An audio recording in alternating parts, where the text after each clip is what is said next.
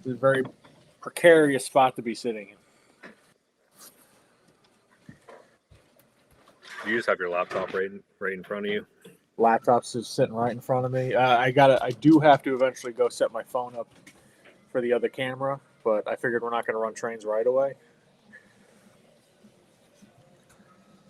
Who we got? How's everybody doing tonight, guys? Of course, we're 2 minutes late, but we're here.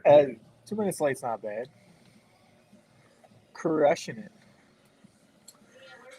Bring the remote over.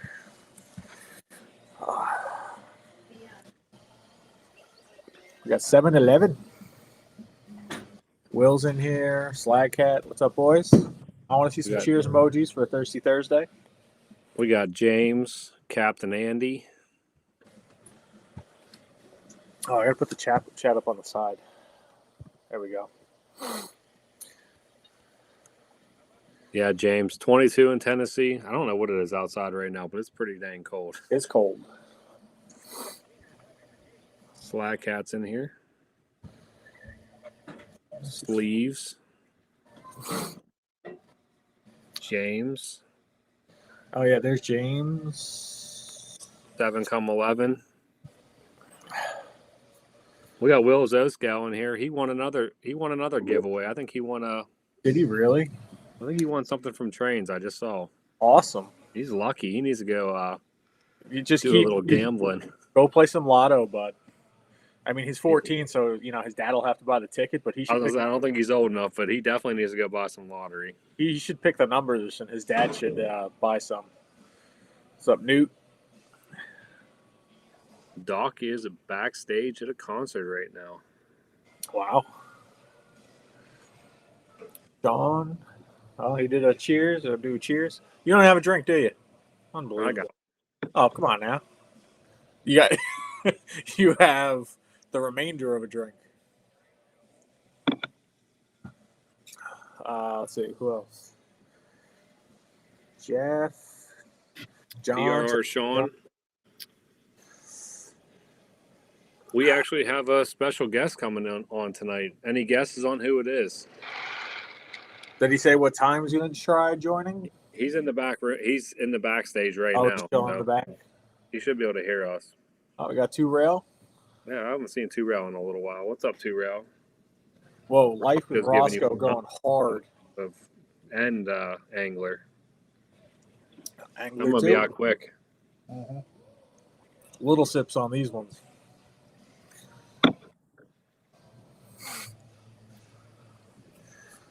I might do. Captain Andy. What do you say? Oh, yeah. Jeez. I wasn't going to bring it up, but I did think about bringing it up. Will said Mecca put up the B&P 250 engine, and he is excited. That's what I will do. PRR says his guess is salty.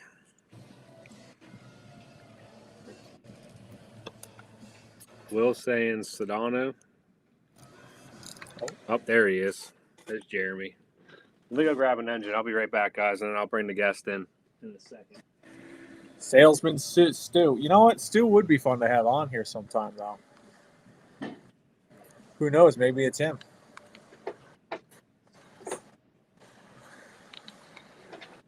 Dang, good for you, John. Oh, see, I already almost spilled my beer onto a train. Put that there. I want a train emoji for sitting in the train layout, boys. Doing something different tonight, and I'm telling you, it's a tight squeeze in here. I'm on each side of this thing right now. I got to make sure I don't throw an elbow into a train. Try to remind, if you see the train coming, you got to say something like, Tom, watch out.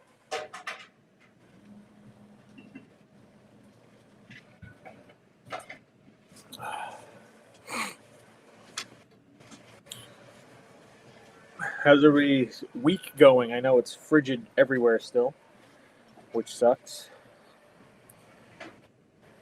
I am looking forward to spring so much. Oh, my God. Oh, my gosh.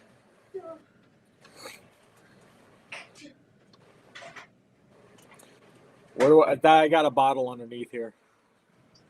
Should have brought a bucket too, but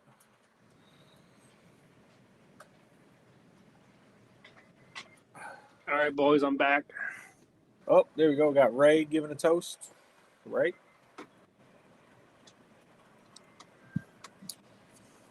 Tonight at this moment is brought to you by Polaner's Heffenweisen for the best of times. Soon to be followed up by Harp. I think I'm assuming Mike is drinking Jack and Coke. Newt says if the guest is right, he's leaving. All right, what did I miss? Captain Andy said hit the like button. I appreciate that. Yeah, hit the like button. Thank you. Definitely appreciate it, guys. Maddie C's in here says, what's up? Maddie, I hope you're having a beverage. Sleeves is thinking it's tattooed Mike. Not a bad guess.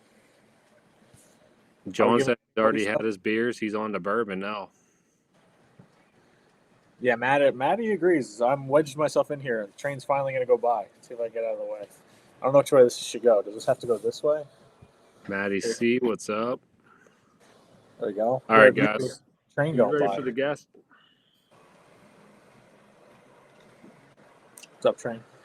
All right, I'm going to bring him in. It's a little close for comfort, honestly.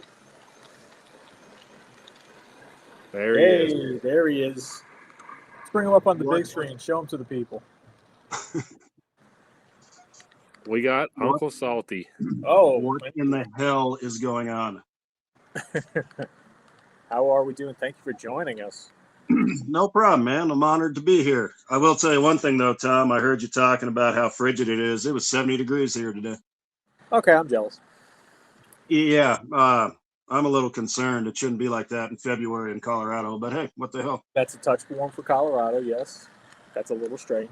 We didn't get a winter this year, so that's a little discerning. Means my state will be on fire all summer, so that's yeah, as I say, that's not great. No, not at all. You need the snow to wet the ground. Yeah. And so my water bill won't be, well, there's my head. Yeah. Yeah, it's kind of funny. That's what I was telling Salty. I was like, I was under the impression that Colorado is cold in the winter, and I feel like we're out here in the Arctic. Yeah, it usually is, but not this year for some reason. So I don't know. My friend's out in Denver, and he, he's always showing me like the hailstorms you guys get and all that stuff. And I'm like, and the winters look rough too. Yeah, not this year. So it doesn't seem to snow anymore. So that's a good thing for me. Yeah, it's easy on you. But like you said, the summer could be questionable with fires and whatnot. Oh yeah. And we had a hell of a summer last year. We had, God, I think we were hitting 100 degrees or triple digits in May, which is the earliest it's ever done it. So I don't know what's going on. I think too many people live here now. So don't move here. Yeah, that's what I tell everybody about Long Island. It sucks here. Don't come here. Stay away. We're all filled up at 8 million on, 115 miles by 15 mile area. We have 8. Yeah. You're a little smaller than the Denver area, so I hear you on that. What's up, Jake? Oh, we got Wild Mary. Yep. Sleeve said Salty, the man, the myth, the legend. Salty, can you see the chat? Barely. It's kind of hard, but yeah. If you need any help, let us know. We can read stuff off to you. Yeah, if something's important or if I'm being a dick or something, read it off to me because it's so small and I don't have the best eyes. So gotcha.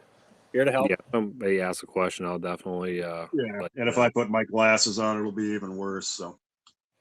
Chesapeake John, Snowcrete. Yeah, that's how I feel right now. Everything's frozen, and our front yard's like an ice skating rink for my boys. Guys, you guys don't. I was talking to Salty on Monday, trying to get this all set up and everything, getting his camera working with him, and he's actually standing on a ladder right now. Wow. Yeah. That's dedication. Oh yeah. Yeah. Here, hold on. I can kind of spin it around here and scare everybody. Hold on. Is that the right one? Let's see. There we go. Oh, there we go. Yeah. Look at that. So there's layout, but watch. Here's where I am. Oh my goodness. Yep, I'm way the hell up here, but Oh, that's just what I got to work with right now. So it's kind of what I have to do. So that is a new level of dedication. So you had to crawl around to put all that in? yeah. So like whenever if anybody ever watches any of my stupid videos, I'm crawling around up here on my hands and knees. So Wow. Oh my goodness. or I'm making my wife do it. She's a little more nimble than I am. So Okay. Well, it's nice that she helps out. oh yeah. The daughter used to, but she kind of screwed up her knees and back. She was a volleyball player for years and just kind of has screwed herself up at a young age. So I don't ask her to come up here anymore. Sorry to hear that, but it's cool that you guys were able to work on it together. Oh yeah. Yeah. Hell, I needed them. I couldn't do this myself. It's hard enough bringing engines up here. So Yeah. Wow. And that's tubular track? Trying to remember. yeah, this is old school K-line, actually. It's a mix of K-line Super K and K-line Shadow Rail. So you'll see the sections that have like a black center rail. That's the Shadow Rail stuff, and then the other stuff is just normal. Yeah. And then on my inner loop there, that 072 is actually Menards crap because I couldn't find any K-line stuff to make a second 072 loop, but I recently did, so I've got more K-line track coming in. So Gotcha. Are you actually are you sitting on one of the rungs? Or are you actually standing on the ladder? I'm standing right now. When I turn the camera around, I'll sit down. But You're an animal. You're an absolute animal. I love That's it. what I said. I'm like, I told Lauren, I'm like, I hope Salty don't fall off the damn ladder. I know. Dream or something. I won't. I have passed out up here. I did tell Mike that before, and I've had to have my wife come get me before, but we'll be good tonight. I got to work tomorrow, so I can't go too nuts. Tom must have hit something on accident. Didn't touch anything actually. There I am. Hey, oh. I'm kind of there. So Big Rich said, "What up, Salty?" What up, Big Rich? Big Rich got something cool today. Holy shit! Ray's Train said, "I've never seen Salty." Nobody has. I've never seen Salty. I've talked to him plenty of times. Woodnot said, "Uncle Salty in the flesh." No, the only time I was telling Mike this on Monday when we were talking, the only time I was ever in one of my videos is like the first or second one I ever did. And I was nervous. I was nervous as hell, so I overdrank myself. And if you watch that's closely, never happened to any of us. No. But if you look closely, you can see me walking, my drunk ass walking around the garage with my shirt off, trying to turn lights on and off. So, but I didn't even realize it till the video was up like for 3 months or whatever. It was a request video for I don't even remember who it was, but yeah, that was about the only time I was ever on camera. Yeah, our first probably year of doing lives were definitely questionable. The amount of alcohol we were both probably drinking to it happened. deal with the anxiety of it. Yeah. Now, yeah, I'll tell you what though, it's pretty amazing how quickly you get used to it though. It's not too bad. You just gotta do it. That's what it is. Yeah, it doesn't bother me at all. I'm fine with it. I'm fine with it. I'm just another crusty old guy. No big deal. We all are. We're all crusty old guys. Even the young kids who are into this, I call them crusty old guys anyway because they're going to be there soon enough. Well, we got a crusty old hobby, so that's okay. What it is. But I got everybody beat, man. Me and Rich are in our 50s. We're getting up there, so. Oh, I mean, we're right behind you. Yeah, and it'll come sooner or later, bud. Not before you know it, you're going to be like, what the hell? How am I 50? Will's O Scale said he just subbed to you, Salty. There we go. Mike's cool. American Flyer said, great to meet you virtually. Well, it's nice to meet everybody finally. James says, I bet it gets hot in that summer in the attic. It does. We are trying to figure out climate control up here. I'm going to try to air condition it. I won't do like a swamp cooler or anything up here just because I don't want the moisture.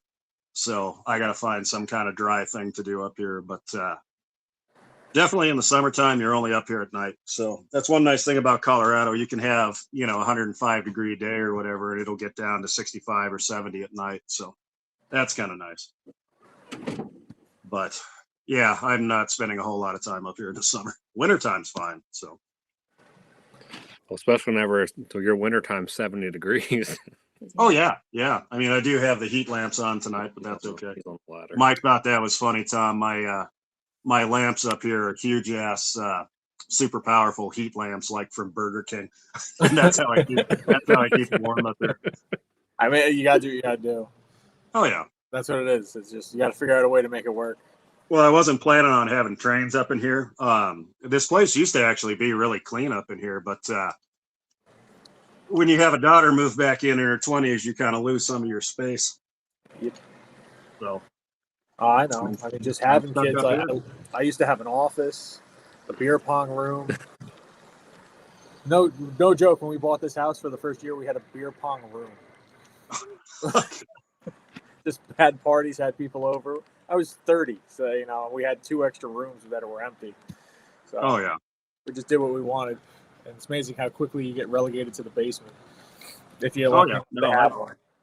I know. I mean, I don't have a basement, but I do have this garage, which is absolutely huge. This attic's above my garage, by the way, if anybody's wondering. But, yeah, it's I am banished to the attic quite a bit in my life, so it's fine. I don't complain. Yeah. Dathan said, "Good evening, boys," and he said, "Finally putting a voice to a face. Welcome to the live." Yeah. James Just is big recommending a chocolate. split unit. Yeah, I did see that. He said about putting a split unit in up there. Yeah, I got to figure something out. My the guy that lives my garage. We live in an alley neighborhood, which is kind of what I wanted. The dude behind me is a journeyman HVAC guy, so he's gonna help me figure something out. He'll hook you up right. Oh yeah, I mean we have heat is not a problem. I was showing Mike on Monday. I've got a 280,000 BTU heater sitting in my hanging off my ceiling here, so you can make it pretty warm in the garage if you have to. Yeah, it's moisture. Moisture is the biggest thing, and then just cooling it in the summer, like you said. Yeah, that's my thing because I do a lot of car work and stuff too, and I do body work and things like that. So I can't have moisture in here. I don't need raw metal rusting or anything in here, so it's got to be dry. Jeff said that he used to live in Denver area at Laurie Air Force Base. Oh yeah, I know where Lowry is. That is a hell of a big neighborhood now. I'm so old. I remember when that was just a base. Flycat said, "Hello, Uncle Salty." Dawn said, "Good evening." What up, Slag Cat? What up, everybody? Jeremy said he's surprised you can drink banquets and go down the ladder. Yeah, dude, I am a nimble son of a bitch, especially for my age. So. Honestly, I move better when I've had a few drinks because if I don't have alcohol in me, I'm stiff as hell. I probably would. I'd fall down a ladder without drinks in me. Yeah, it hurts less when you have beer in you, or any kind of alcohol. Sam said I couldn't afford the hospital bills. I'd forget I'm on a ladder. No, I'm pretty good. So, no, it works. It works. So how do you run the trains? You just transformer? You got command control? Yeah. Here, I'll spin you around here, and I'll full size you so you can explain, Salty. Oh, hold on, camera. There we go. So yeah, you see where I'm standing here, and then if you just pan back a little bit, we got a Z4000 sitting right next to me. We got my father's old ZW, which I rebuilt years ago, and that's got fast acting breakers and everything inside. And then over there is the 990 base, and there we go. That's all I need. There you go. That's it. So how long is that? Up here, if you look all the way to the other end there, that is 34 feet. Whew. The garage total is 36 by 40, I believe, total. So I've got plenty of room. The only problem is, I kind of have a shop in here. So hold on, I'm sorry, everybody was looking at the layout. I'm pretty much an active shop with cars and stuff. So I need my garage to be a garage. So yeah. But do you have other spots where you can go up, or is that your only access point? This is my only access point right here. There used to be one at the other end of the garage, but I actually removed that and drywalled over the ceiling back there. That was back in the day. I used to have an 80-gallon air compressor up here, and I had run a series of airlines and drops so you could have air anywhere within my garage. Oh, so you had like a legitimate shop going, like. Yeah, but as our cars got nicer, I kind of got away from air hoses and stuff because you can scratch, and I kind of went with corded tools because they're so much easier. So Yep. I still have some air stuff for like when we really need to get dirty, but Thanks. for the most part, cordless tools are the best thing ever invented, in my opinion. So, Salty, did you tell them that you just got a? He just got a command control. Tom said he just got it a couple months ago. Now he's finally moved up to the command control area. oh yeah. Look, You got a cab too. Yeah, I was conventional up until last November, and then I found a hell of a deal on this 990 system, and I had to jump on it. So it was at a local train store I have out here in Denver. So Sleeves has to head out. He's saying, "Good to see you, sir, and take care." Later, guy. Later, Sleeve. We talk quite a bit, actually. Newt's asking when the next podcast is going to be, Salty. I have no idea. I just usually wait till I hear from Zach, and haven't heard from him in a while. I'm assuming he's busy or something, so no big deal.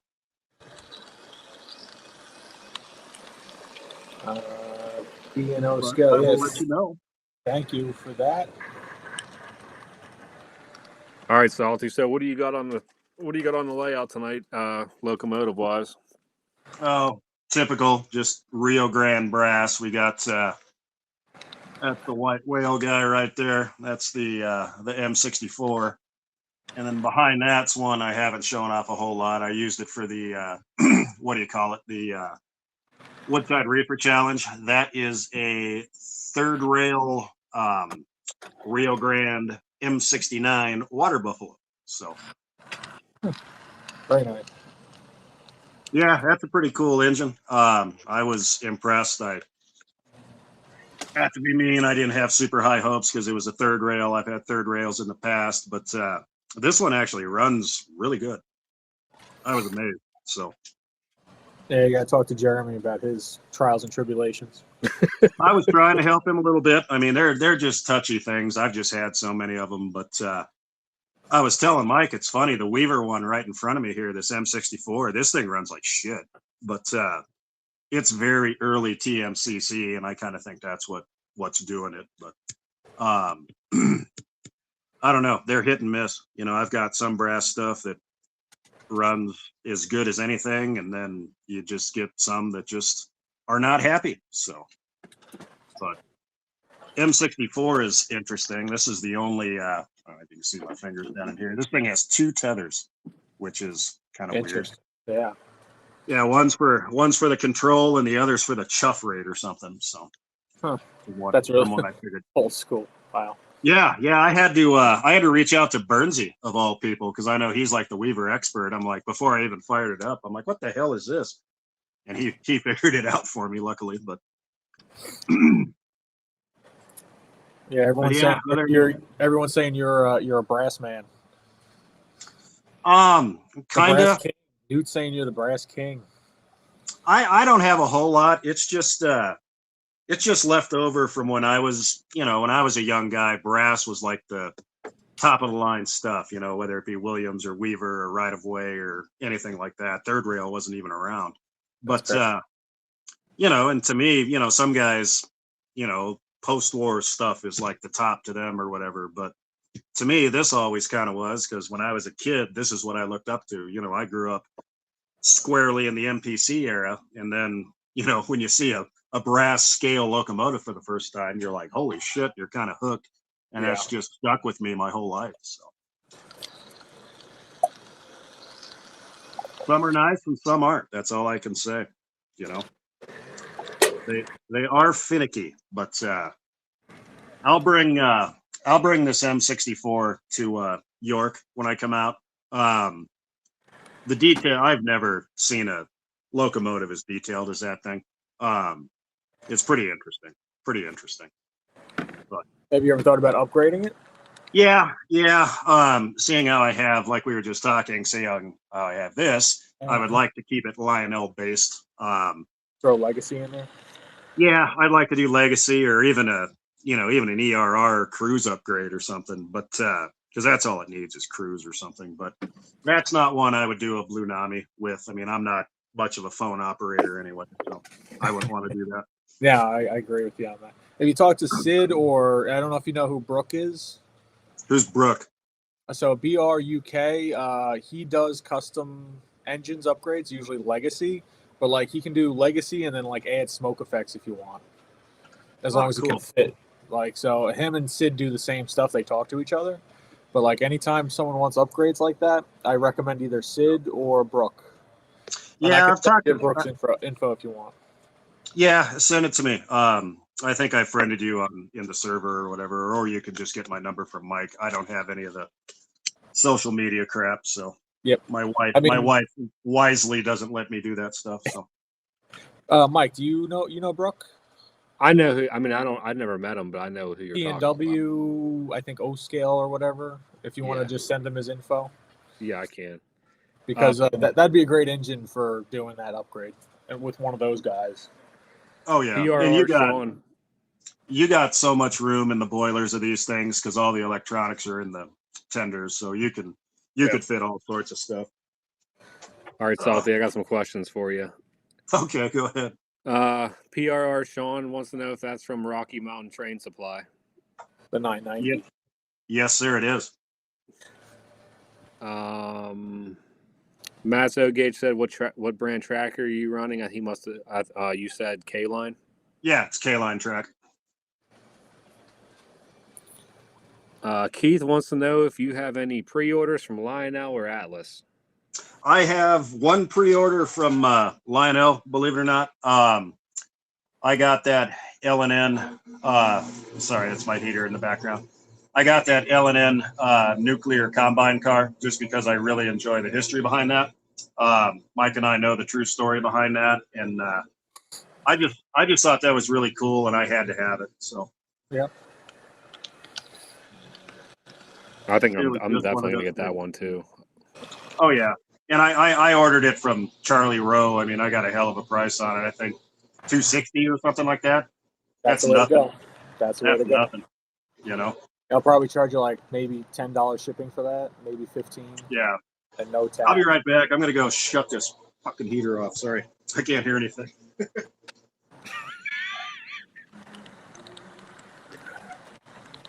Oh wow, I didn't know that, Maddie. Thanks for saying that.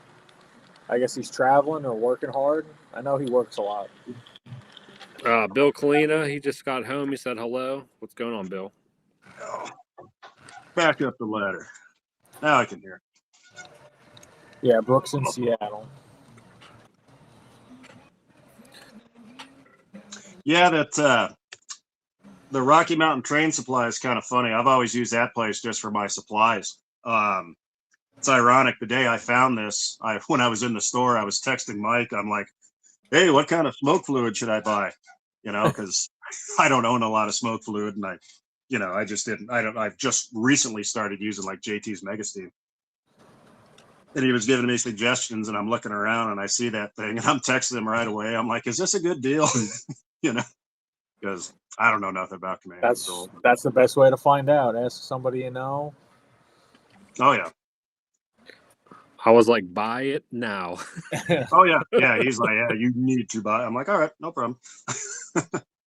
So, no, it was a good deal, so I couldn't pass it up. It was, I know Jeremy caught that one. What's that? Jeremy said Lauren's working hard while Mike is drinking beer. Mike gets to sit and drink and do lives while Lauren's working on the layout. It's absurd. Yeah, I see her moving around back there. That's pretty funny. And then he's gonna get all the credit. Put it on the socials. Newt said most people exit left or right. Salty descends down. Oh yeah, yeah. Well, that's my life. My whole, it's a downward spiral ever since I was born. So what the hell? I get to do that tonight too. Look, I get to go down and in. Yeah. No, I used to have a layout in the house. It's just I had to take everything down when the daughter moved back in. I lost that back bedroom, so. No big deal. No big deal. And I don't have a basement, so. Do you Did have you a have lot of space on your land, your property? Oh yeah. This is a separate building, this garage That's actually. what So I figured. Yeah. yeah. And I still have a decent sized yard You'd too. And always there's do a also, train shed. go Could always ahead. do a train shed. Well, I'm thinking about expanding back into the house because I have two other attics in the house. So Ah, I okay. have one over the master bedroom, then I have another one over the main section of the house. So there's plenty of room. I just can't tell the wife I go up there. So taking over It's her house now. better to ask for forgiveness, right? Just do it. Oh yeah, I'll just wait till Yeah. she's gone and do it. She'll never know. It'll be fine. It'll be fine. So, oh, Oh, that's good. I didn't know Big Rich has an AC6. That's cool. Like, I'm assuming that's MTH or maybe. yep, Yeah. yep. They, He they sent make me a it- picture of that today. Oh my God, that is deal of the century. That's that older style cab forward, Tom. Yeah, I like those. Yeah, A that lot, vintage lot of looking one. detail. Yeah, it's a neat model. It's a real neat model. Tom, Oh, no way. What are the odds of that? Lauren was running out. She's like, "You want me to grab you any beer?" I'm like, "Yeah, grab me the." You got you the 4-pack? Yeah, Nice. Drinking it too. yeah, he got it too. Yeah, so that's my new. I'm getting 4-packs of this, and I get an 8-pack of Harp for like 8-pack 20 of bucks. what? 8-pack of Harp. Oh, I know what harp is, but what are you guys drinking? What I can't see that. So this is. Go ahead, Mike. You Polaner's said- Hefeweizen. Oh, Tom well, knows yeah, how I to know say what Juan it. I is. Okay. Oh yeah, Mike can't pronounce Hefeweizen. I don't say it properly, so And let Tom I know. found out because my good friend's grandfather, he's a 94-year-old German guy. I was drinking with him a few years ago. I'm like, oh, I like Poloners. He's like, you mean Polaners? I'm like, oh, sorry. He's like, yeah, Polaner. I'm like, okay, Oh all yeah, right. people get anal about that stuff, but Mhm. no, years ago when I used to work, I worked for Budweiser for a good chunk of my life, Oh but wow. we used to carry Widmer, and they had the original Hefeweizen, as you probably Yep. know. Yep. That was a good beer. We did them. We did Red Hook. We did all sorts of good microbrews back then. But Are you getting what? the 150th anniversary scale Budweiser car? Oh hell no, hell no. The one thing I learned about working at Budweiser all those years Is that you is hate them? no, drink Coors. Drink That's what I Coors. learned. So no, it's a shit company with shit products. Sorry. I don't really drink Budweiser anymore, but I grew up drinking it. So it's one of those things where to add to my beer train, I feel like you kind of have to get at least one of them. And I mean, it's fine if you like the taste of their stuff or whatever. I know there's a lot of Busch Light fans, but no, I got tired of it when we got bought in 2008 by a foreign company. Yeah, InBev or whatever. Yeah, InBev. InBev. They they rejected my combo name. I wanted our name to be InBush, but nobody wanted it. So, but no, the company really went to shit. I mean, at the time when that happened, I was actually the ops manager for our big plant out here. And within the first 8 hours of them taking over, I got a phone call telling me to turn up my cooler by 20 degrees. No bullshit. So I went from 39 to 59 degrees on our package beer. They can't, they couldn't turn up the keg room because keg beer isn't pasteurized, so that has to be kept at like 35 degrees. So, but Penny pinching. oh yeah, they penny pinched a lot. Oh my god, they took away all the salesman company cars and all sorts of shit. Yep, that's what happened. That's all right, no big deal. No, Yeah, I mean, that's why I just drink German stuff for the most part, or stuff from Europe. It just has usually better quality to it now. my wife's and I'll bring some of it when I come out in spring or whatever, or April. My wife drinks a local microbrew here. It's called Dry Dock. It's in Aurora, Colorado. Okay. And the one she drinks is apricot blonde. It's not that bad, actually. Sounds good. Yeah, for me, Blonde ales are good. it took a while for me to get used to the fruit beers or whatever, but it's really good on like a super hot day. You know, Yep. you're sitting sweating your ass off at a car show. It's a pretty good beer to cool down with. Mike, so. you should try this. So the Polleners, the Hefeweizen, they make a grapefruit one. Oh, really? I almost grabbed it today. I haven't tried it yet, but I've heard it's really good. So same kind of thing. Like they add like a little fruit flavor to it. Like you're saying though, it's better for warm weather stuff. Hanging out in a Tom, summer. Tom, have you ever had that? And we got it when InBev bought us. It's a Dutch beer, Leffe. That sounds so familiar. I probably have. Tastes like friggin' banana peels, but it's supposed to be a Hefeweizen as well. Some Hefeweizens are not good. Yeah, this one's definitely within that category. They overdo the fruitiness. Like they put too much. Like Blue Moon is like where I kind of start pushing the limits. Like there's too much of the orange flavor to it. So that's technically a Hefeweizen style beer. Yeah. Any wheat beer, really like a Belgian wheat, is a Hefeweizen. So they get a little too much of the fruit flavor in there. Like even the Polliners, Mike. If you have a lemon wedge, put a lemon wedge in this. It's even better. It's kind of like summer ale. I think because Blue Moon got bought by Coors, so there's a lot of it out here.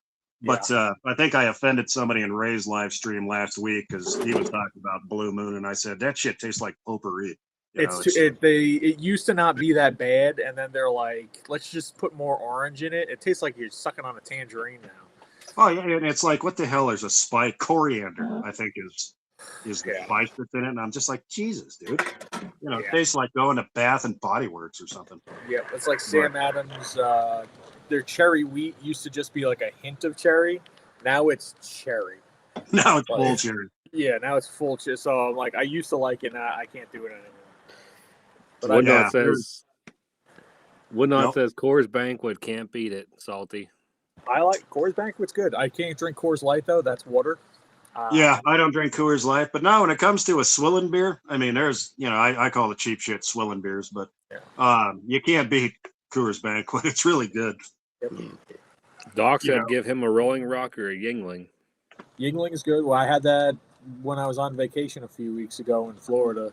I never minded Rolling Rock. That was a good beer. I always got hangovers from it though. I think it's got a lot of sugar or something in it.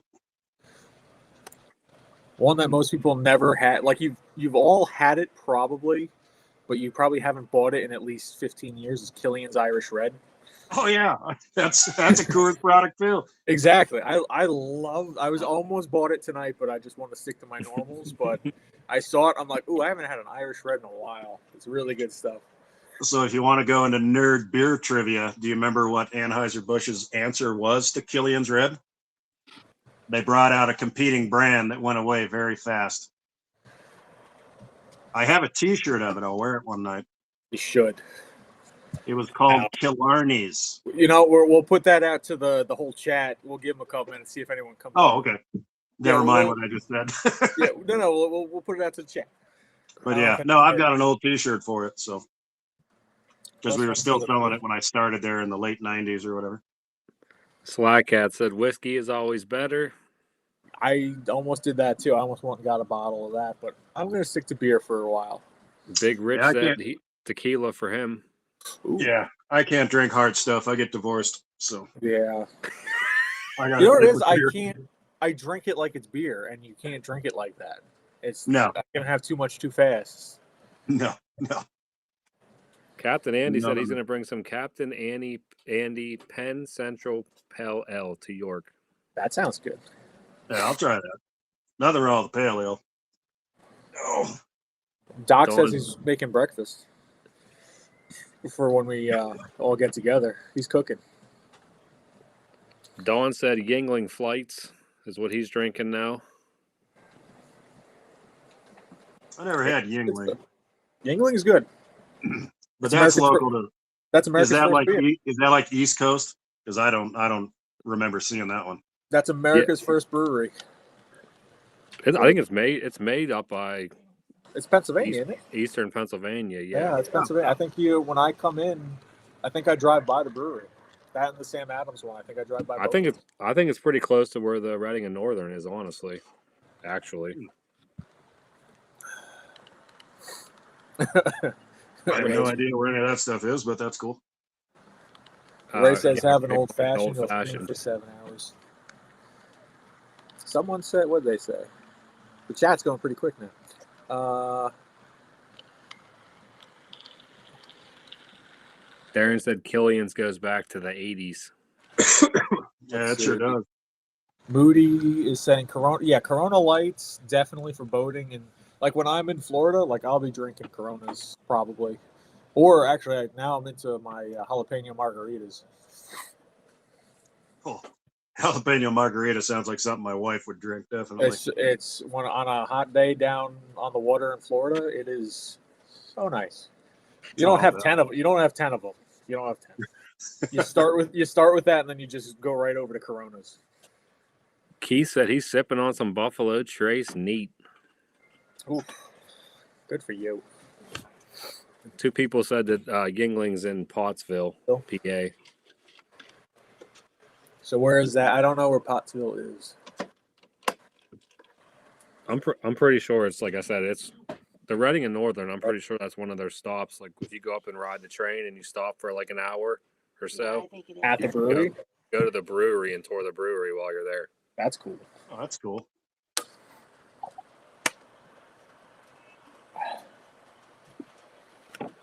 Captain Andy said he's bringing a grill with him, so he'll be grilling out. Well, he stays on the grounds, right? Yeah, I think he stays on his RV. Great. That's all I need. Now I'm gonna friggin' wake up hungover in a parking lot. There are worse things that could happen. Yeah. I'm waiting to eventually hear a story from York of people who just didn't go to bed. Just stayed up all night and went right to the show. I don't think that's happened yet. I don't think I could do that anymore. Yeah, I don't think I could do it. I'm just waiting to hear of someone doing it. Captain Andy might be able to do it. Lauren was just like, that would be you, Mike. He almost did the last one because he didn't sleep too good with in Jeremy's room. No, I got like 3 hours of sleep, if that. That's awesome. Rich, I'm sorry to hear that, bud. What happened? He was trying to get one of my Menards bridges in an auction, and he lost it. Oh. Yeah, they're hard to find. Oh, is that those lift bridges you got? Yeah. I thought I was lucky to buy 2 of them, and they were still in the store. I mean, for $100. Doc said that was him last year. Yeah. Oh, okay. Yeah. I remember seeing those. I got a Menards not too far from here, but it's up in Cheyenne. But I remember seeing those bridges in there. So I wonder if you could like search all the individual stores somehow, because they definitely don't do the best job of inventory control with Menards. Because I feel like people walk into a Menards, and there's definitely stuff there that's not on the website. Yeah, it's definitely. How can I say this nicely? Their website is definitely Midwest 90s. It's a little old school. Yeah. But it's not bad. It's actually a pretty cool store. So if anybody can help Rich out, if you're near a Menards, stop in, see if you can find them the lift bridges if they have them. Yeah, that's a good model. And they'll clear everything too. They'll clear double stacks. They'll clear everything. Everything fits through it. Yep. I think the only thing there was an issue with was Vision GG1s with the pantographs all the way up or something. I remember watching somebody's video on that. I could see that being a problem. Everything on my layout fits through width-wise and height-wise. Well, I was amazed. I was amazed the clearance. I got that. What is that thing, Mike? That's a Lionel Coaling Tower or whatever, that thing I bought at the train show that I have. Yeah, yeah. I was amazed the clearance on that. I can fit a lot of stuff through that thing. Oh, is that the really nice Coaling Tower? The silo one? Yeah. That's another thing he texted me. He's like, hey, I found this. I'm like, buy it. I heard the price that you got on that. I was like, I want the same thing. I'd like, if someone finds one of those for like that price, please buy it. I will give you an extra $20 for finding it. Yeah, I found that was just a winter train show out here. I found quite a few good deals at that show. So I was buying Atlas tank cars for $30 a pop. I mean, there was all sorts of stuff. There was a guy that had a lot of Atlas reefers. And he was selling them, fairly inexpensively, but probably like $30-$35. Something like that. But yeah, I was amazed. The guy just all this. I was sitting there talking to him, Mike. I don't even know if I told you the story, but after I was talking to that guy, he said he used to. I didn't get his name because I'm an idiot, but he said he used to sell at York. So, but he quit selling at York because he thought it got too expensive per table or spot or whatever. But Like, is that like your sneaky way to check on Lauren, making sure she's doing a good job? No, she'll yell if she sees it on the camera, so I got to take it down before she looks. that's awesome. All right, Doc, have a good time. Thanks for stopping by. You don't have a say in what I'm doing, Tom. Everybody's got to do a little dancing lady emoji for Lauren. I felt bad for people Gotta give on her some Friday that props. were trying to talk to me because I was not feeling it on Friday at York. Dude, you barely wanted to talk to me and Jeremy. You're like, guys, just looking at trains. I'm just looking at trains. He was in the zone. Come on now. Yeah, that's exactly what he was, just in the zone. That happens. I got a feeling the same thing's going to happen to me, but it'll probably be on that Thursday or whatever. I think the mistake he made is he stopped. Yeah. At that point, you might as well just have a morning drink and then have one in the parking lot. Keep going. Yeah, if you can just keep that buzz going for like 36 hours, you'll be fine. You'll be fine. You will. That's how you do it. You know, I miss those days of my 3-day benders, you know, when I was young. It's awesome. You don't go hard. You just don't stop. That's what it is. You maintain. You You just maintain. maintain. That's all you do. It's easy. Yeah, she showed me a picture. So I think it was I can't remember who put a picture up of me, and she was like, "Boy, you look pretty rough in that picture."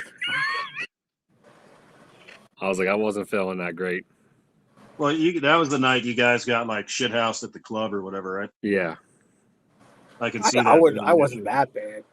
See, I was smart. The next day, I started up again. Well, it's really sad. You guys are going to think I'm a friggin' alcoholic. I'm used to drinking at 6,000 feet. When I come down to sea level, I can drink a suitcase to myself and drive home. Yeah. I mean, it's bad. You double up. Yeah. Yeah.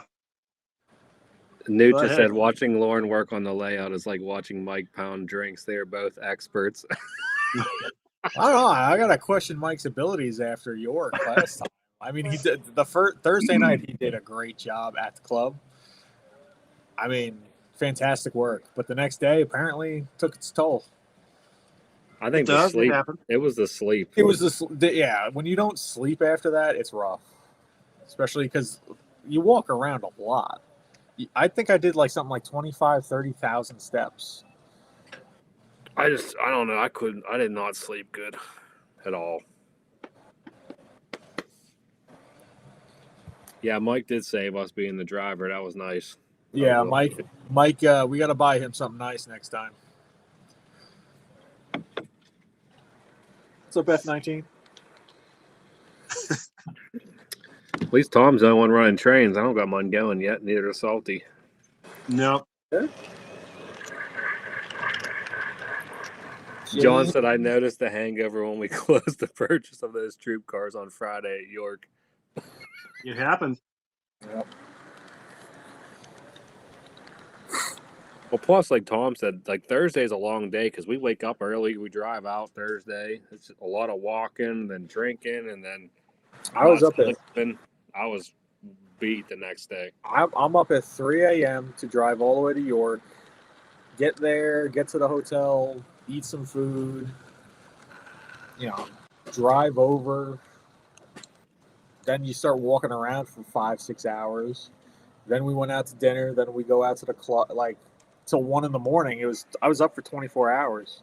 I was gonna say I don't think we got back to the hotels probably till like 1 o'clock or probably even. No, we left at 1. I think we left the club at 1.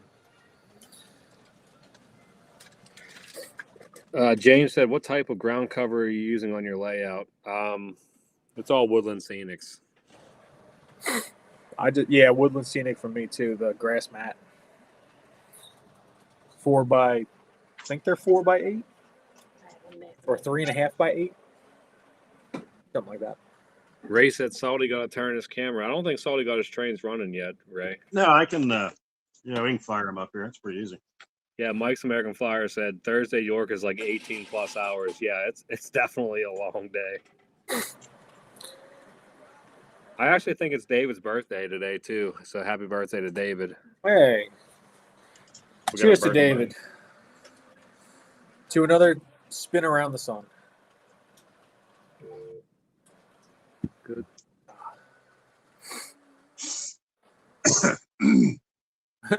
John.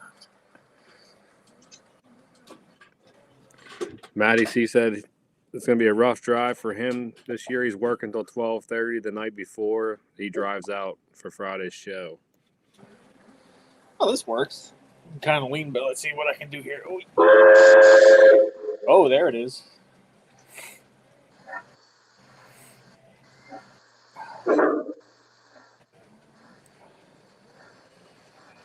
Whoa.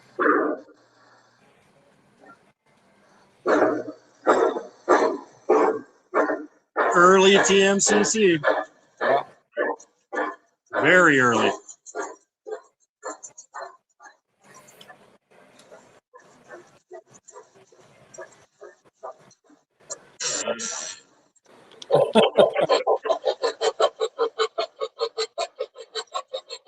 Ray's being a spot ass.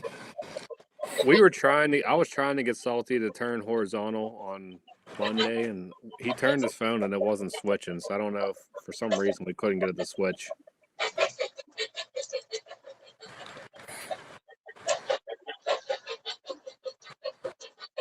B&O wants to know what day everyone is getting to York. Put it up in the chat, guys. What days are you guys going to get to York this year?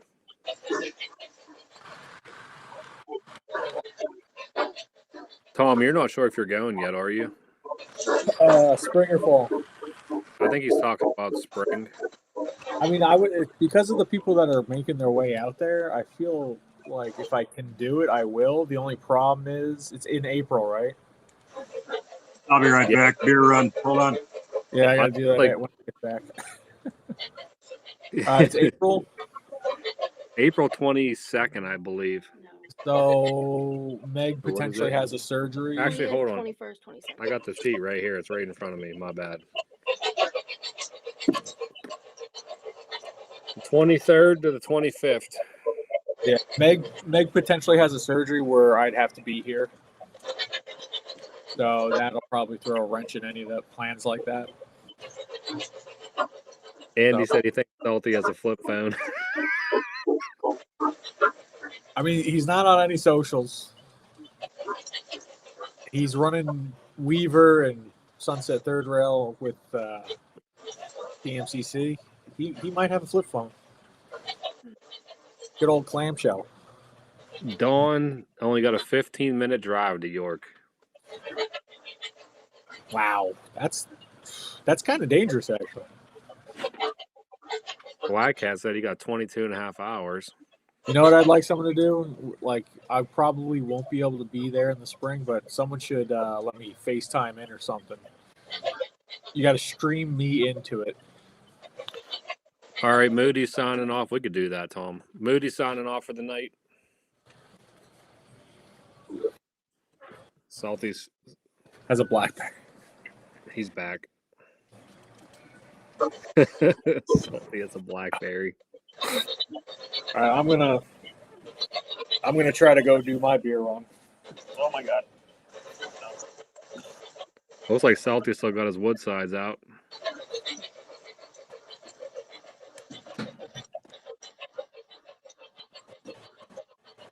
Keith said he's going to get there Thursday late morning. John's getting there Tuesday, Wednesday the latest. Newt's Thursday. Bill saying Friday. Ray's on Thursday. Captain Andy's going to be there Monday.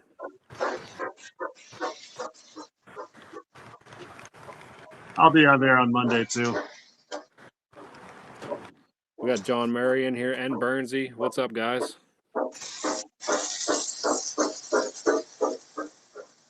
Salty, you're going to get there on Monday. Yep.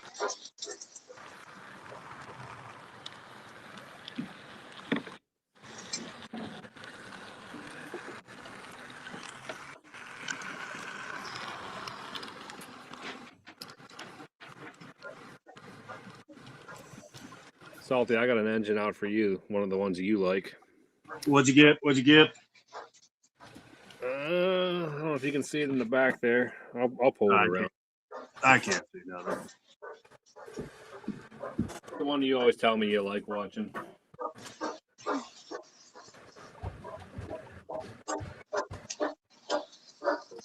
fire some trains up. Mike's American Flyer said he's not decided on Spring York yet. He's still trying to make his decision. Huh.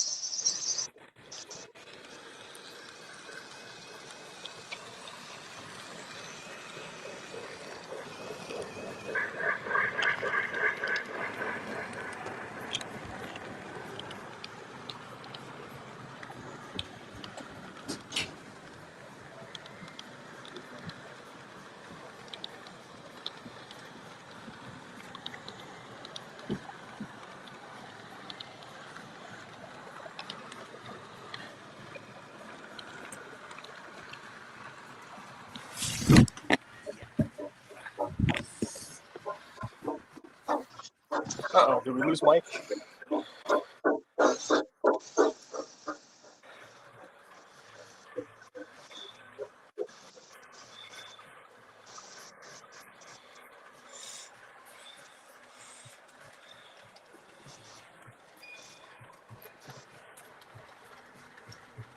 There we go.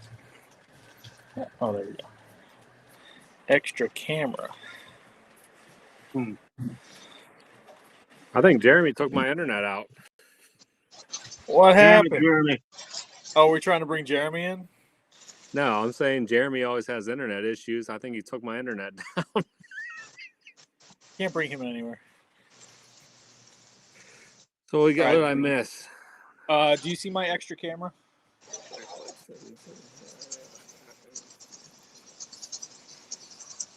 That or Burnsy. Maybe Burnsy made me lose internet. I don't know what's going on there. Lauren's Yeah, I got sabotaging you for making you do all the work. Newt's still waiting for you to tell me how much you're giving me for my homicide. I'll give you the best deal. Oh, for me? I just don't know what the logistics of getting it here is going to be. Oh.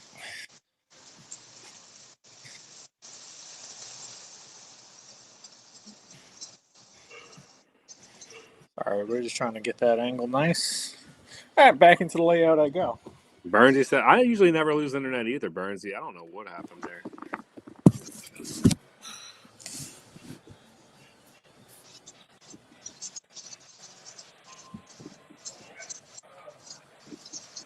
I'm too old for this.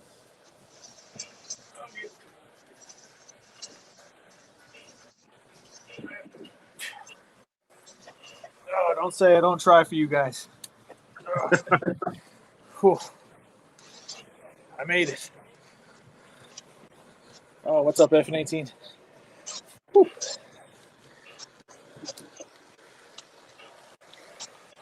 Cinnamon roll still pumping out good there. All right, let's do some cameras on the layouts. Let's see what Tom's running here tonight, guys. Oh, yeah, I got to throw the big boy on. See what he got going on. That's cool. You guys get to see me 2 different ways. So I'll probably switch out the F19 for the EM1.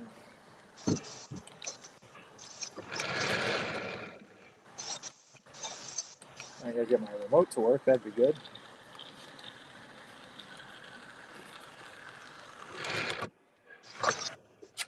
There we go.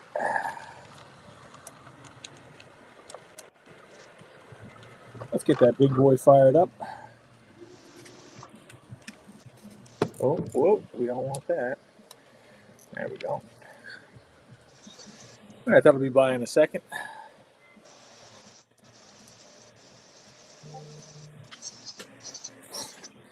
Do you guys want to see more of the F-19, or do you want me to switch over to the Yellowstone? Let me know.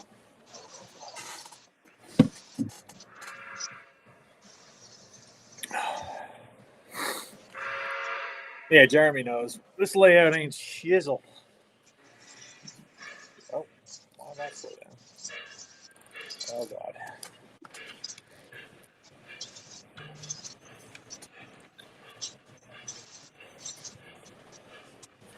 There we go. I got trains. I got my trains going. See if the big boy makes it through the trees. Jeremy, I was having internet issues.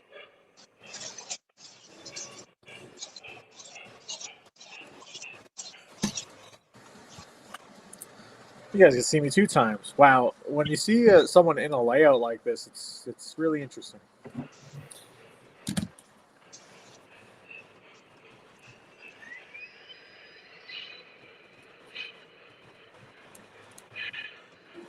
I'll tell you right now, my 990 is not liking this spot apparently. It's not liking the spot.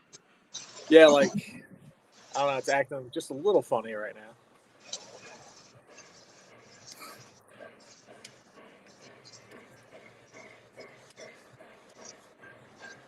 All right, big boy should be coming around right now. There we go. All right, boys, let's check the big boy out. Get some smoke features going for you. Newt said you look like King Kong back there over top of your trees. That's funny.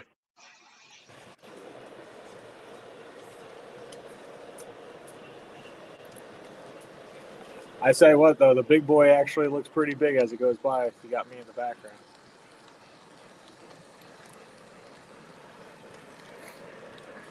Oh, look at that, guys. Tom got a truck inside the boxcar. That's pretty cool. So Oh, wow. I didn't realize those boxcars are car carriers. Yeah, I know what you mean, Tom. I've got a couple of boxcars that say automobile, and that's what they're for. Once I saw that, I'm like, oh, I'm sticking cars in this right away.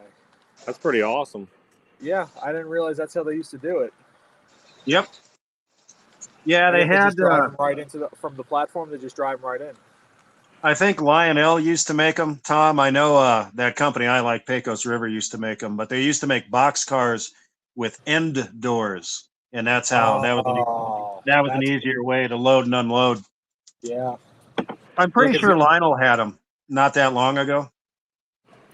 Yeah, because I bought this at York, and I didn't realize what I was buying at the time, I guess. I thought it was just like the one in front of it.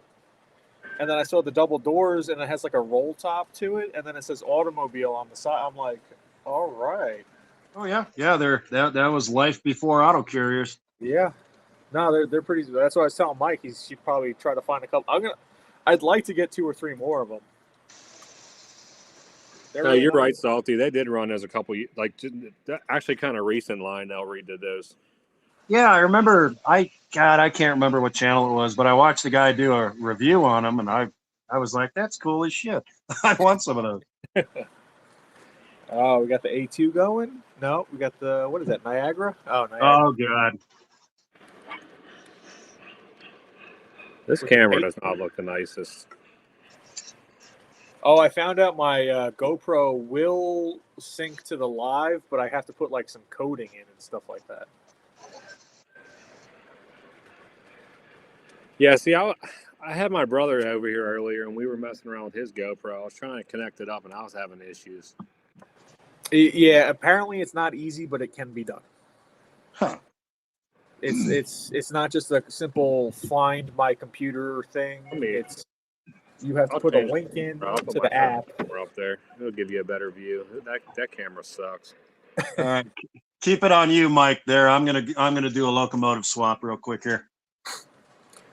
Newt, I'd like to think I have the nicest trees. I'm very proud of my trees.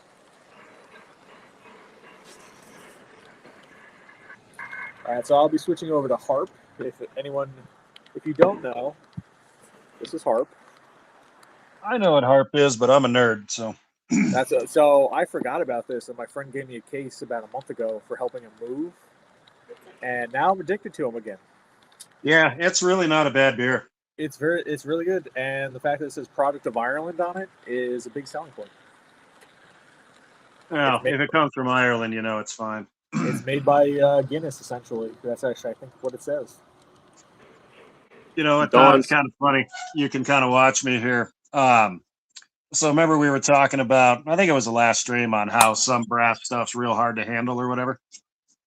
So this super detailed one I have here, this guy's real easy to pick up, but that third rail one, you got to pick it up with two hands because of all the parts and everything, and it weighs so much. But like this Weaver one, it's simple. Away it goes. Huh. Yeah, I'm still afraid to pick up most of my hinges with one hand. I do it, but I shouldn't. Well, I'll tell you, the one that threw me off is, I know you've got one or two of them, but I've got that TMCC AC9. Oh yeah, that thing is unnecessarily heavy. You could kill someone with it. I mean, when I have to bring that thing up here, it kills me. So yeah, they are. I think they're same thing with the Allegheny. They're reaching like 20 pounds. Yeah, it's nuts. It's nuts. So, all right, give me a few minutes here. We're gonna do a quick swap for something a little quieter because I can't hear you guys. So Keith, so for the trees, I get them off of AliExpress. So if you type in model O scale 148 scale trees or model scenery, eventually you'll find them. They are 30 centimeter trees. I get them for I think $9 each, which for a tree that big is really good price. Jimbo says, "Good evening, guys." Jeremy says, "Oh, look, Mike has a race shirt, and I still don't have one." Oh, snap. The Rose Joel said, "Hi, fellow train drivers. What's up, buddy?" There we go. That camera looks a little better. I'm going to make custom pocket knives for everybody. That'd be awesome. Mike from Secondhand Overhand has the same idea I did, where it's just like everybody does stickers, so he did patches. I'm actually probably going to do pins. Like I like hat pins and stuff like that. So you just your favorite hat, stick a pin in there. So I was going to do nylon pins, but I want to do bottle openers, and I would like to do something weird, like I said, like a pocket knife. Thanks, B&O. He said he just started working on his upper loop. That's cool. Yeah, I want to do that so bad. I got a new box. I got a new flat that I got to get out that would match this train I'm running. I got to go grab it. Look at all that smoke on that big boy.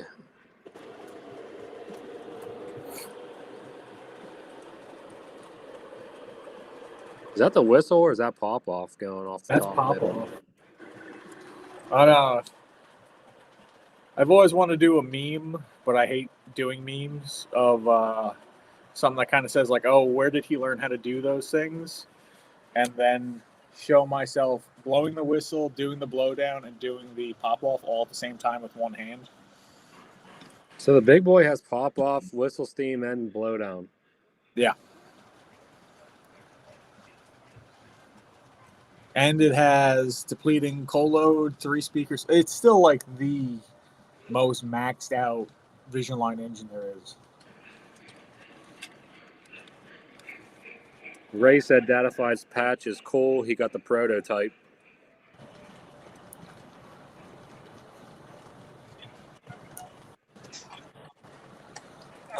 Church keys, is that what we're calling them now?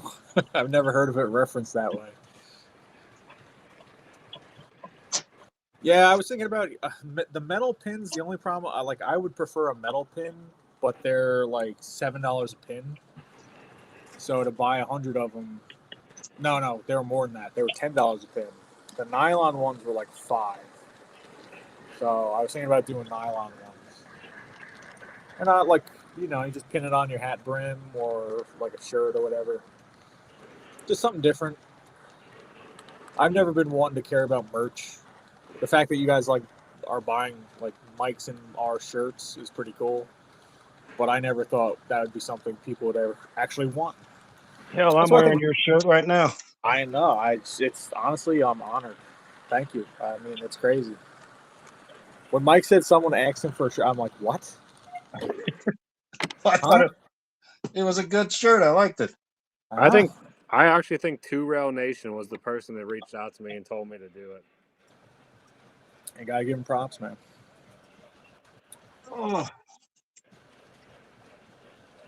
Oh. James is a Coke and Beam guy. Yeah, that's a good comment. I've always liked Jack and Gingers myself.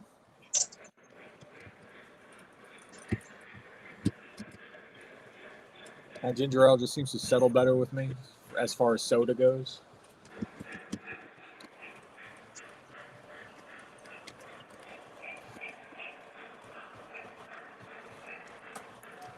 Ray should make pajamas.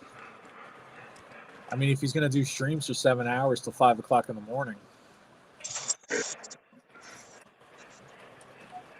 We do challenge coins, but that would probably cost too much as well. I don't know what a challenge coin is.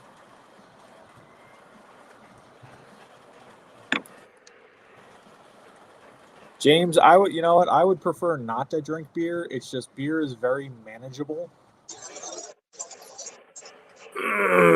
compared to the other options nowadays. Like I can put down 2 bottles of wine a little too easily. As we have seen on these streams, and most people stop at about half a bottle of wine. Let me get rid of this. We can see it, Tom. See, John knows exactly. Bourbon should only be with ice. I like my bourbon on the rocks. I don't know how people drink it neat and still taste flavor. I just taste burning. What's up, F19? How we doing? What's up, cutie? How we doing?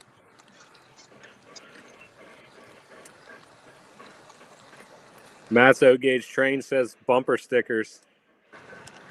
Oh, hell yeah. No, because you know why? Because if I'm not going to put one on my truck, I wouldn't expect anyone else to put one on their truck.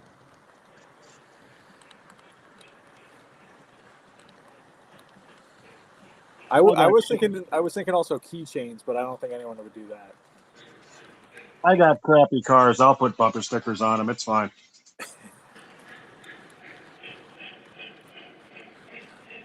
Yeah, Newt, Ray's pasties are one of a kind.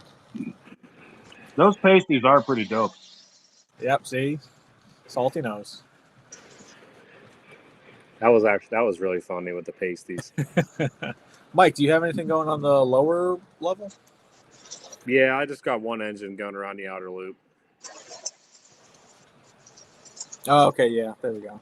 I got the shiny B&O. What do you have it set on? Speed step 10?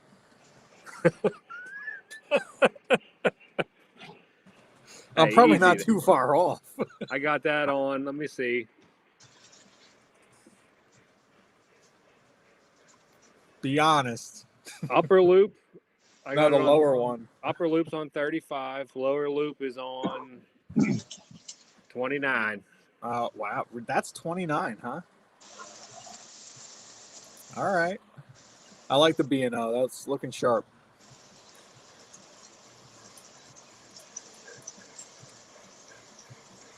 And that's what I should do. I could still go grab the Mansteiner and drink out of that for the rest of the live. Should do that. Got a beer and a half here. Oh my! Look at Newt just said. I'll put it up on the chat or on the screen. See, I knew eventually somebody would say something like that. Read it to me. What's it say? Me and Rich are going to the strip club and getting the girls to wear race pasties. Right on. Right on. You'd break the internet. You would instantly go viral. I don't know if I'd want to go to a strip club around York, I Pennsylvania. know, yeah.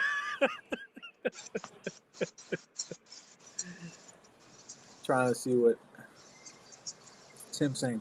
Challenge coin, a small custom designed metal medallion bearing an organization's insignia used in the military, law enforcement, civilian sectors to build camaraderie, boost morale, and reward. So it's a chit. Rich wants me to run it like I stole it. Rich, that's not my style. Not for trains. Rich is used to watching my videos. Sorry. Army vet or brother James said he'd ordered 2 more ET-44s. Damn, those things, apparently everyone loves those, huh? Yeah, those things almost make me want to like modern stuff, like modern prototypes. But I still haven't checked them out. I mean, I'll take everyone's word for it and the fact that everyone's buying them, that they're good. nice. Oh, here, Tom. Here's one you've never seen. I don't run this much. This is a brass Weaver Canadian Pacific Royal Hudson. I love those. I think, didn't MTH just release or catalog those? Yeah, the MTH one's a little nicer, I think. I mean, those are, I would actually consider getting one of those. Those are pretty cool. I found this one for a steal. I found it new in box, so not quite with the railroads that I like to purchase, but when you come across a good deal, you have to do it sometimes. That's what happens. Yeah, like I didn't want a Santa Fe 2 1010-2, but my friend Mike reached out to me. Yeah, Like, hey, Mike's Tom, got some this would cool look stuff. really good on your layout for a really good price. And I was just like, God dang it. Hard to say no to stuff like that. And, well, I did want a Greyhound Challenger, and he hooked me up with that, too. So, you know what? Mike's a good guy. Yeah. Mike will help you spend money. We all help each other spend money. It's fine. That's what we do. Salty, I got something to show you. Hold on. I didn't do it. Can't prove anything. I got this. I picked this up, but Lauren picked it up for me today at Brady's. I ordered it. Oh, yeah. Oh, nice. I can see it. Another one of the Weaver ones. Guess how much I paid for it? It's just a trailer, but guess how much I paid for this trailer? How much? $10. $10. $10. Yeah, called it. $10. God. See, now I'm going to go get mine now, damn it. It's downstairs. $10. I like my one Weaver. I got to go get it. I'm going to put it on my reefer train and look like an idiot. Hold on. Now, Mike, do you have a tractor to pull something like that? I have a tractor. Yeah, I'm going to put that over in my power plant area. Gotcha. I don't know if you've seen. Did you see the one I bought at the show? I don't know if you saw. Did, dude. What'd you pay for that thing? I paid $20 for that truck. Oh. I walked in, I saw deal. that within like a minute. I'm like, I'm buying this instantly. Oh. Wow, that thing's sweet. It's funny because I put that up on there, and then I think Sam went on and bought something on eBay. He bought one similar to that. Yeah. Well, next time you find one, please send me pictures, and yes, I'll buy it. I still want probably about 2 more semi-trucks. After that, I think I'm good. I got that one, like I said, which is just the trailer for like $10. And then wait to see this thing that I got. I got to thank Jeremy for this one. He put me on to this one. Friends help friends buy trains. Thanks for hanging out. Cold day on the water tomorrow. Good luck. George is here. What's up, George? This is a brand new. I just opened it for the first time. It looks like it's brand new, never opened. Weaver. What is it? Weaver. This is a New York Central. Oh, full one. Is that rounded front? Oh, nice.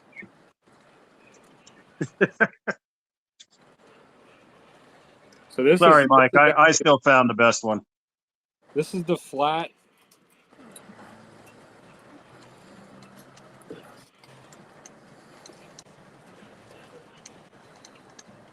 I need to This is see. the trailer in the flat. I got it for like $25. Oh, and the flat car came with it? Yeah, this one got the flat. Oh my gosh. Yeah, those Weaver flats are pretty nice. Mike, I won't tell you what I paid for mine.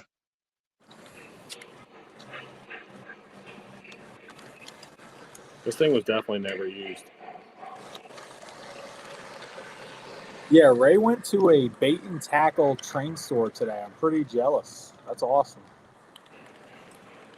What was it? It's a train store that also sells bait and tackle. So like, it's pretty smart actually. Hell yeah.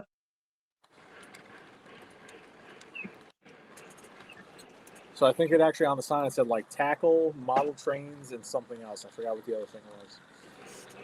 But that's a good way to diversify for the right clientele. So, Tom, I'll tell you a story, and this is 100% true because I still have the bumper sticker on my old F-250 I have.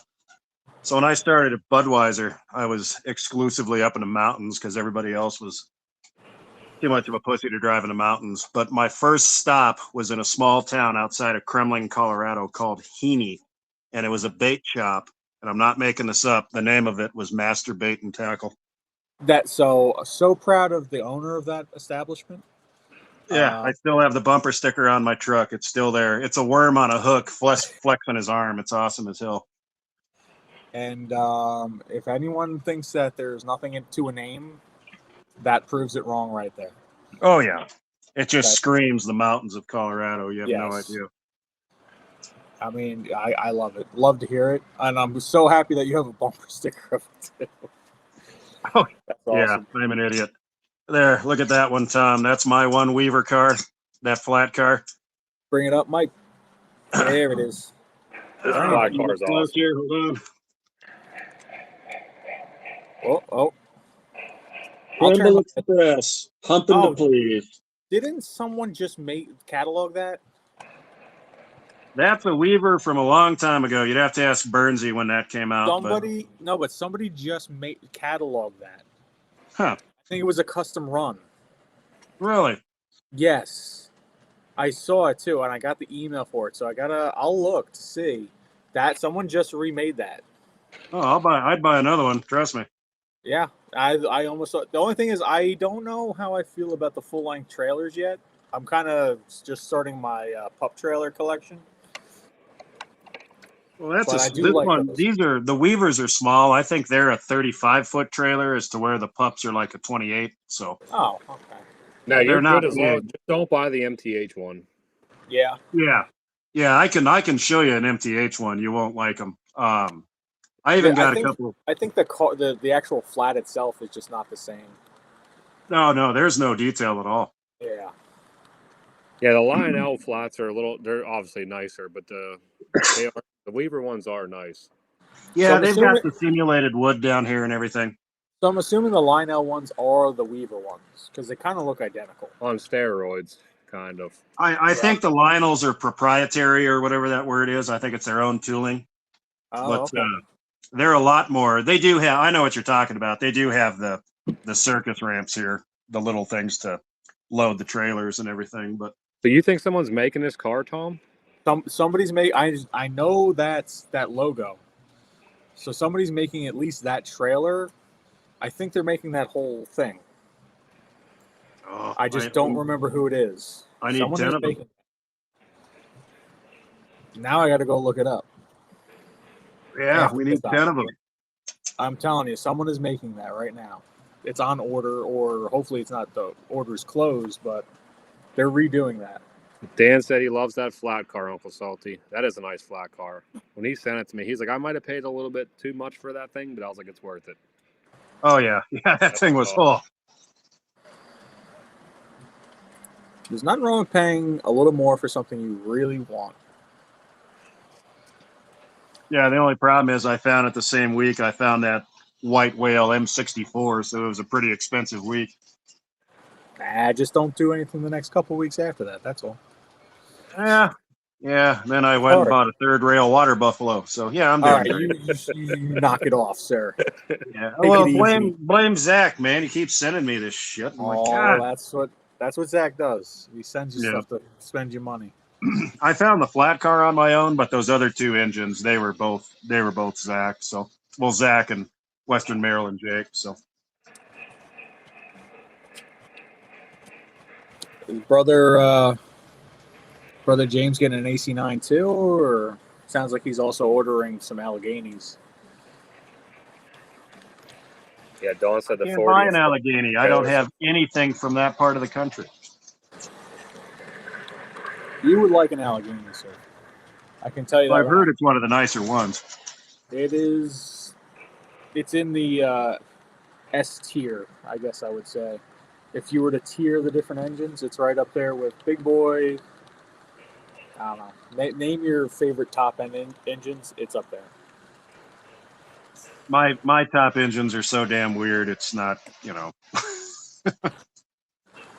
I've got weird taste and I like weird Western roads. So Yeah, I there's will some admit, I liked good Big out Rich's there. I liked Big Rich's 8.7. Well, if you like that one, I got two of them. Yeah, I was pretty impressed by the detail on those, and I saw they made a Union Pacific one too. So I almost got the Union. So originally I was going to get the 1553, which I did get, and I was going to get the Union Pacific one. But my son liked the 1572, so I ended up getting that one. nice. So yeah, eventually you got to let them pick a little bit, right? Aaron's But heading out for the night. Thanks for hanging out, Aaron. Later. Sam said he does believe Tom's right. He just don't. If you guys figure out which one that is, let me know.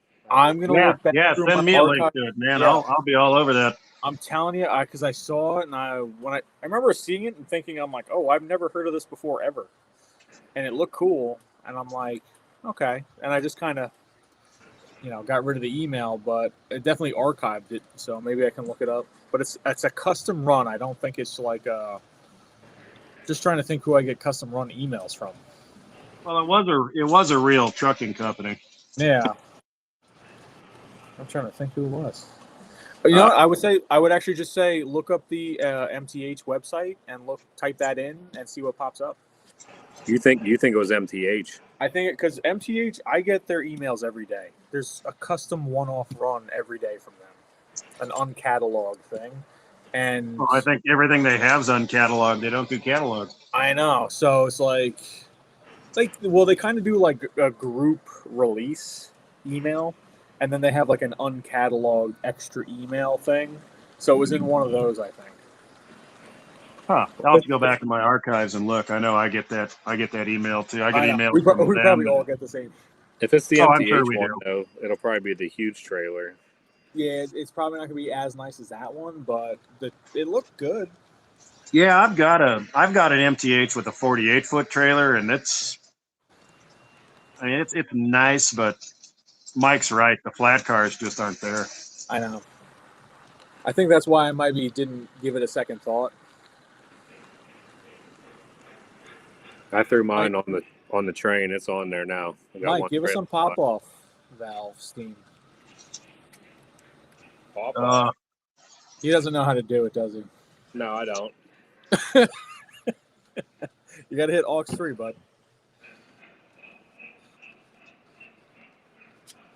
I don't know why that Niagara is my favorite Vision Line engine. That's honestly, it's one of my favorite ones. That's actually the one that I consider to be the best Vision Line engine because it had the most new features in it when it came out. Relatively, I mean, the other ones that were new obviously had the most because they were new. But after a few runs of Vision Line, I feel like that one had like the most newest stuff in it. Oh yeah, that's the one that debuted water scoop, right? It debuted 3 different things. Yep. Water scoop, pop off valve, and force coupler. I'll make myself look like an idiot. As obviously you can see up in here, I don't smoke a whole lot, but that water scoop, that is a very cool smoke feature in my opinion. That is one I'd really like to have. Salty, I think you need to get a Vision Line Niagara. Yeah, I mean, if anyone, we should all start a GoFundMe to help Salty. Not to help him, but because he just deserves it. Get a Vision Line of his choice. That would be the one Vision Line I would get. Honestly, it really would. Would It you get really the would. gray one or would you get the black one? I like the gray one. I know that's not a fantasy. I know it's a fantasy scheme or whatever, but it just looks so damn nice. I wouldn't mind. You know. I mean, there's a reason why it goes for 3,000 on trains and the black one goes for 1,800. There you Yeah. go, Tom. There it is. Oh. Look at it. Now hit the water scoop. Do it. It's the water wheel, Mike.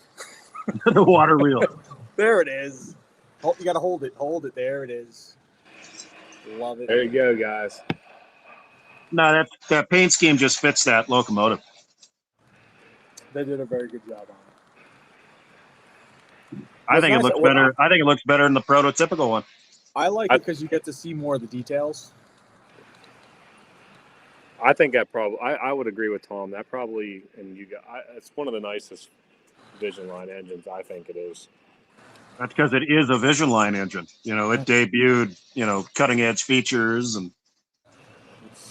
it is smoking the basement up right now, guys.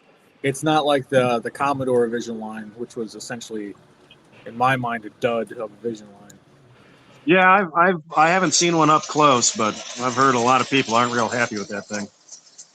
Nah, I mean the engine. If it was Legacy, at Legacy pricing, it'd be a great engine. But well, what I don't understand, I mean, I'm not a Lionel expert by any means, but it seems to me that new Legacy Allegheny has a lot more features than that Commodore did. Why is the Commodore Vision Line? Yeah, you're right on the nose with that one. Precisely. I mean, I've heard the 3-speaker engines. I've seen them at train shows and stuff. That shit's amazing. Yeah. I know you got a couple, Tom. I don't, but the closest I've got one that has 2 Fat Boy speakers, and that thing will blow me out of this attic. Well, it's funny you say that. My Niagara is on the lowest volume it is right now, and it's loud. Like, it's on the lowest setting I can get it on before it goes silent. Well, Mike, have you? I couldn't even hear you guys through my phone. I had to put on conventional shit with no sound. Have you tuned it yet, the sound, Mike? I've never really messed with the sound. I just left it where it is. You should. I would recommend you turn up the engine manually, and then in the tender, turn it down a little bit. Maybe put it on like medium. That way, when you blow, the engine's louder than the tender to me. Just by going. So when you blow the whistle, does it sound like it starts in the engine and goes through the tender? I'll check it on the next lap. Or here, I'll check it right now.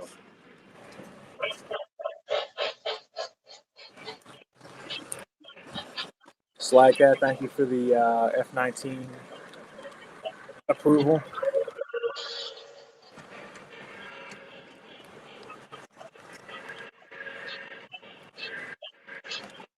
It's weird. I would say the whistle sounds a little lower than the chuffing. The chuffing sounds loud. So that means what I would recommend on the engine, manually on the dial, turn up the front engine, hit aux 1 and hit sound down twice. That'll turn the chuff down. It'll balance out. It'll bring the whistle up and the chuff down in the engine overall. And it'll sound perfect.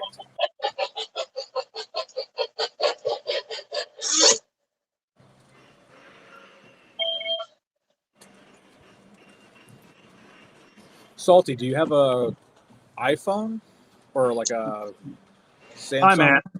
Yeah, I got a Samsung fancy shit thing, but yeah, I'm I've always been Android. It's all I know. So, do you have a laptop? I do. Not up here, not in my attic. I have it in my house, but would it work up there? Yeah, I think so. If I do this again, I could probably bring it up. I have to charge my laptop up. I use the laptop when we do like the podcast. So yeah. So do you I'm assuming you have outlets kind of like right where you are. Yeah. I've got plenty of shit. I've got 220 up here if we need it. So nice. You can have a hot tub up there. The 220 is from the old air compressor, but yeah. I figured, yeah. But so that means what's nice is you could keep like your laptop and stuff like charged while you're doing everything, which is pretty Oh cool. yeah. I got like my phone's on charge right now. It's maintaining this time, Mike. So Slackhead, I'm definitely sub to your channel. I believe I am. I'll double check that. I really do try to at least follow people on Instagram and YouTube, but sometimes I only like have one, not the other, because I can only keep up with so much stuff. Captain Andy's saying 3 speakers, 1 train. Yeah, the Vision lines have speakers in the front. Yeah, most Vision lines have 3 speaker sound. Whoa. But now apparently, let's see. I think the AC9 is going to have 3 speaker sound, and that's legacy. that's cool. The Allegheny is going to have 3 speaker sound. That's legacy. Funny enough, my Duluth, Masab, and Iron Range EM1 was cataloged with 3 speaker, and they only did 2 speaker. And then when I called them out on it, they changed the catalog on the website. Shocker. They doctored it. I'm like, you got to be kidding me. They're like, oh no, that was a typo, and then they went in and they changed it in the catalog.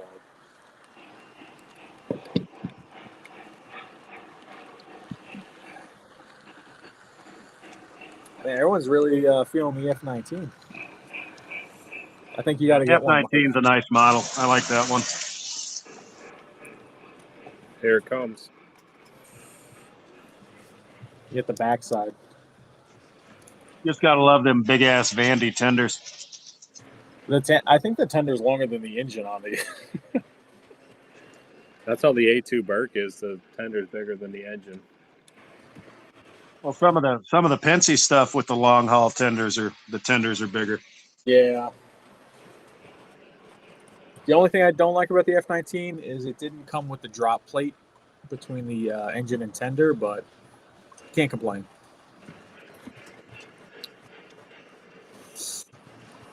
I think it's the first time I ran to Niagara on the stream. I was gonna say I don't remember seeing that a whole lot there, Mike.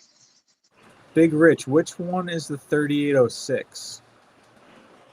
I think that's the Legacy because the 3809 is the TMCC. Andy.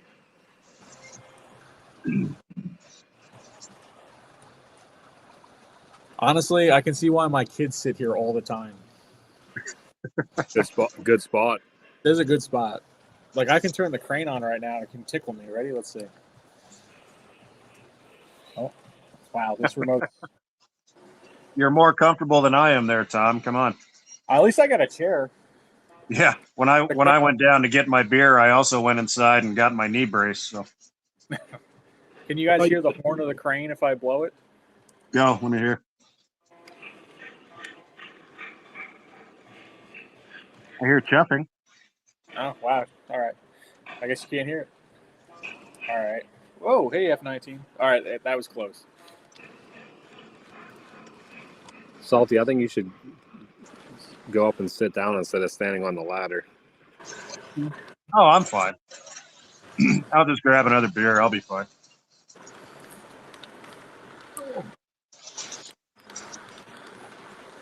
Yeah, that fixes all the pains.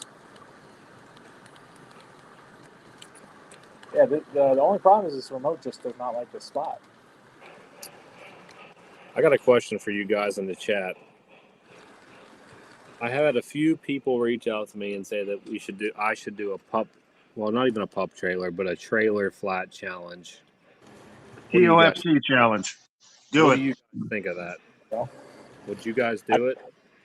All 2 of my trailers, I would do it. Yeah, I would do it. Doesn't matter how many you have. I participated in that coal hopper challenge. I have like 2 coal hoppers.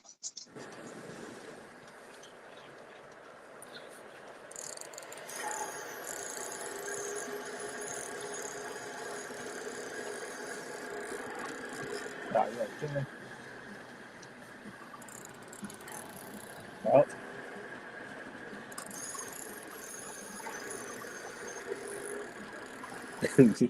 I just realized your thing underneath your name says "Help Salty." Well, I think that's what I was trying to do the last time we were trying to hook up. Yeah, it is.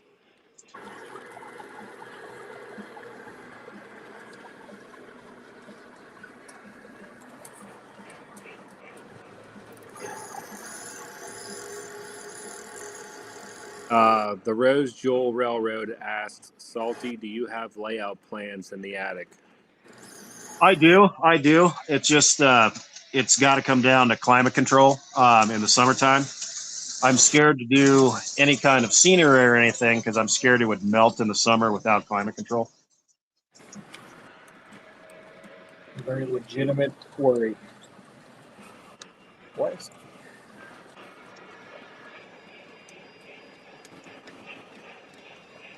Okay. This remote is thoroughly confused. Does not like this spot.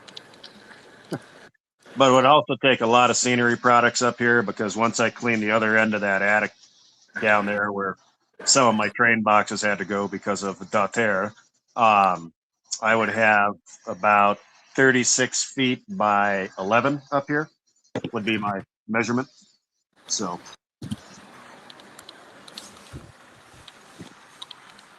David, it don't got to be a pup trailer. It can be any kind of trailer on a flat. So if I take a gondola and just shove a tractor trailer in there, does it count? I will tell you after this stream, I'm going to figure out how to put a damn fridge up here. I got to go get another beer. Yeah, you know what? I keep saying that too, but I'm like, is that dangerous? I feel like sometimes walking away is a good thing. It could be. It keeps you limber. So I'll be right back. How many people we got in here? Did Mike leave too? It's all me? Oh, man. Yeah, Mike's gone. Sorry. I'll be right back. All right, you guys do your thing. See, I'll check the chat, see what's going on. So, AC9 oil burner on the way to Rich. Is that the all black one?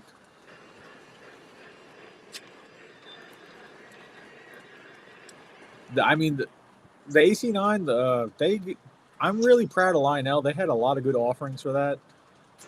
Very tempted to get one, but probably getting 2 Alleghenies. Slackcat, thanks for stopping by. Later, Slackcat. Yeah, I'll double check to see if I'm following. I think I'm following you at least on Instagram. I follow most people on Instagram. I'm trying to catch up on YouTube, and I'm just started a Facebook, so I'm going to start reaching out to everybody over on Facebook too. I feel like everyone in this hobby is on Facebook. So, Not I. Oh, well, you're not on anything. I'm not allowed. My wife is smart. You know what? If anything that keeps you off your phone and computer, the less you have. That's why I got rid of Discords. I was on 3 Discords. I had to get off of them. Yeah, I had to turn all my alerts off on that Discord. I drive a truck. You man. guys still hear me? I can't be having my phone go off. Gotcha. All right, 10:45. I'm going to let the F-19 go for a few more minutes, and I'm going to switch over to the M1. Huh?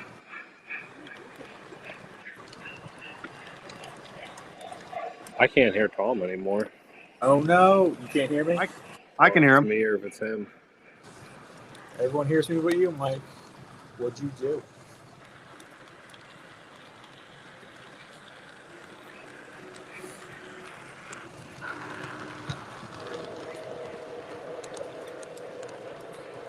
Can you guys hear me? I can hear you, Mike. Can't hear you? You can't hear me, Mike? I can't hear Tom.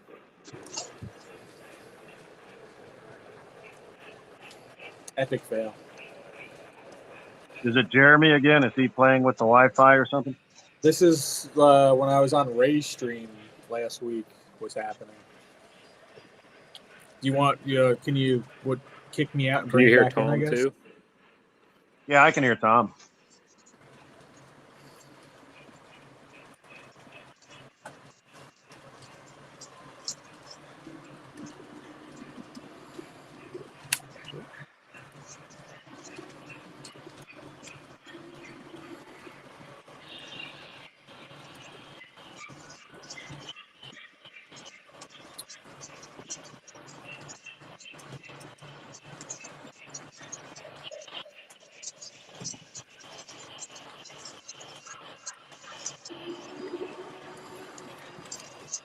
All right, hold on.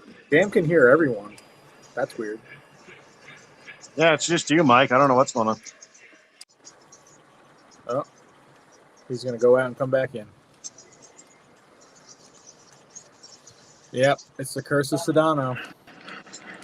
All right, I'm good. You hear me now? I Got got it? you. It must have been on my end. It like dropped out, but it came right back. But then I couldn't hear you anymore. Oh, what matters is we're here now, Mike. Here now. Getting Oh, you fixed. know what? I parked the I've been crane making right fun of next to I've been making fun of Jeremy too much lately. Now my internet. That's what happened. Karma's a bitch. Is Jeremy still in here? I think you are. All right, Jeff. Thanks for hanging out. Nice seeing you in the chat. Mike, is Jeremy still in here? He's not saying anything right now, so Oh, I was going to piss him off and show him the Coors reefer that he wants so bad.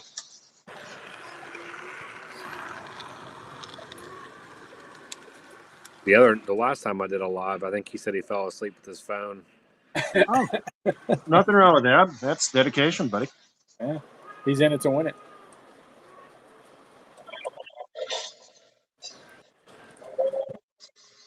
I know he's going. I'm pretty sure he'll probably do a live tomorrow again. Hopefully his internet works fine. Nice. I thought he does them on Sat. Does he do Saturday or Friday? He does I think Friday. Ray is Saturday Oh, he now, does isn't he? Friday. Oh yeah, Ray does Saturday. That's what it is. Yeah, Jeremy- because last week I confused the shit out of myself by watching two. I was watching Ray because he was on first, and then I was trying to watch Train Board as well. That's too much for an old. That's too much for an old guy. I think that's the thing. That's the only problem I see is now that lives are becoming super popular. I can't watch them all and then do my own. It's my wife will divorce me. Well, we kind of need the lives. I mean, I lot mean, of I the- like. If I could watch them, I would. There's just too many of them. yeah, it's hard. I know what you mean. It's hard to keep up, but no, it seems like a lot of our bigger channels aren't making videos anymore. So that's why I kind of tune into all the lives because it's interaction and people are actually doing stuff. So Well, that and I've come to notice that a lot of people watch the lives instead of like watching TV now, so they enjoy watching. Dude, I don't even have TV service. I got rid of my cable. We got rid of everything. I figured out it's a lot cheaper to have you to pay for YouTube Premium than it is to pay for a cable bill. Now, what does YouTube Premium get you, Salty? I don't know. I make my wife pay it, so I would never give YouTube money. I just make my wife do it. So No, I'm saying like what addition, like what does it get you having YouTube? Premium? absolutely no commercials at all. And it's a couple of other things too. Like not that I, am super jazzed about my channel or whatever, but little perks on like my my analytics and things like that. It's a lot easier, put it that way. But it's so nice to not have the commercials. That's the number one thing.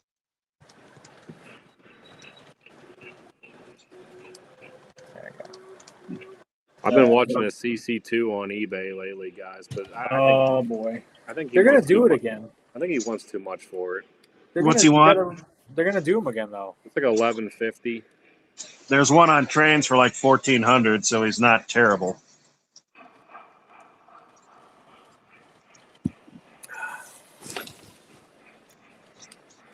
If I put my laptop this far away, you guys hear me good?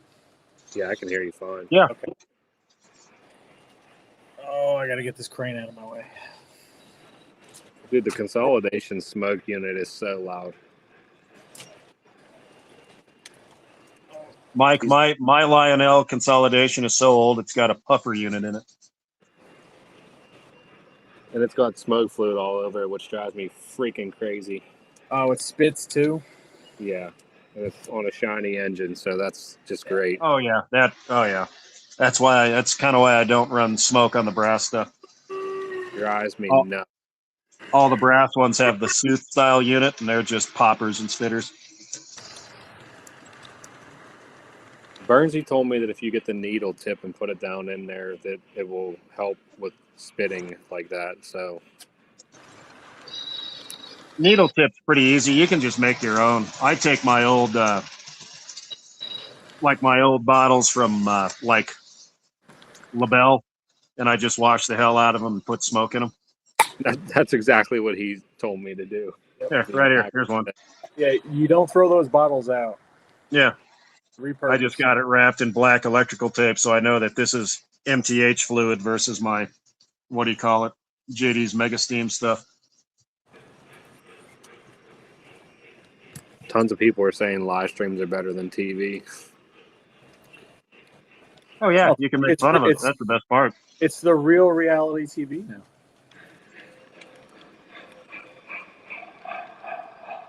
I feel like I got to throw some smoke fluid in the big boy. You can watch a dumb old guy stand on a ladder, drink beer, and run trains. Live streams are awesome. Great time. I'll be right back. Steve Tim had that Niagara milk reefers or milk cars. I should have bought those. Oh, yeah, that's a nice set. He just sold it. I should have bought that. That would have been nice for the Niagara.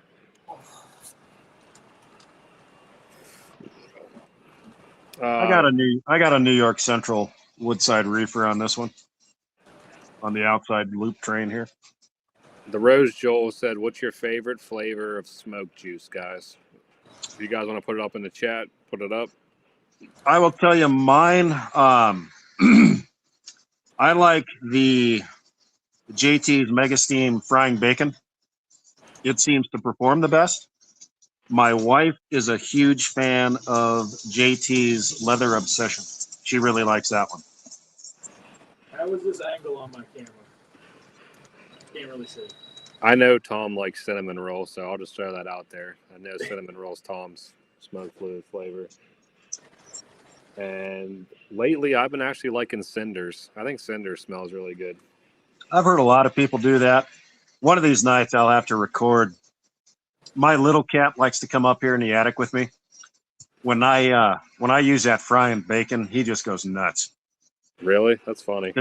Yeah, because he thinks it's food. He's running around looking for it. But I think I have, because like in Christmas time, we do, hold on, let me turn around here. This is what I use for the tree. This is old school MTH coffee, I think. This really has a nice mellow smell to it. It just doesn't smoke like the JT stuff. So I've tried the Lionel premium stuff too. The JT's just smokes better than anything. So, but that coffee is a really nice neutral smell. It's not bad at all. Looks like Doc agrees with you. He's saying frying bacon. David's saying fresh cedar. Dawn says cider house. And Doc said he also likes pipe tobacco. Yeah, that pipe tobacco would be, well, hell, that'd remind me of growing up. But the other thing I've noticed with that, what do you call it, with the frying bacon, it actually really works in these Sooth smoke units. So like even if you have a K-line smoking caboose, it'll work really good in those. Because Sooth fluid is just really thin. That's the difference with them. So I actually have the frying bacon smell. My daughter wanted it. yeah, it's really not. I mean, after a while, it starts to smell. I'd call it electrical fire, but it's okay.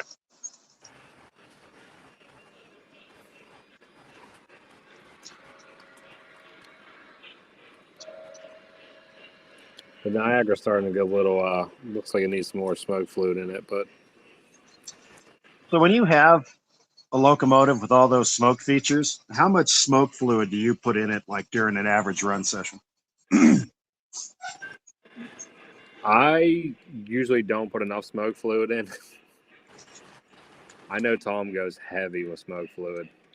Well, I know these new ones you kind of can. I mean, who's that one guy we were talking about, not that laid off sick or whatever, that channel? Remember that guy was talking about, he put like 100 drops or something in his Lionel stuff. I was like, Jesus.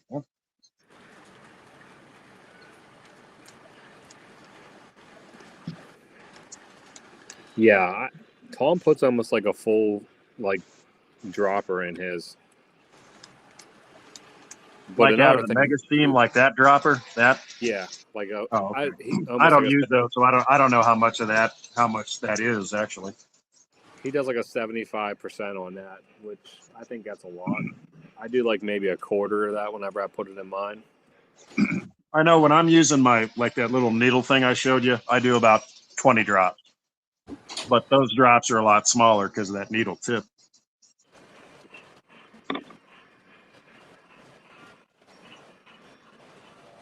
But another thing too, Salty, you got to put smoke fluid in like different spots. It's not like it's all just one reservoir. You got to add like the Niagara has it in you put it in the smokestack, and then you put it in the pop off, and then the tender obviously has its own too.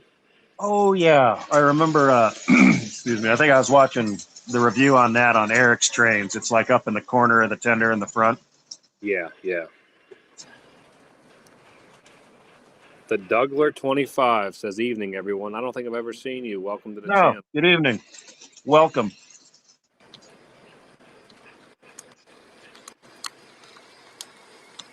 Rose Joel said his ABA Lionel E units drink a lot. I mean, some engines do go through fluid a lot. Dude, those ones that Ken has, Rose Jewel there, those Milwaukee roads. Oh my God, those are gorgeous. Have you seen those? They're like I'm orange and gray. Oh my God, those are nice. not sure I have. I might have, maybe not. Sam said it's official. He's the 2025 Tim's Trains Christmas Train Challenge champion. He said, I'm going to order my own trophy. Nice. Tim said he uses Mega Steam with gingerbread and hot chocolate. That'd be pretty good. But he used to use, now he said he's back to using Lionel and MTH fluid. Oh, Yeah, I don't remember. Thanks for joining in. We like having you there. Yeah, I don't remember what flavor of Lionel I had. But it was the premium stuff, like in that white bottle with the eyedropper. But I've just had good luck with this. What do you call it? This JT's Mega Steam. I can't find the other stuff anymore. I know you guys have all talked about it, but that Super Smoke, the stuff that was made by Bart's Pneumatics, I can't find that anymore. I used to get it through Dali Electronics, but they don't have it anymore. They're out of it.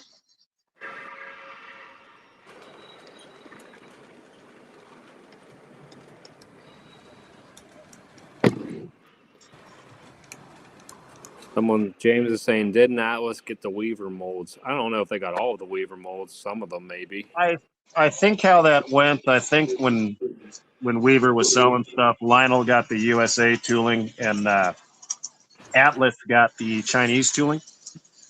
And then I also know that MTH got a few of the diesel toolings. They got, oh, shit, I'm looking at it right now. I can't even think of what it is. The Alco Centuries, the 628s and the 630s, all of those Rail King scales, those are old Weaver. And there's another, God, we were talking about this the other day. Well, not you and me, one of my other train buddies. One of the other Rail King scale is an old Weaver tooling. God, what was it? I don't know. I'll think of it. Yeah, Bill. Lion Scale definitely is Weaver tolling. Oh, I got it, Mike. The Rail King RS3s, those are old Weaver. Oh, gotcha. Not the RS1, that's proprietary, but no, the RS3s, I'm pretty sure were the old Weaver. Somebody told me that. If Burnsy's in here, he would know that.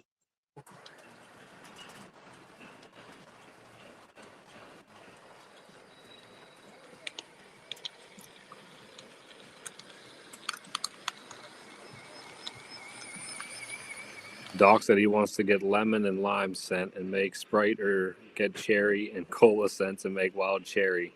Why not? I did that with I mixed vanilla. No, sorry, cherry and pina colada from JT's Mega Steam. That worked out pretty well. Huh.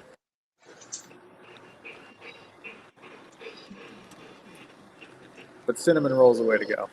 Well, actually, I like the lumber mill too. That one's going. Lumber mill? Is that what you said? Yeah, lumber mill. Yeah. Yeah, I'll bet that would smell good. It basically just smells like cedar, pretty much, which I like.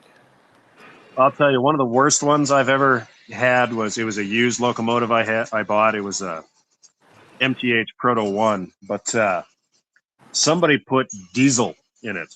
The diesel scent. Oh, I took the smoke unit out. It was so bad. Yeah. I mean, it was horrible. I bought my ESE Hudson from York, the first one I went to, and the guy. So it was his kids, and unfortunately, the father passed away. But he worked at Lionel as a repair guy, and I don't know what he did to this Hudson, but I think it's like some sort of baby oil, but it smells so good. And I've put JT's scents in it. I've put other scents in it, and the old scent that used to be in there keeps winning. It overpowers it, and it smells so good. And I kind of want to reach like next York when I'm there because I think they go every year. I'm gonna ask them, be like, "Hey, what did your dad What put is in this?" these things?" Because it hasn't gone away, and I've run that thing for hours. Yeah, they were definitely there. I remember when you bought that engine. They were definitely there. So they're by the guy. I think that's a Silver Hole, and they're right next to a guy who makes all these custom buildings in like the back. We're so lucky. I gotta buy some of those guys' custom buildings next time I'm there too. We're so lucky they brought out flavors and scents of this smoke fluid. I mean, the old school stuff was so bad. Yeah, I don't think I would actually be able to run smoke if it wasn't scented. I mean, like the original MTH stuff, their original proto smoke or whatever the hell they call it. Isn't that what it says on my bottle? Yeah. That wasn't too bad, but like the stuff that, like I said, I'm old, but like the smoke fluid that used to come with like my old MPC steam engines and stuff, that stuff was horrible. I mean, it was like pungent, real pungent. Douglas said he had a buddy that would use vape juice for his smoke fluid. Yeah, I've heard somebody talk about that, but I don't know if I'd want to put glycol down my smokestack because I think that's all vape juice is. What it is. So like I was trying to figure. So basically, what smoke fluid is it is baby oil essentially. It's mineral oil. Yeah, it's mineral oil. And I was trying to figure out how to flavor it, and from what I understand, how they flavor. That's why I think JT's Mega Steam calls them flavors and not scents. Mm-hmm. Is the stuff that they put in the vape juice to give it the flavors and the scents. So I think you're right, Tom. I think one of those other Nick's Crossing. I think he said that it's actually JT's is like vape juice. Yeah, so I'm trying to figure out how to buy it. Because a 14-ounce bottle of baby oil is $2. Yeah. Yeah. And I'm like, if I can just figure out how to get this, and it burns. The only thing it doesn't do well, it doesn't dissipate. So I'll smoke this room out in 10 minutes, and it just doesn't go anywhere. So you have to have ventilation, but it smokes way better. But it doesn't smell. It doesn't smell bad, but it doesn't smell as good as JT's. So I'm almost there. I got to figure out how to get just the scent part of the vape juice, and that'll be. You'll see Gold Standard branded smoke fluid. I was going to say, you were experimenting there for a while. I still am. That's pretty cool. I'm trying to figure it out. And I'm not a chemist. So it's a lot of trial and error. Don't be a chemist. You can hurt yourself. Exactly. I know. A couple people were saying they think reefer scent smoke fluid would sell good. It probably it's kind of funny. I think a long time ago, Tom, you and me were talking. I had mentioned that I run these things that make my fuel smell better in my old cars. Yes. Well, you guys all remember I had pictures of that 57 Corvette that was in my garage. Yep. Well, one of the smells that Jegs makes was cannabis. When that car left, I put 2 bottles in it just to fuck with the old guy that owns that car. So Yeah, Tops I run a grape scented one in my car. It's great because it doesn't smell like nauseating fuel. You know. You know what? So honestly, I should probably do that myself for my Galaxy because it can, after a while, it gets kind of noxious. Oh, it'll give you a headache. It really Yeah, will. So, it will. It'll give you a headache. Jegs Jags. sells it. Just look up. Just go to Jegs and type in fuel fragrance, Okay. and they've got about 1 million flavors. I've used them for probably 5, 6, 7 years. I gotta Um, try that. no problems. I run that. My neighbor that had that red '68 Chevelle that was in my garage, he uses bubble gum. Okay. But yeah, when I fire up my car, my garage smells like grapes. It's Does it awesome. do anything to the octane, or it's all good? It's all good. It's completely neutral. Okay. Completely neutral. Okay. They do make one that's called a top lube that's a grape scented or whatever. It doesn't smell as strong. That's like running like a Lucas fuel treatment in your car. But Oh, but okay. no, just buy the actual scents. One bottle for 20 gallons, you're fine. Okay. So That's pretty catch it cool. on sale. Sometimes it'll be quite a bit cheaper. But Honestly, I fill my Galaxy up maybe 2 or 3 times a season. I don't get to yeah, drive it, and it's a 27-gallon tank. It's absurd. yeah, you'd be fine. And you're probably not dumb like me. I run. I actually, even though I live at altitude and I don't need to, I still buy race gas. I have 55-gallon Yeah. drums of race gas delivered to my house. I could So see that, but I 93 is fine in mine. you see, I don't have that out here since I'm at altitude. We got 91, Okay. which is fine. I mean, our cars will run on it just fine. My car is 11 and a half to or 11 and a quarter to 1 compression, but our ethanol content's a little higher out here, and I hate it because Yeah. since it's so, we all talked about how dry it is out here. The amount of moisture that comes from our ethanol and our fuel systems is nuts. So Is your ethanol above 10%? it is. It's between 15 and 20 in the winter out here. Okay. They have to because Denver's got real bad pollution. Gotcha. Look up the Denver brown cloud sometime. It's something we get. Really? It's something about. It's famous, but yeah, it's horrible out here. Is it because of the airlift as you get close to the mountains and it just Yeah, stops? yeah. It's because Denver backs right up to the mountains there, and Yep. it's some kind of high It's pressure system or something. But I'm not a It's meteorologist. it's air graphic lift. It's hard. I can actually. It can't I make it work. over. Go ahead, sorry. It doesn't. The air doesn't make it over the mountains. That's why you have a snowy side and a dry side of the mountain. Oh yeah, yeah. I mean, we can. There's times where we'll have, 30 miles away from me, there'll be a 24-inch storm, and it'll be 70 degrees On the down other- here. I mean, Exactly. that's Colorado. Yep. Look at that shot. What the hell? That is beautiful. Making look me at that jealous, tree. man. It's got the bark. chipping Well, off Mike. of- Now you know what I need to buy at York. Lauren. So Salty needs a Niagara vision line and some trees. I have the first scale Niagara. It's nothing like that.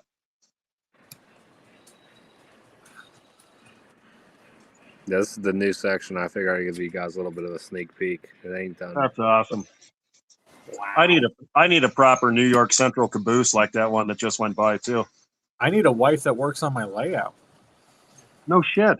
Yeah, talk about it. Jeez. Although she offered to help me get this chair into this spot tonight. She's just like, I'll go into the layout and help you get it there. So I've been, I'm going through some stuff with physically. Like I had to get hand x-rays and knee x-rays today. So I think she felt bad. She was just like, let me help you get that under there. But it was nice of her to at least offer. I'm like, no. This is my silly hobby. You go about your life. Are you getting arthritis or carpal tunnel or something? So I'm in the middle of trying to figure out if I have it's definitely rheumatoid arthritis, something called Sjogren's, and potentially lupus. Oh shit! Sorry, man. It is what it is. You just deal Yeah, with it is. This helps this helps the pain go away. I understand. Oh Yeah. man, rheumatoid. You're too young for that shit, dude. That's what my doctor said too. What the hell? Yeah, Long Island water. That's what I blame it on. I guess. I mean, I've got a touch of arthritis in my hands. That's just from turning wrenches for so many years. Well, And on my right side, I ended up developing bursitis, which is basically tennis elbow. But that kind of comes and goes. But man, there's times I'll be under a car, I'll be holding the ratchet or something, and my hand just lets it go and it hits me in the head. I can't use my hands for the first hour and a half of my day. And Oh, the last hour, like if I wasn't drinking right now, I wouldn't be able to use my hands. Oh, you know, it's something they prescribe for rheumatoid, don't you? Alcohol? Uh, cannabis. Cannabis, I know, yeah. So I'll probably be on like hydrochloroquine and a few other things. Probably some sort of gummy. And then Yeah. I'll probably have to go gluten-free for the rest of my life. And keep the inflammation down. That's what it is. Yeah, gluten-free sucks too. Oh my god. It's just going to be a lot of wine and bourbon for me for the rest of my life. Well, they do make gluten-free beers. You're not going to like them. They're terrible. I've tried them. You're not Well, gonna like 'em. They're not good at all. I'll tell you a That's story. why I'm drinking them now until I get the full diagnosis. I'll tell you a story. This did come out positive, so don't be sad or anything. So, like 12 years ago, I thought my wife's going to the doctor. She's just not feeling right, and they're like, "Oh, you know, you got celiacs or whatever." Yep. So My they dad put her has on a gluten-free diet, this, that, and the other thing, and she goes to another doctor to have him check something out. Turns out she had cancer. Oh, I mean, she beat it 100%. She had non-Hodgkin's lymphoma, but yeah, so her did she not doctor. have celiac at all, though? No, she didn't have it at all. Wow, So, that's a hell of a misdiagnosis. Yeah. I'm like, you need to get a new fucking doctor. But and what's really sad is the oncologist that she finally went to see. She had a tumor in her the size of a football. Ooh. Oh, wow. It was in her stomach, right above her pancreas. This was a 100-pound girl, Ooh. and the doctor missed it. But That's I'm telling you. But Also, no, she's been cancer free for 10 years now, so fantastic. she's fine. I mean, she's definitely got to go get checked every year, right? Twice a year, every 6 months or something like that, right? They tell her now it's every 5 years because she's been it's been so long. But yeah, you're right. She had to go every year for like the first 7 or 8 years, I think. Yeah. Because this one has the highest rate of coming back, this lymphoma or whatever. But now she's been fine. She kicked its ass. I'm happy to hear that. Sorry you had to go through that, though. Yeah, that's a crazy misdiagnosis. My dad has celiac disease, so I can see how cancer could and celiac could kind of have the same symptoms because it knocks you on your ass. Yeah. Completely weakens you. Your stomach hurts. You can't function right. All this stuff. So, but that's so they're so far off from each other, though. Yeah. I was pretty pissed, and I'm an aggressive guy. As I say, I'd be like, kind of maybe lawsuit and be like, hey, if we didn't get a second opinion. Yeah, it was. Yeah, because it was what the hell they called it when she got it. It was stage 3+. I mean, it was pretty bad. So, but no, she rocked it. She's a lot healthier than I am. So. Okay, I'm glad to hear that. But she didn't smoke or anything. She was smart. So. That's what happened. It's what's funny is it's when you hear people who they take care of themselves and they still get stuff like that. It's kind of crazy. Oh, I know. Yeah. And then you get guys like us who, never take care of ourselves and beat ourselves up working on stuff our whole. That's what it is. Like I've been in the trade since I was 13. I was, building stuff my whole career, and I feel like my body was just tired of trying, and it's just like, all right, we're gonna give you a disease now, so you'll stop. Yeah, that sounds about right. It's like, we're tired. You have this problem now. We give up here. Deal with this. Yeah, my brain is just like, no, we're still good. We're under 50. Just keep going. And my body's just like, just stop. But no, man, rheumatoid. My God, I knew my boss at my last job had rheumatoid. There were days he couldn't even fucking get up. I got diagnosed with this about 5 years ago, but I didn't have any symptoms. So they're like, you want to go on medication? I'm like, no, I feel fine. The past 5 months, it's been rough. Like getting out of bed is hard, moving around. So it takes me about a good hour and a half to get going. God, I can't imagine that. I think that's also why the layout kind of stalled getting built more. It's very hard for me to get up on top of the layout and build stuff. Oh yeah. You're not crawling around like me up here. It's tricky. That's one thing I truly miss. I do miss layout access. That's why I was asking you. Like the first thing I thought to myself, I'm like, how does he get to the other side of that thing? Oh, I just got to get up and walk. But the hardest part is like trying to hide wires. Once I get some. How much headroom do you have if you stand on it? Oh, I've got. If I stand in the center there, go big screen for a second, Mike. It looks like you could stand kind of straight up. Right where the top of the A-frame there is actually 8 feet. Oh wow! But it just comes down on both sides. But no, you could. I mean, I clear the lamps and everything by a long shot, and those lamps are on a 1 foot drop, so I can get them away from the socket because they're heat lamps. So, So like I can't stand on my layout. I have to crawl around. That's a nice advantage that you can stand at least. Yeah, and it's funny. The guy. Well, I was telling Mike, I kind of built this garage with my neighbor, but we just kind of designed it that way. So, like I said, this was going to be all automotive stuff up here, but ended up becoming trains. And I also was showing Mike, see all these little corridors back here. They go back like another, I don't know, 15 feet or so.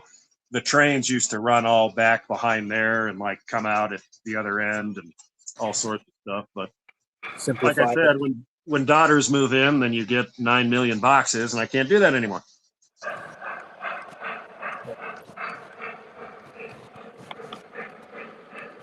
I'm rooting for you, Chooch.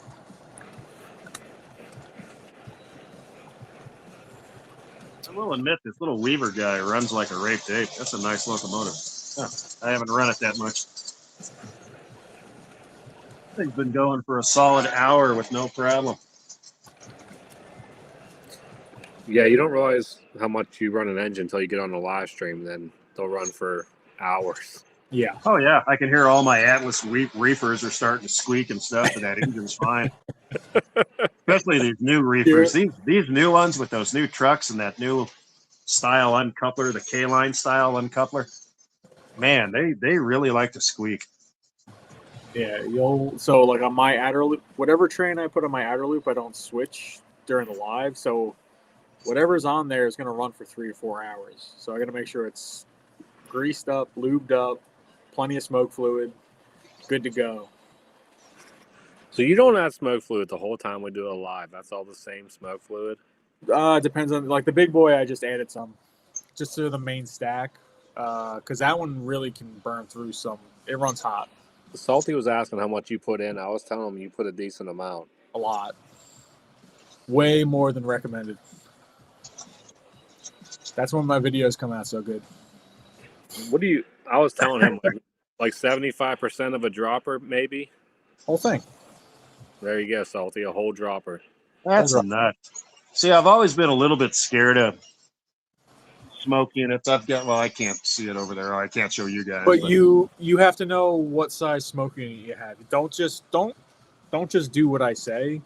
I know the size of all the smoke units of most of the engines that I'm putting it into.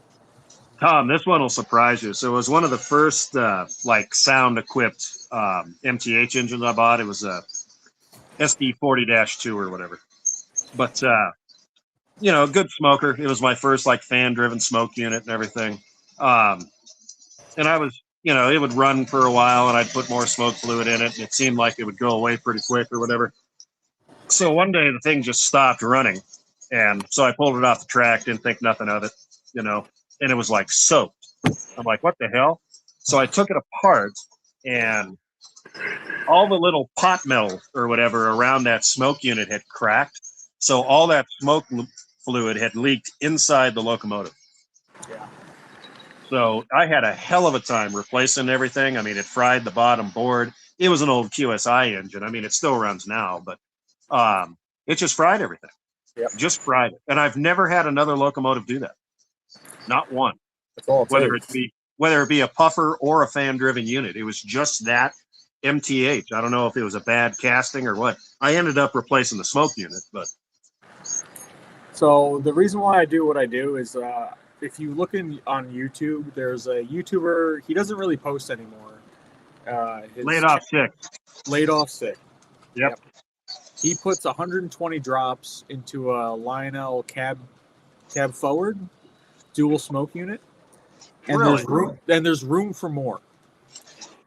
120 drops is 2 eyedroppers. That's nuts. It'll soak it up. I know the old MTHs used to tell you like 20 to 40. That's what they and the new Lionel units run pretty hot. So like my Mohawk, the whistle steam looks so good, but I've already had to replace the batting on it, and it charred. Really? I had to clean everything out, and I put what I thought was a good amount of smoke fluid in it. They run so hot to make Yeah, that. and if you go by the directions, it only tells you like 20 drops. 20 drops, like 15 after. And I'll put a whole dropper in it, and I still burnt out the wick. I'll be right back. Break time. Yep. So like what I tell people is learn to know what good smoke looks like versus.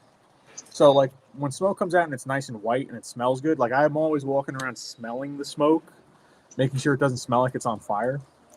And if it starts turning like a bluish color, that's not good either. So it's kind of an art form. It really is. Mike's still afraid to put a whole dropper in. I could tell. I don't even put close to a full dropper in. I've already turned my smoke fluids, my smoke units off. So like I run mine on low now. So like I never put them on high. I'm always on low also. Yeah, I don't put them on high.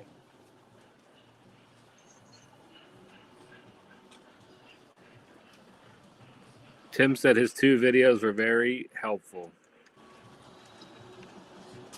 Yeah, the laid off sick.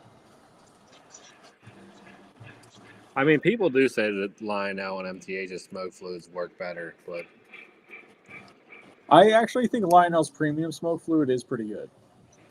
It's just I don't know. They don't make a big bottle of it, and it's kind of expensive.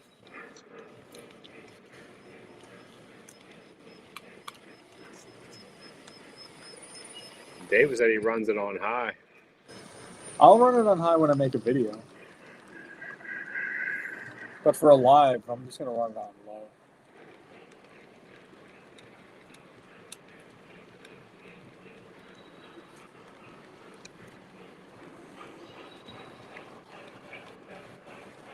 That's a nice little train up there on the top loop. I'm liking it. Tim said those 2 videos that he did caused a holy war on OGR at one point. I mean, I think he did good empirical, like. You know, now that I'm old, I really wish I would have installed a bathroom in this damn garage. Well, when I built this basement, I was like, I don't need a bathroom down here. Same sentiment. Probably should have. It's nuts. Oh, it's still early. Wow. Late for you guys, early for me. Sorry. What time is it there, Salty? 9:25. Oh my God, he's got so much time. It is early. Doc said he runs too many lash ups to run smoke. He'd be going bankrupt. or popping fuses. That's what I was saying. I know when you get a lot of them going. You can't run too many engines. Like a big boy with like 2 more engines is pushing it. Oh God, you should see when I run like my Union Pacific turbines. Those things that got 4 motors and 3 smoke units. My God. Oh yeah, you forget about the dual motors in those. Well, that one I have, that coal turbine, that has 4 motors and 3 smoke units. Salty, Tim said you just need a pee bucket to go in the corner. I was out peeing in the alley. Come on. So my neighbors are old. They're all asleep. It's fine. David did send me a video earlier, and he said he had 10 units going on a lash up, and all the smoke units were on. That's impressive. Really? Wow. He's going to weld his trains to the track. I really don't know how he didn't pop a breaker. I guess maybe the diesel motors don't pull as much power. I don't know. I don't know how that works. I can see the amps on mine because I run a Z4000 Yeah. or whatever. I But really do wish I had that capability.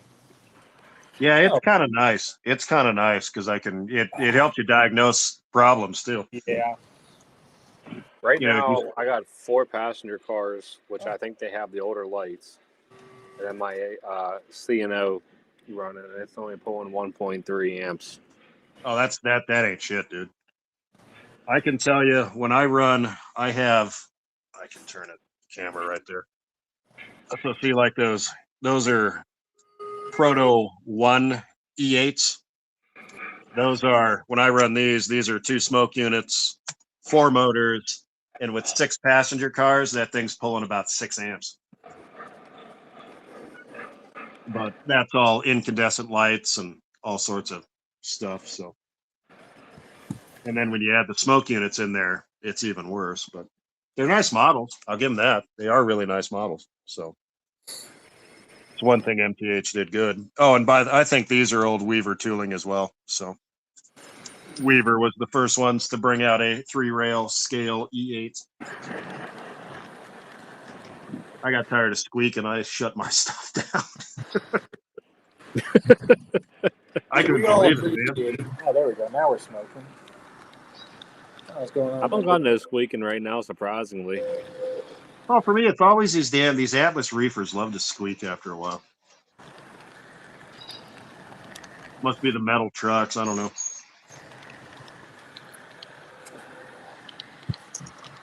Tell you what, I think sitting in the layout's a fun way to do this. Oh yeah, you got a bird's eye view almost.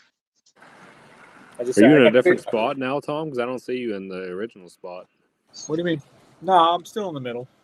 You're still. I have. Oh no! Are you talking about the track side? I moved. Oh, you moved the track camera. Yeah, I moved the trackside camera. I moved it. Who makes the FP overnight cars there, Tom? That is Lionel. Are those the PS1s? PS1 box cars? Yes. Yeah, wait, I like are you talking about the silver ones or the black ones? both. I like the silvers and the blacks. So the silver and one black is Lionel. Okay. The other black one is MTH. But honestly, the MTH and the Lionel are like identical. Huh. Yeah, I felt bad the other night when Mike and I were talking. Mike, I actually went through my whole scale collection up here. I have 2 Lionel freight cars. 2.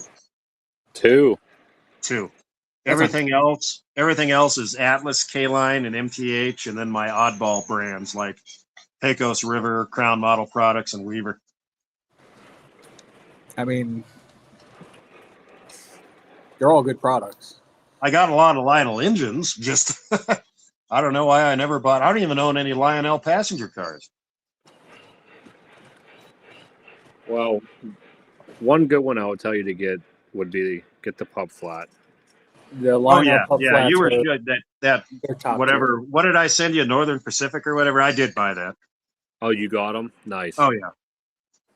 Yeah, you'll like those. I think you're really gonna like it. Yeah, Northern Pacific's close enough to what I run. I figured I could have that. So.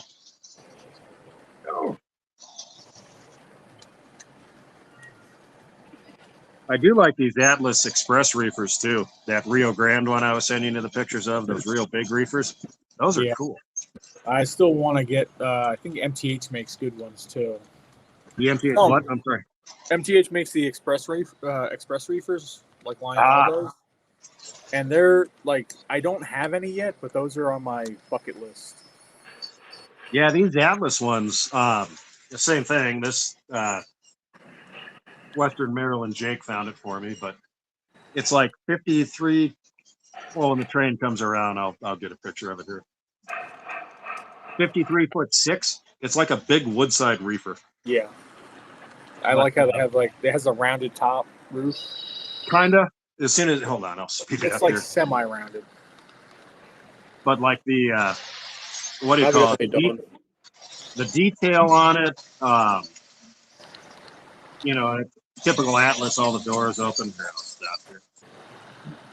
Just gonna give a shout out to August for joining in. This thing right here. Yeah, those are so nice. Yeah, those are like the R50Bs that MTH makes. Yeah, I was really impressed. I mean, it's got, I'll try here. Hold on. I mean, it's got the sprung trucks actually sprung, which is rare for a Atlas. So it's got suspension, and I was quite impressed by that. I think who was it? I think Train World just did a custom run last year of the MTH version of those, and I'm kind of upset I didn't grab them. Yeah, I'll have to try an MTH. Unfortunately, I've been buying a lot of Atlas, and that's not good for the unfortunate. wallet. It's not good unfortunate for the to wallet. buy Oh yeah. Which one did MTH run that was a custom run that you were interested in, Tom? Train World did a Long Island Railroad Express reefer. That's I think cool. Bobby picked up one or two of those CWF trains.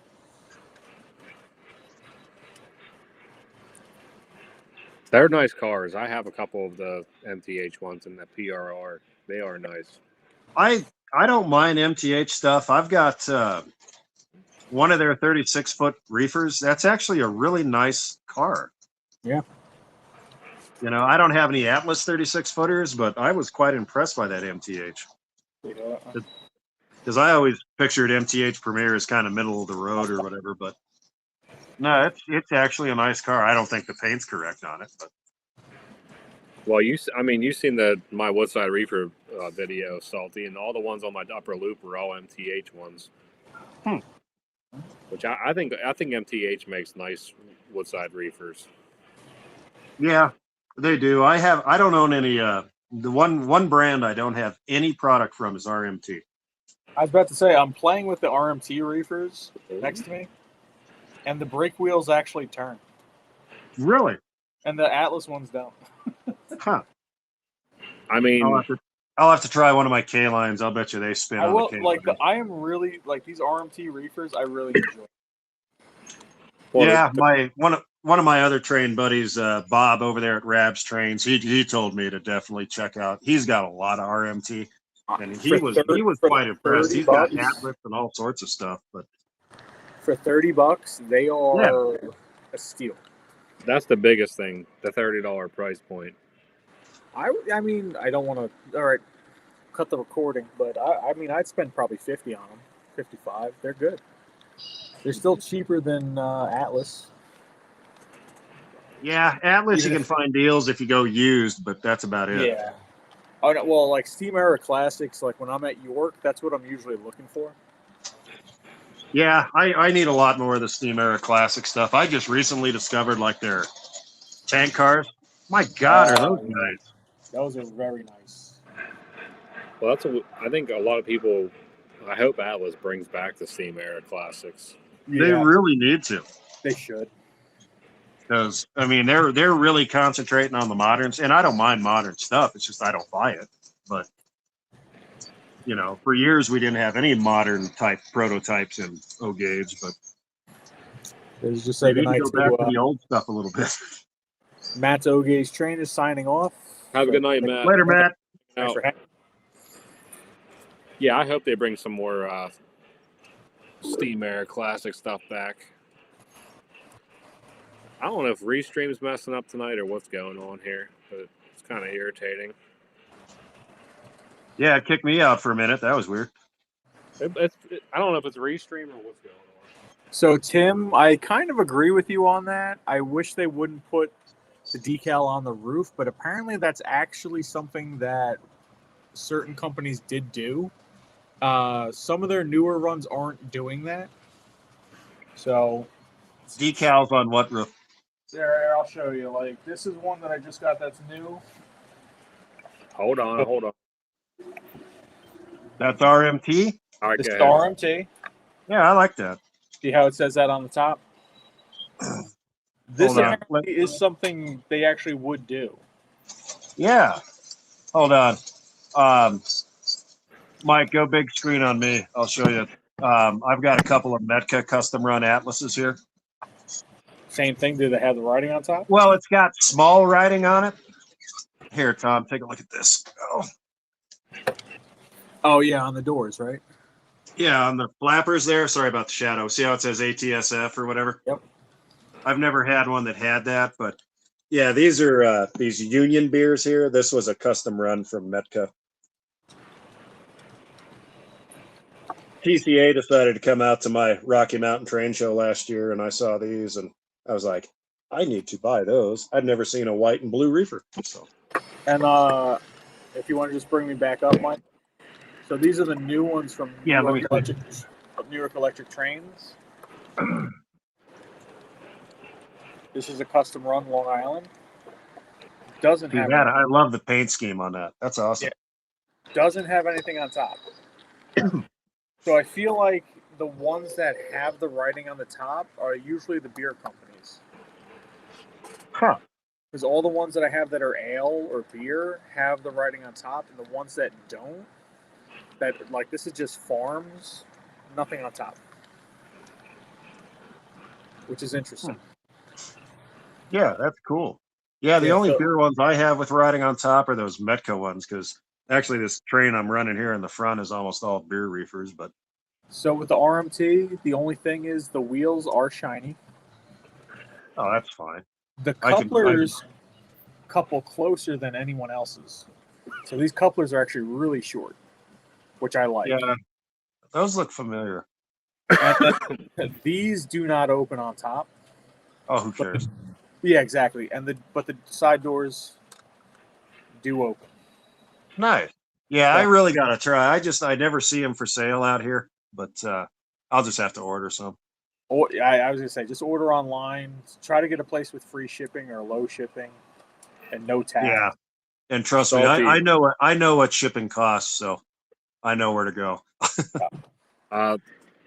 I will say the RMT PS1 boxcars are really nice, Salty. Yeah, I really like, because remember, Mike, I was showing you pictures of the funky Weaver PS1s with the large doors.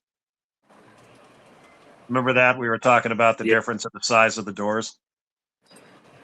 The Weavers have the 8-foot door, where the Lionels have the 6-foot door. Yeah. Hey, Mike, you'll like this. This custom run car. It actually says up in the corner. It actually says built Pennsylvania Railroad. Yeah, I need to try some of their stuff, dude. I really do. Hollidaysburg, Pennsylvania. Hollidaysburg. So it says it. Where is that? Actually, says it was all that information up here for a Long Island Railroad boxcar. That's pretty cool. So it says where it was built for the Long Island Railroad. I think Hollidaysburg is where Everett 11's at. Yeah. So right. Oh, Wow. So it says it right here. All that. There's a lot of writing on these. Yeah, they do put a lot of writing on Some people say they don't like it, but I actually kind of like all the info. No, a lot of those, prototypically, a lot of these reefers had a shit ton of writing on them. Trust me, I've seen a lot of them in person. All right, hold on. So somebody said Atlas SS or Gargraves Phantom Wood 3 rail. I heard Gargraves has a coating that can wear off and Atlas doesn't. Anybody got any input on that? Is that for track? Coating for what? I think he's talking about track. Yeah, the track. Don't they have one that's like a stainless steel that you can like run outside or something? Or Yeah, Atlas used to make a UV coated plastic that was designed for outside, but I don't know if they make it anymore. I mean, I'll tell you guys You don't need that. I'll tell you guys right now. If you want, do Roth and Gargraves for track. I mean, I don't mind any of the other ones. I don't mind Fast Track. I had Atlas at one point. I wasn't impressed with it. I'm not a fan of rail joiners, but Mike, you have Atlas or Gargraves? Mike has Atlas, I think, on the upper loop. Yeah, my upper loop's Atlas. Did she integrate a wall into your staircase coming down the steps? That's my staircase coming down the steps. Is that like carpeting? That is carpeting is on the Oh, side. it's like blurry That's right now. I realistic thought as that was shit. wall. I thought Yeah. that was wall, like some sort of like canyon wall. Yeah, either that or could be Oh, a there we- building. Oh yeah, okay, there you go. Okay, that makes sense. Yeah, I'm hoping to put a backdrop up here, guys, at some point.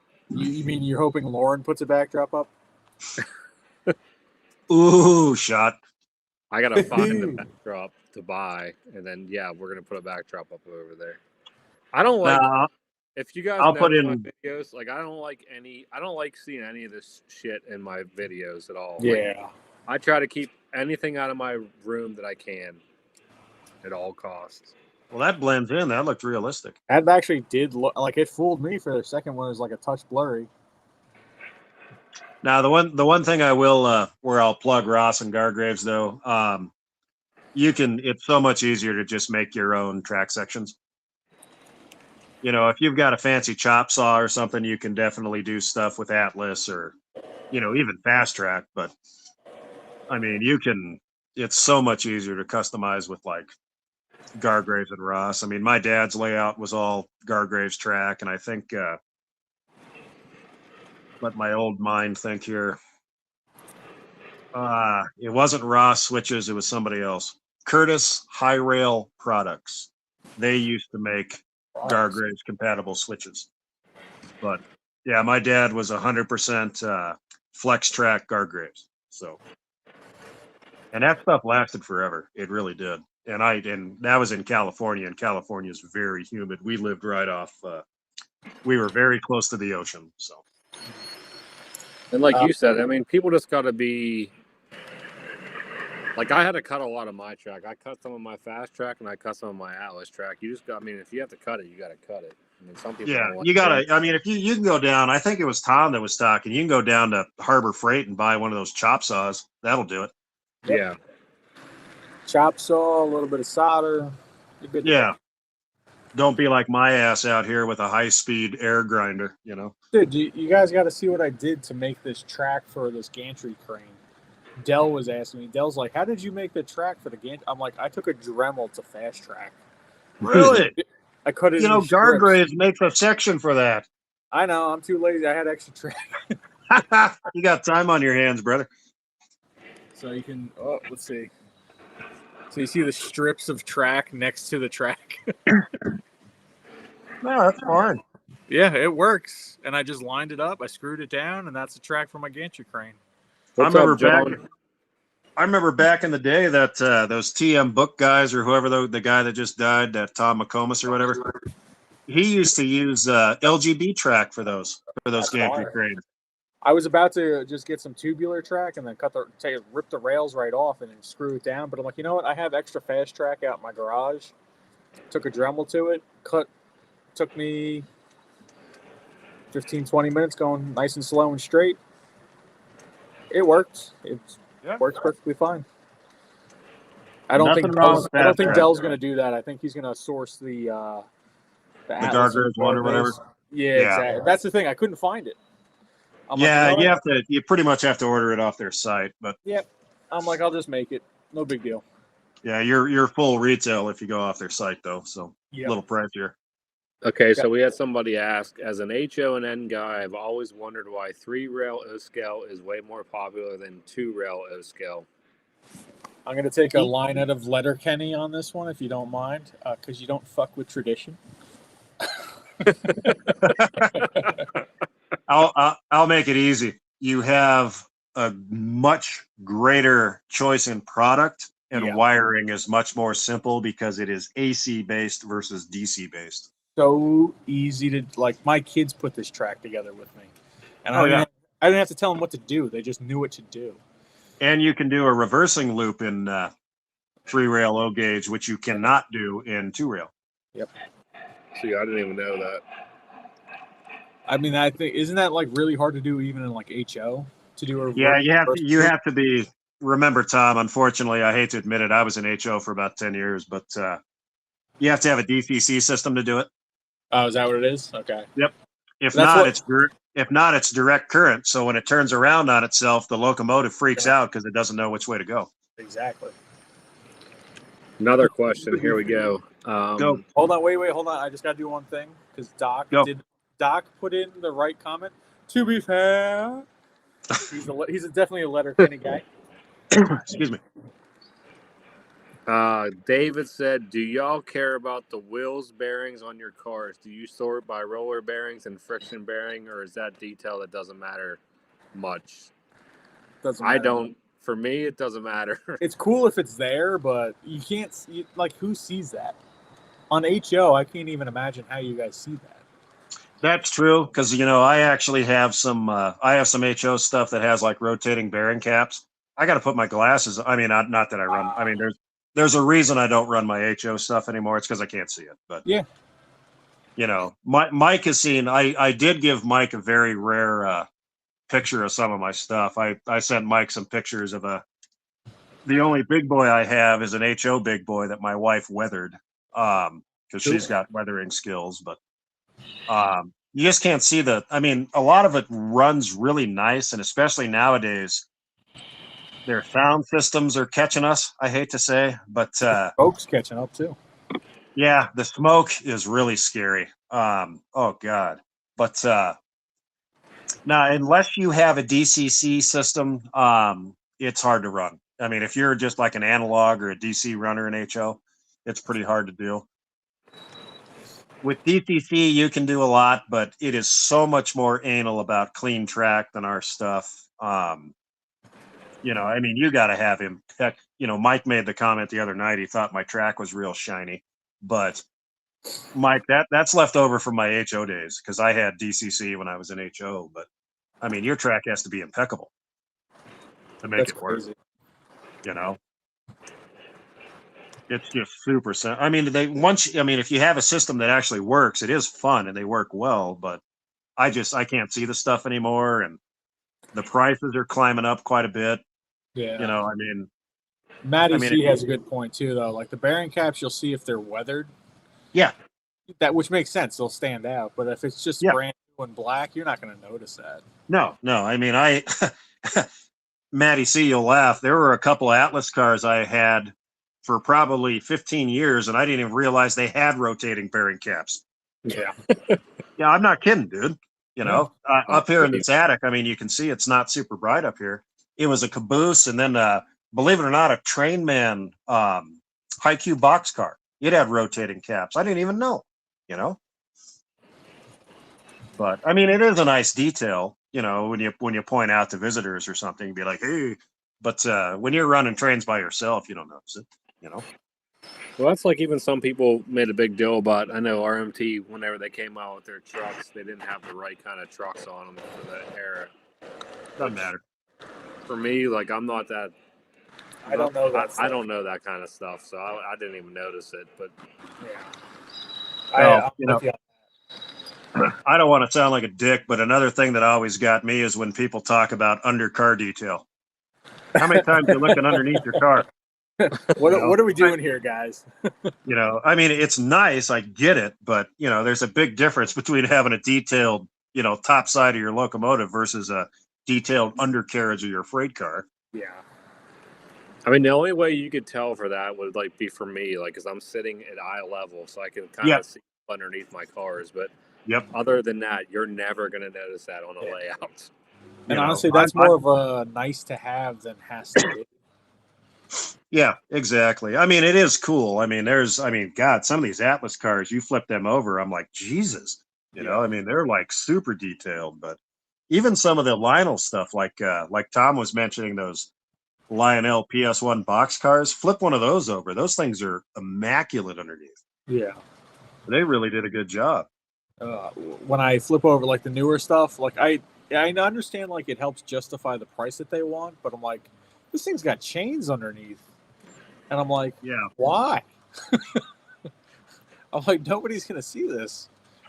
Yeah, I've got some older Atlas Master locomotives that have like chains on them, and I can tell you all I've done is broke them off. Yeah, it's just something else that can come off. Yeah, exactly. It's just stuff you break, especially after a couple of cold fires, but it's okay. Doc said, "Give me figures instead of under the car detail." Yeah. Yeah, I agree with that. I Give me have more one stuff set. inside of it, like maybe some like painted tables, like different like interior that's nicer. Well, sometimes you can really go overboard. Like, I don't know, Tom, if you've seen some of like those newer super detailed Golden Gate Depot things that Oh. have like candles and shit on them. I'm like, my God, Yeah. that's too much even for me. And don't get me wrong. I mean, I really like Third Rail's products. I think Oh. he's doing a good job, but It's you figure it's like an 8-pack is like what, $2,800? yeah, they're nuts. They're nuts. I mean, that's which is okay. Which I get it. There's a market for everything, yeah. but I don't need that. When I can buy Third Rail steam locomotives cheaper than I can get a set of their new passenger cars. Yeah. Come on. I mean, that's kind of where Lionel's going with their passenger cars, and the insides are not detailed at all. Yeah, 4-pack See, is to me, $1,000.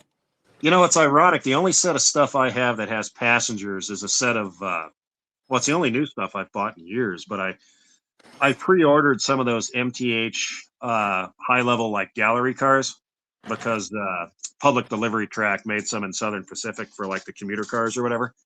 I didn't even know they were going to arrive with people, and I was amazed when I got those. They're actually really nice cars.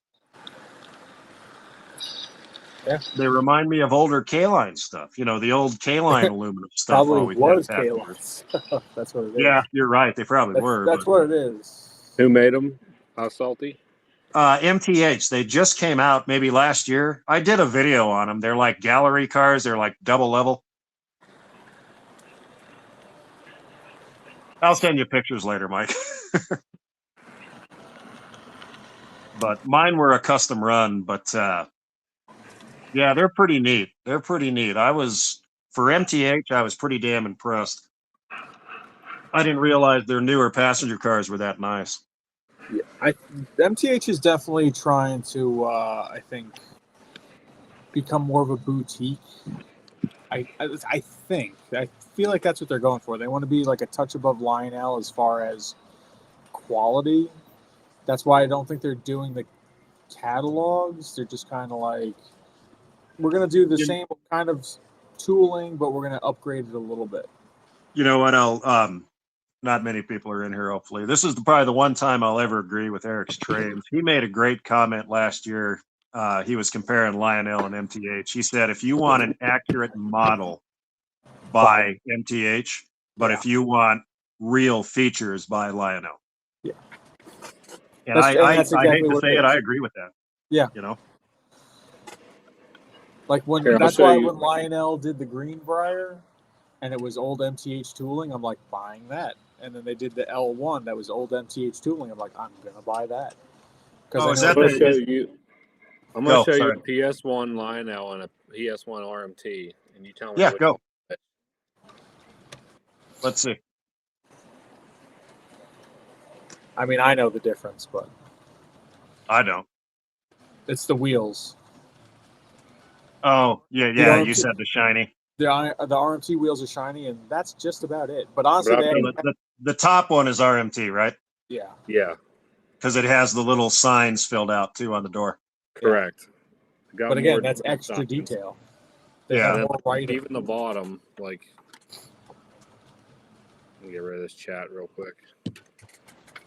The bottom, and then the thing about it is, this is like the Lionel is like $100 car. The RMT is like a $30 car. $30 car. Yeah. So like, I can't show you as much, but the detailing on the bottom on both of these cars is almost damn near the same. Yeah. I feel like RMT like literally just was like bought a Lionel car and like, let's just make this front plan. Well, Tom, you're right. They probably could have bought the old tooling. They are like, but I mean, they're extremely nice for $30 or whatever they are. And the doors open and they have loads or something in them too. Yep. Hold on. Yeah, they got loads in them. Yeah, I need to buy some of those.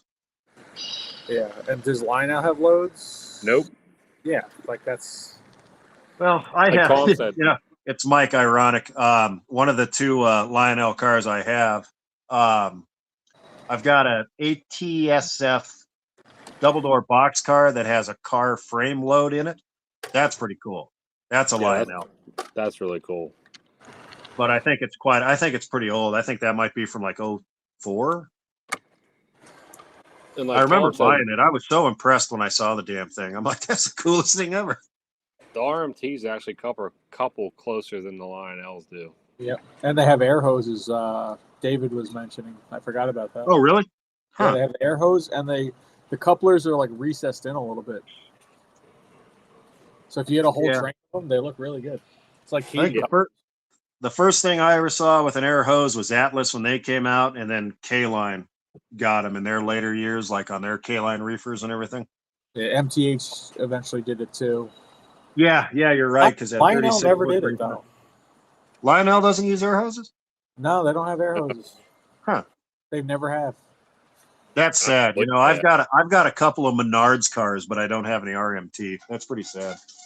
Definitely check out RMT. Yeah, if you can pick them up for a good price, they're definitely worth checking out. Yeah. Well, I don't even see them like at our train shows out here. That's interesting. I wonder, I don't know, does he not market to the West or? Should. Because I don't mind buying like East Coast freight cars. I mean, that's common, you know. Trying to think. Actually, now that I think about it, I think a lot of the road names that he does is like New York Central, Pennsylvania. Oh, that's fine. I mean, I've got all sorts of old Southern Pacific videos where you can see Pennsylvania, New York Central cars on their trains in California. Oh, yeah. No big deal. That's what I like. Pat's trains got one of the best. Like he got a wide selection of RMT stuff. Yeah. He does have a lot of custom runs and just a lot of stuff in general. I will say I don't know. He won't let Ray film in the store. I don't know about that. No, he won't. That's pretty sketchy in my opinion. I told Jeremy if we take that trip to T&K Hobby, I'm going to pass, and I'm definitely trying to get him to let me film just so I can mess with Ray and say, hey, he let me film in here. Yeah, maybe he didn't like Ray. I don't know, but Ray's it seems to me Ray's a pretty positive guy in this hobby. I don't see why anybody would dislike him, you know. You just didn't like the look of him, I guess. I don't know. Is he a big, intimidating guy? I haven't met him, so. But it's funny. I told Jeremy, I'm like, I got to try to get him to let me film just so I can mess with Ray. That's awesome. That's the whole point. Oh, hell yeah. Hell yeah. Like, nah, you guys will have fun if you get to go to that T&K. That looks like a pretty cool, some good deals. Well, I think Newt was asking if anybody knows when they're actually closing, which February something, right? I thought it was something in February. Huh. Well, just wait. Maybe you'll get like 30-40% off. Well, that's what Jeremy wants to do. He wants to wait till then and see if we can go down there and get some more money off. Hell yeah, that'd be the way to do it. I sure was liking those Southern Pacific Lionel Alcos they had. Oh my God. I think they were 20% off with no tax. Yeah. Well, we get nailed in tax in Colorado anyway. They'll just send me a statement at the end of the year. Well, then I'll buy it for you, and then whenever you come out for York, I'll give them to you. Yeah, that'd be the way to do it because, yeah, we get nailed on taxes out here.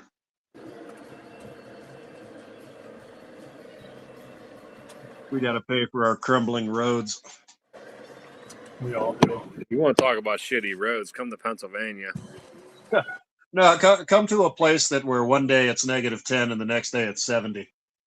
You get some road wear. Our roads suck. Everything on Long Island's built on sand. Yeah. Yeah, you probably got some dips. You want to see some holes. And then everything's blacktop. Nothing's made out of concrete anymore. Yeah, my sister-in-law lives on Long Island. I don't know where, Tom, but she's out there somewhere. I appreciate that you said on Long Island. Yeah, well, it is an island, right? See, exactly. You live on an island. You don't live in an well, island. If I screw that up, I'd get killed. Come on, man. I can name the 5 boroughs. My wife's from Brooklyn, so. Oh, she knows. Yeah, my ex-wife is from the Bronx. Suffolk or Nassau? She's from Bensonhurst. Oh, okay. She was downtown, buddy. Oh, so she's not out like in the sticks as people say I am. Oh no, I meant my wife being in Brooklyn. I'm sorry, but Oh, gotcha. no, I don't. I've never been to my sister-in-law's place. I don't know exactly where she's at. Okay, gotcha. She lives real close. Maybe this will help. She lives really close to Train World or Train Land. So she's in Lynbrook. So Yeah, that sounds right. Lynbrook. She's in Nassau County. Okay. South Shore. Yeah. Yeah, but she's obviously she grew up with my wife in Bensonhurst. Might as well be a borough, just not as tall buildings. And it's probably nicer. I know they went out there because they saved quite a bit of money. Yeah. Compared to the boroughs, yeah. Yeah, Brooklyn's a little pricey. Yeah. I know that because my brother-in-law still lives in downtown Brooklyn. So, but he designs clothes. He's rich. Good for him. More power to you. Yeah, I don't think I could live out there. Too many people, man. I grew up in LA, and that's why I live where I live. It's not too bad. It's very quaint. Yeah. Oof. Mary telling me stories of her growing up. I'm like, Jesus, I can't imagine being around that many people. If you live in a place where you can walk everywhere and you don't need a car, that's weird to me. Yeah, yeah. My wife didn't get a driver's license until she was 24. Exactly, because it wasn't necessary. Because you could get around everywhere walking or taking the train. Dude, Tom, no bullshit. My mother-in-law has lived in Brooklyn her whole life. She had never been in a Bed Bath & Beyond until the year 2005. She about shit her pants. She'd never seen a store like that. Everything's local convenience stores and Ma and Pa, all these bodegas and just you pop in, you pop out, and you walk down the street, and there's a store for everything as you're going to and from where you're going. Yeah, all they eat is Italian food. It's funnier than hell, I mean, some of the best food you can have, though. Ugh. Oh yeah, no, we eat Italian a lot in this house. Trust me, I've learned how to cook it, which is really fucked up. You got a Scottish guy cooking pasta. What the hell? Mike's no stranger to Italian. Nope, I know, not at all. Yeah, you guys will all get along with my wife. Trust me. I got a question for you. What? We got in the fashion of Letterkenny. What's your Bonnie McMurray / Holy Grail locomotive model? Whether you own it, want it, or want to get it, or it hasn't been made. All right, so I've got mine. So he's asking me. So if I see a train and I go, "Oh, Bonnie McMurray," and she's wearing a ridiculous librarian outfit. I probably already. I don't know. That's a good question. I probably already own it. I can't imagine anyone else making something that's above what I have. I think. I mean, the Vision Line Allegheny that I designed would be sweet. Yeah, with all those features. with everything I put in it, like if they made that would be it.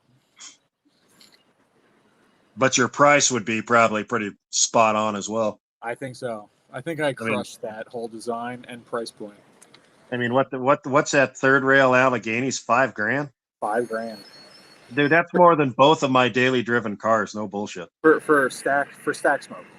I love what Jay's doing, but and honestly, I believe that engine was cataloged before he took over. Yeah, because he didn't have enough orders until Jay took over. So it wasn't going to get made until Jay got in there. So I think Jay's actually kind of just like he actually made it where they could put Blue Nami in it, because I feel like he's even just like, we gotta kick this thing up a notch. I will admit, like, that functioning reverse gear is pretty neat, but you can get the older one like Norm's Train has does that. Yeah, for half the price. Yeah. And you can put Legacy in it. Yeah. Yeah, I mean, you could probably find that one for $25, if not less. And honestly, you could have Sid or Brooke put whistle steam and another smoke feature in it. Well, I'll tell you, I don't know what other channels you guys watch, but I know Mike knows who I'm talking about. That guy Brian from Knack Shack. Did you see? Figured out. He took an MTH GS4, and he's got the blowdown steam coming out of the cylinders. I saw that. Per the prototype, and he came up with that on his own. Yeah, There's another guy on Facebook who's been taking Blue Nami and just putting smoke features everywhere. Like he made like a custom like drag steam engine with like smokestacks coming out of the tender, like a drag car with smoke coming out of it. I gotta find this guy and share him with everybody. But he's Well, stuff like crazy. we'll see how much Blue Nami can do. That guy Brian, he's gonna put Blue Nami in that Royal Hudson I have. He wanted to try it. He reached out to me and asked if he could do it, and I was like, yeah, whatever. But go ahead, sorry. If Blue Nami allows you to continue to customize and add to it, I think it's great. Like if you can buy a smoke unit, program it in, and then just drill a hole and put whistle steam in, cool. And then just add blow down later on if you can fit another smoke. And here's the cool thing. What I'm wondering, because Blue Nami is just DCC, right? Basically, yeah. I'm wondering if you could take small HO smoke units and stick them in. Yeah, that's what one of you guys brought that up. Why didn't Lionel put that in that new 440? Yeah, the American or whatever that's called. That's what I was saying. Just go to BLI and be like, hey, can we license your smoke units? Well, and that was the thing that I had mentioned that I think to Mike. They could have put a Sooth unit in that. Yeah, a Sooth smoke unit is smaller than my pinky. Yeah. You know? I feel like got the big miss on those generals not having smoke. Yeah, because even when I buy steam locomotives, I make sure it's got smoke, and 99% of the ones I have, I buy sound with them just so, because a steam engine needs that. But yeah, like I can actually see getting away with a diesel with no smoke because honestly, you shouldn't be able to see the exhaust.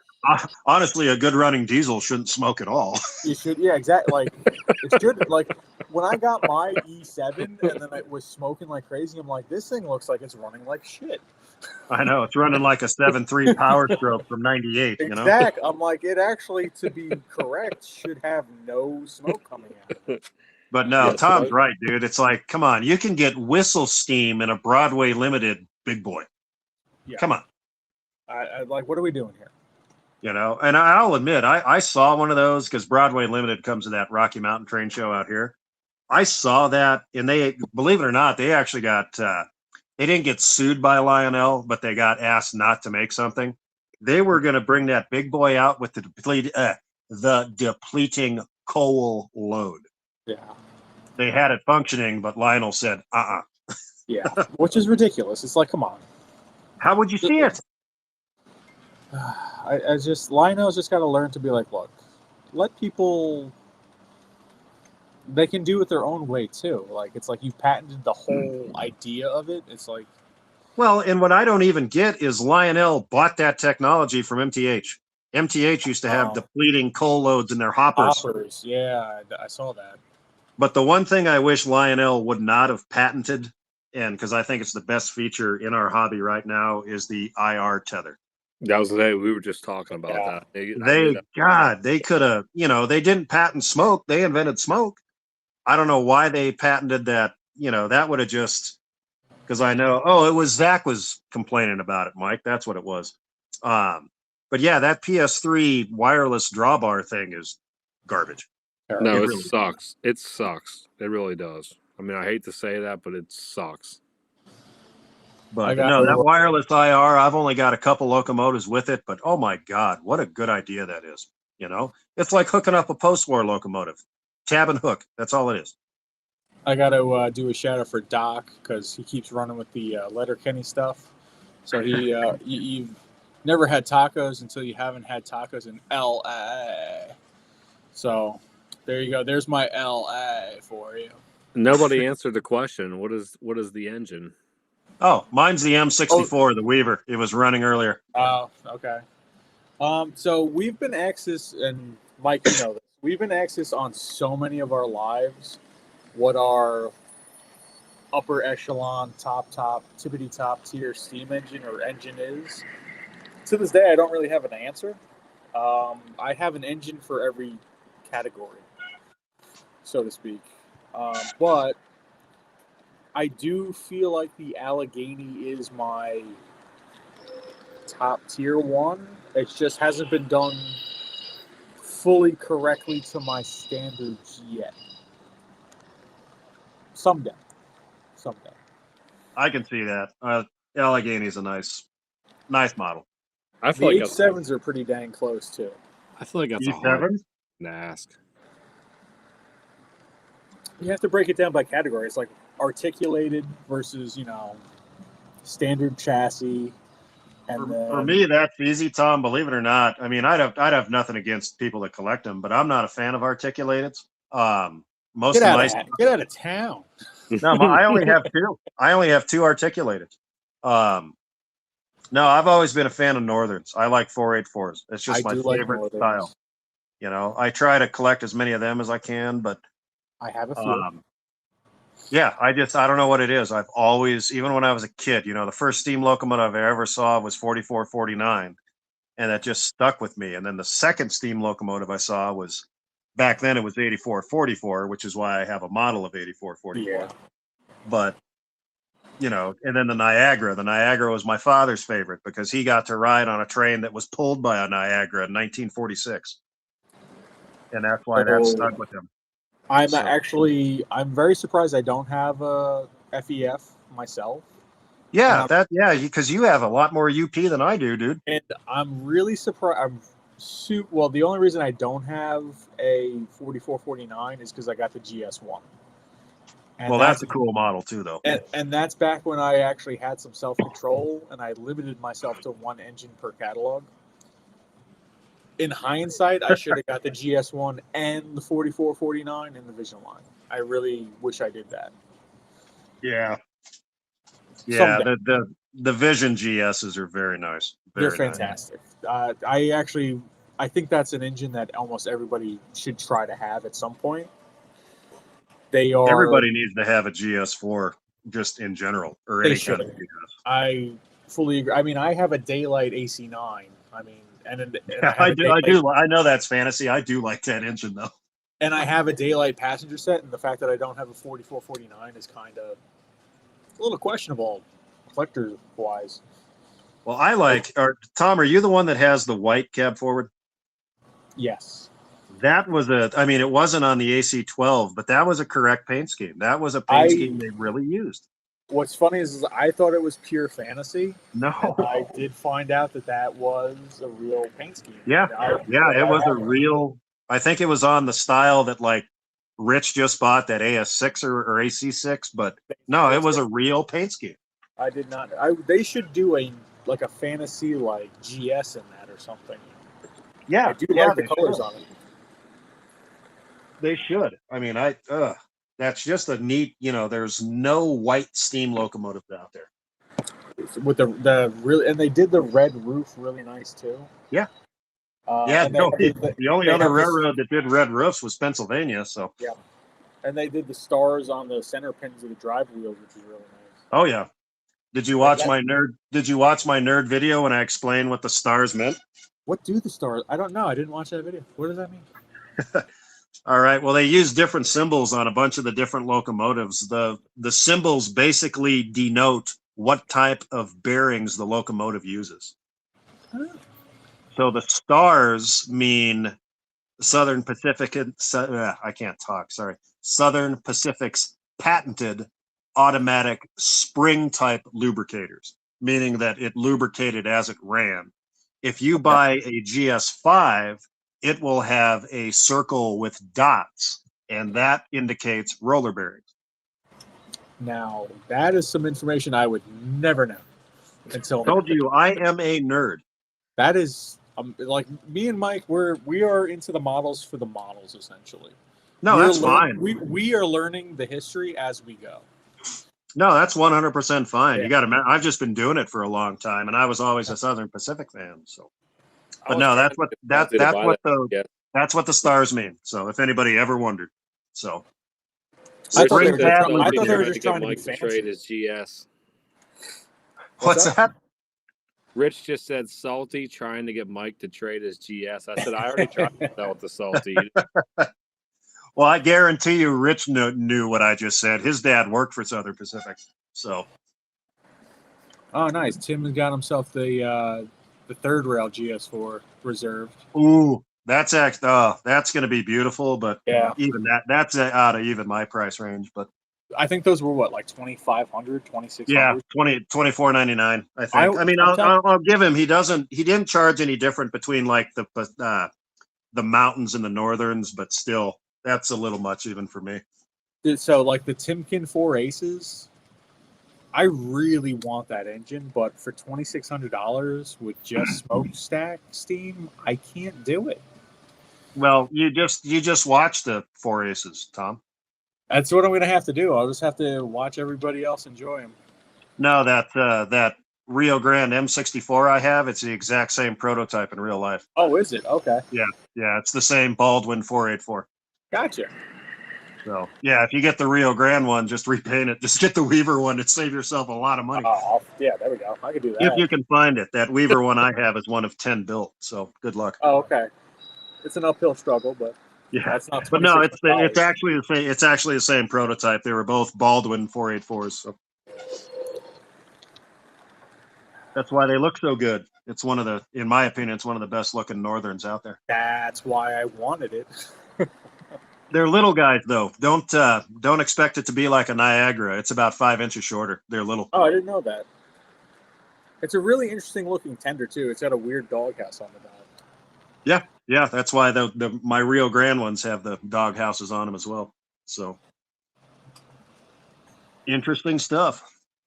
It's just like I'm looking at my Hudson right now, the custom run of muffins, and unfortunately I had to pay retail for that, which freaking muffins. Like with all the stuff that it does, it's like it's hard to justify buying something. Like I understand detail and all that stuff, but like those came out really good with details and all that stuff, plus all the features for way less. So like it's like I understand like if you want the absolute best looking engine, yes, third rail is probably the way to go. But I also run the shizzle out of these things. Like I run trains almost every day. It's not like whether it's in the morning, but like when I'm having like, I come down first thing in the morning. I'll run trains for like a half an hour to wake up, and my kids will hear the trains running. They'll wake up. They'll come downstairs. Like it's just a way to start the day, and then like at night I'll wind down, run some trains.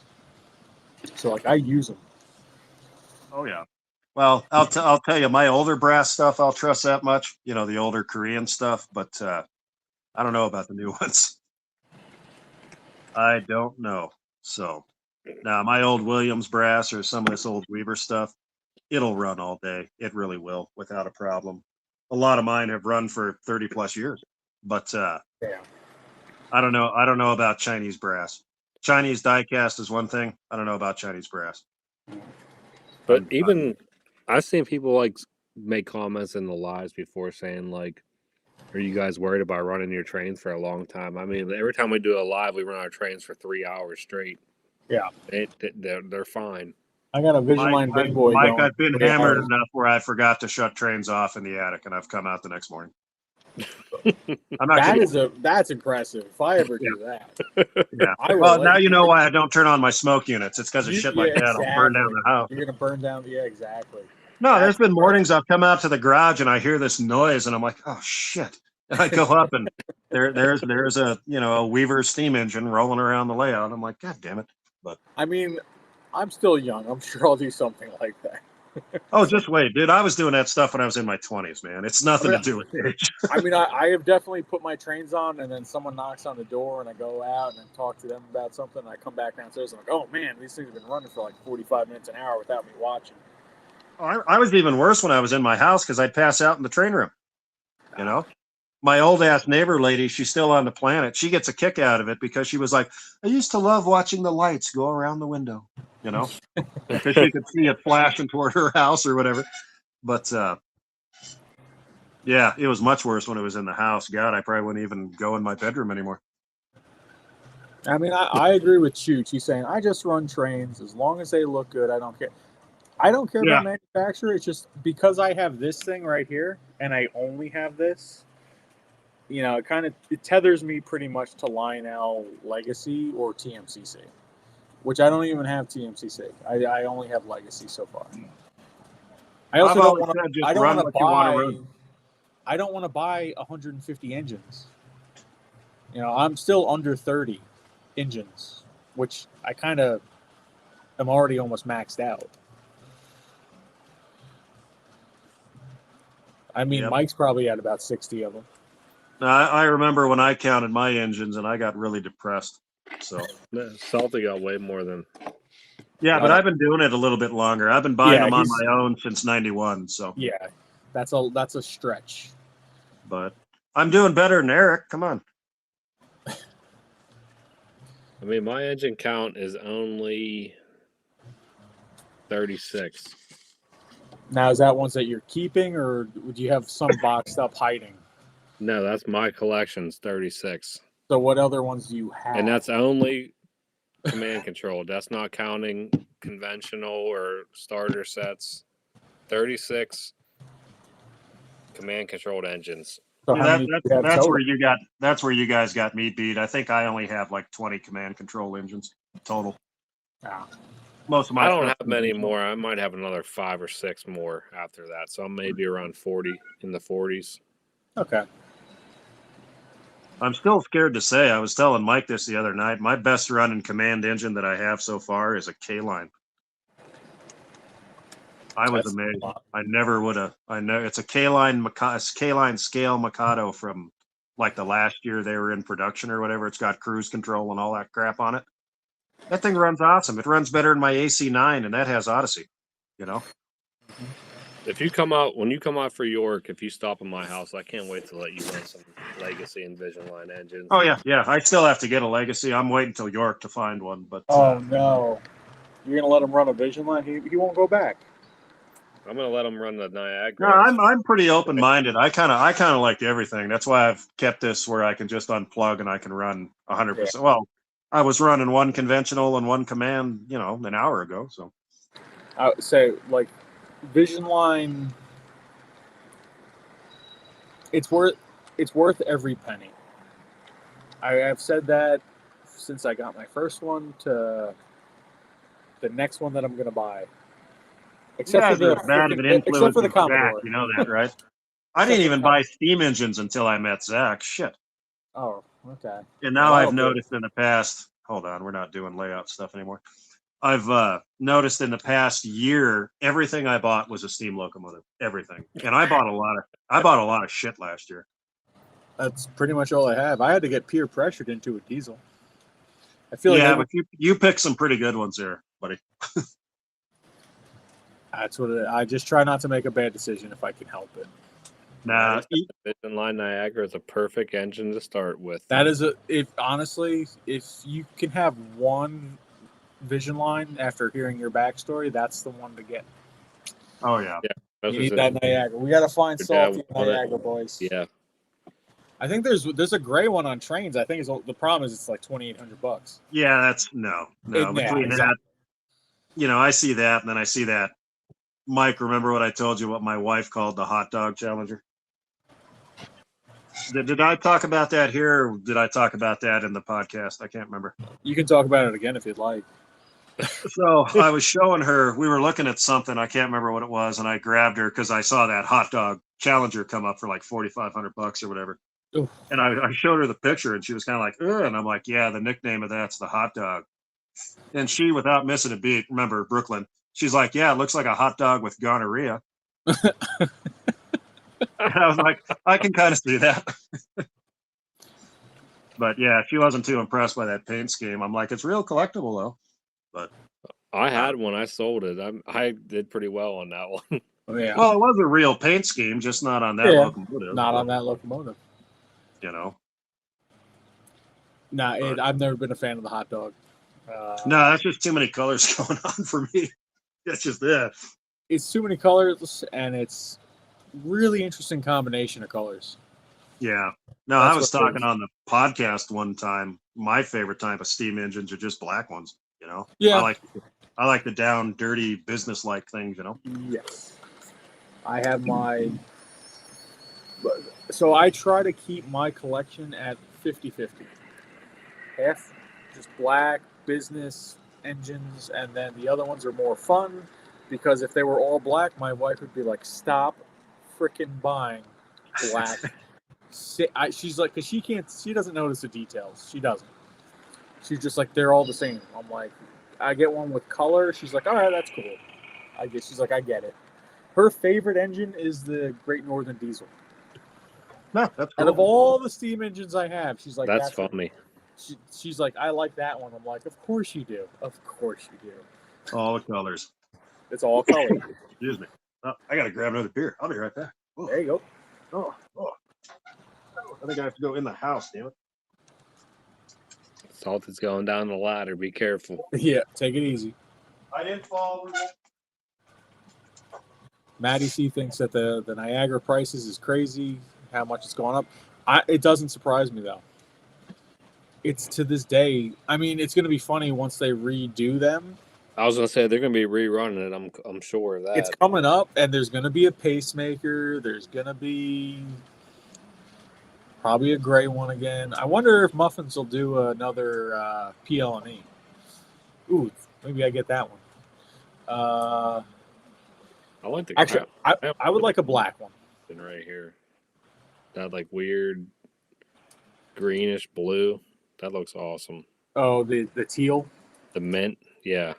Yeah, it's not. That's It's nice. I call it teal because it's not mint. It's interesting.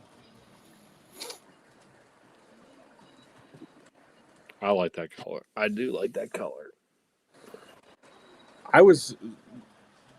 It's actually one of the mess ups that I think Lionel actually got right because they cataloged it. It looked gray. Then I got it. And I opened the box. I'm like, this shit's teal. But I'm like, you know what? Then I looked up online. I'm like, oh, it was the one that's in preservation is teal, or was. Now it's black.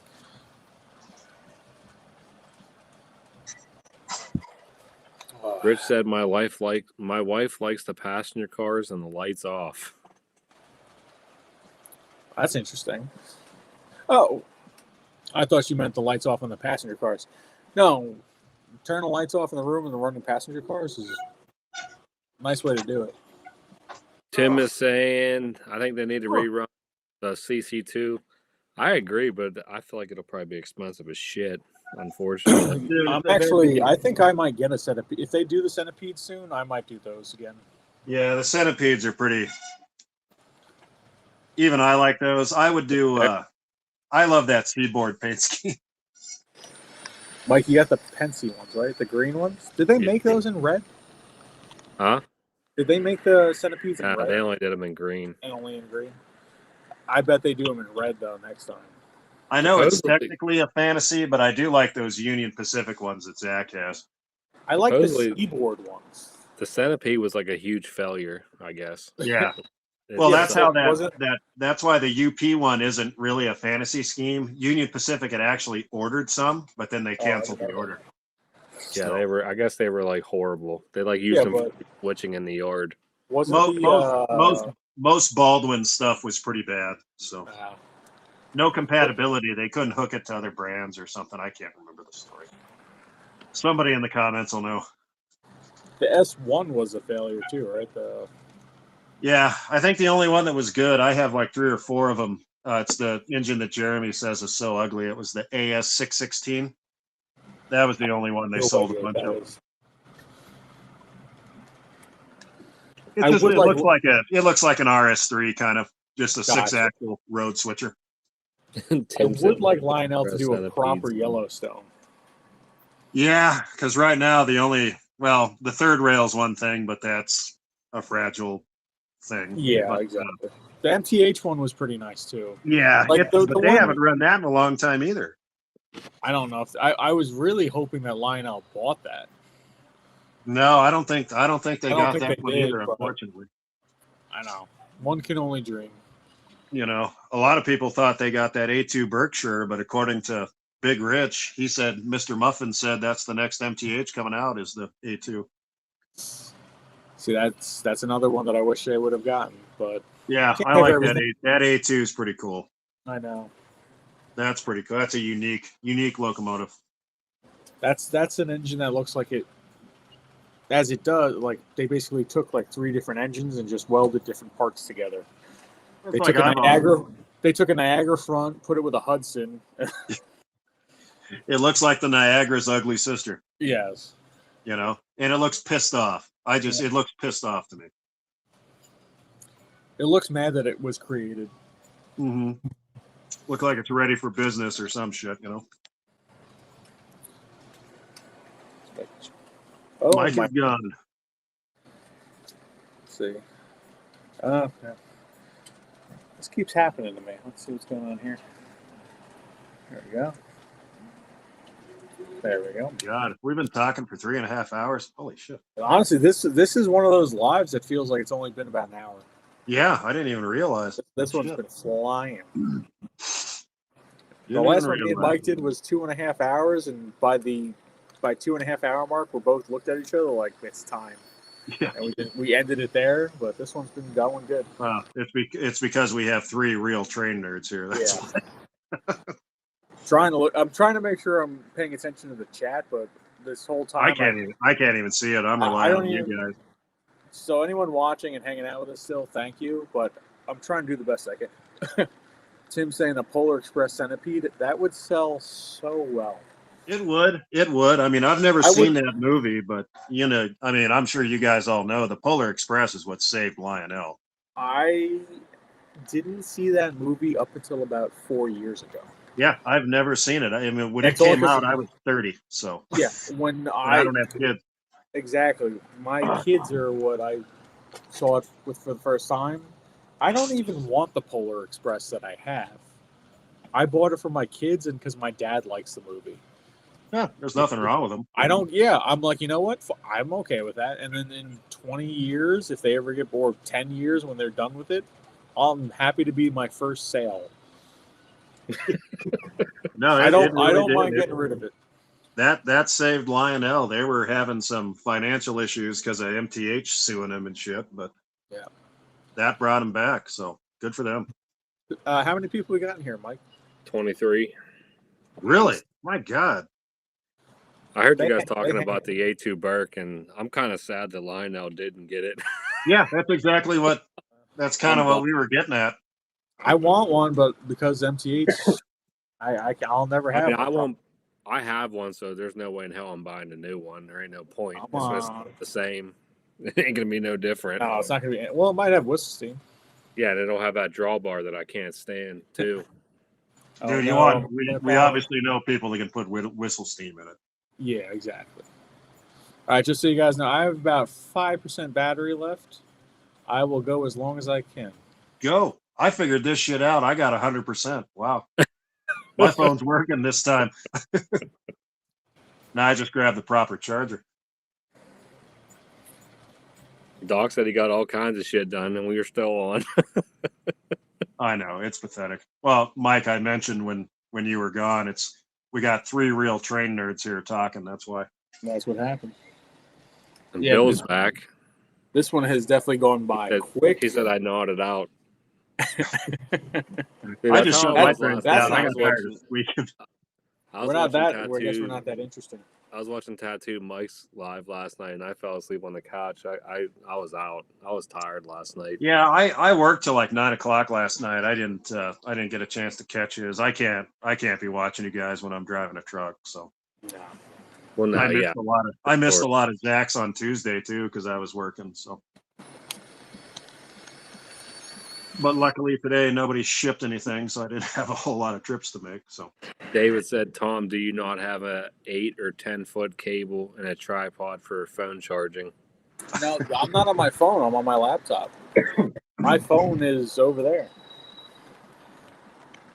And no, I don't know what my laptop would do. We'll figure out next time. So my office isn't down here anymore, so I don't have any of my charging cables down here. And my wife's asleep in the living room, and I'm not going in there right now. No, you're like me. I don't like going in the house. There's too many women in there. Nope. If I go in there and I wake her up and she doesn't go back to sleep, I'm fucked. No, I got to be careful. Right. My daughter's got a real job. I got to be careful. So Yeah. No, it's I mean 1 o'clock is as long as I could go anyway, so it is what it is there. I'm off tomorrow, so for me it doesn't matter. I got work tomorrow, but it's only 10:30 here, so no big deal. Oh, I don't really? got to go in. I don't got to go in till 10. So Salty's like, oh man, I thought we were gonna do 5 more hours. Rich No, just said no. Rich just said I got 9 more hours to go. yeah, no, we can't go 5 more hours. I can't look at my ugly ass that long. Come on. It would, you know, it's funny. It would be nice if like we could display ourselves and not have to look at ourselves. Yeah, I know. Like the streaming service that finally does that's going to be the one that wins. I'm laughing at my hat hair there. It's pretty good. I mean, I don't even want to know. Cooch is bragging. He's saying he's off every day. I know he rubs that shit in all the I time. know. That Yeah, I retired. know. We get it. You're Quit retired. it out. I What get it. the You hell? worked hard your whole life. You saved up. You were an adult and you made it. We get No, it. he did work. He did work hard, man. That's a union gig. That's a Exactly. I get it. The first 10 years were hard, and then it got a little easier, and the last 5 were pretty easy. I don't think Ray's in here anymore, Bill. Oh, no, wait. He is. There he I just is. lied. There he is. Ray's here. Wow. He's still Lucky. here. I will say this: Ray is the master of consistency in his look. It doesn't change since I've been watching him. It's the same Ray every year. David, And I There's don't- nothing wrong with that. And same David just said haircut, that same everything. Salty has what I call Harley Davidson hair, swept back and cool. Way to do it. Got more No, hair. I You look got a like I better look like my hairline. I look like my dad. I look like a reject from a fucking Buddy Holly concert. He's got a better hairline than I got. I'm Scottish, dude. We don't lose our hair. Oh yeah, you only get hairier. Yeah. No, I don't have body hair. I really do. I'm sure that's exactly what everybody wants to hear, but So you No, look right like here. you look like William Wallace, just hair everywhere, but just not on your body. well, what's really sad, thank God I'll never be able to show you guys pictures, but up until about 10 years ago, my hair made D.A. Griffin's look short. Wow, that's Yeah. saying a lot. That Yeah. is saying And a then I lot. realized one day, I'm like, this is stupid as hell. And I actually shaved my head, and my wife freaked out. I thought she was going to leave me. So I had to grow some hair back. My friend is the same way, and his wife, while he was sleeping, I mean, it's still long, but it's just not nearly as long, and she just cut it in his sleep. Chopped it off.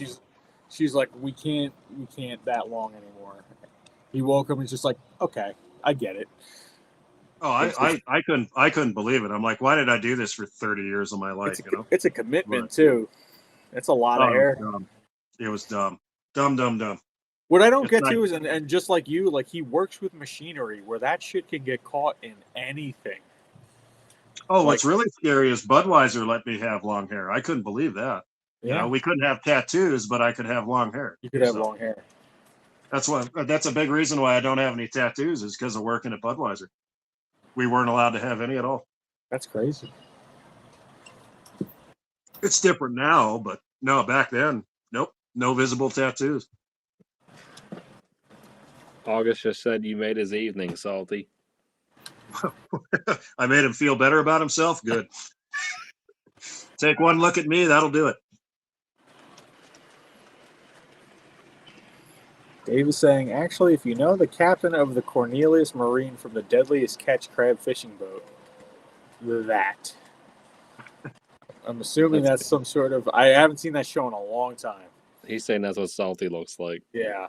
You know, it's ironic he says that. That was my first job I ever had. When I was 16. Yeah, when I was 16 years old, I went up to Alaska and I worked on a halibut boat. All right, so For you got season? some more stories than we even touched on so far. You don't want to do. I don't have enough Most of these battery you don't want to power know. for this. No, We're gonna have to no. have you Actually, on I did that when I was 16. I made $15,000. That would have been 90. Oh my god! So that's And- like 90 grand nowadays. Oh yeah, yeah. But no, it was great. That's how I bought my first like real car. You know, Yeah. it actually I saved a lot of that money. It's how I ended up buying a house when I was, 23 years old or whatever. But Crazy. no, it's what gave me my work ethic. So Yeah. that was fun. I learned a lot. How long did you do that for? It was a season, so it was a summer. You did Just one 3 season. months. Yep. You made your money. You're like never again. Yeah, I was like, Yeah. I'm a man now. I'm good. Yeah. Thank you. So, I don't want to work that hard Maybe again. so I can go back to the dry land. Okay. No, you don't ever. Oh man, that's some real work. That's real work. And take it. I was a guy that delivered kegs for 20 years. And it's all But, day. Yeah, I that was was like, you real don't work. you don't sleep in that job. You're up all the No. time. No, and you better not be seasick either, Yeah. because there were a lot of guys on that boat that were. It was pretty sad actually. But so yeah, I can relate to Deadliest Catch. I really can. But no, that was fun. That was fun. My dad drove me up to Anchorage and dropped me off for a whole summer. So That's crazy. that was fun. It was fun. No, that'd be cool. That'd be really cool. I actually watched that show. I used to watch that show. That's been going a long time. It Yep. has. I was on nets when I did it. I had to do the net. So when the net came into the boat, had to clear it, get the fish out, get that net back in the water. So See, you were about 15, 20 years away from being famous. Or famouser. Famouser. yeah, I guess. Nah, I would never want to be famous. This is hard Doc enough. just for me, said- trust me. No. I'd Doc love to said be suck. rich. Yeah, rich but is not one famous. thing. Rich, I don't want to be famous. I'd love to be in Chooch's situation. I'd love to be retired by now. But Retired. Oh. unfortunately, an ex-wife took that away from me, so I'll be working till I'm 70. So no big deal. Sorry to hear that. All right, so David wants to know if that's where the salty name comes from. Oh, where does that come from? Oh, well, I did explain it on the podcast, but no, that nickname came from Budweiser of all things. So when I started at Budweiser, I was a little bit older than most of the guys, and I was quite aggressive, and my management style was a little aggressive, And one day, this guy just came in, and they were two brothers, and the one guy's like, because I was pissed off or something, he's like, "Man, you're a salty son of a bitch," and the other brother just looked up, and he's like, "Your Uncle Salty." And it just stuck. So I've been called that forever. A lot of people think it's the old Aerosmith song, but it's not. Nah, it's just me. I like that old Aerosmith song. Yeah, there is an old Aerosmith song called Uncle Salty. It was on Toys in the Attic. So I gotta check that out. I thought yeah. I knew most of her songs, but I did not know that one. Yep, same album that had all the famous shit. But yeah, Uncle Salty is an Aerosmith song. But no, that is not where my name came from. Because like you, I didn't even know that was an Aerosmith song either at the time. So.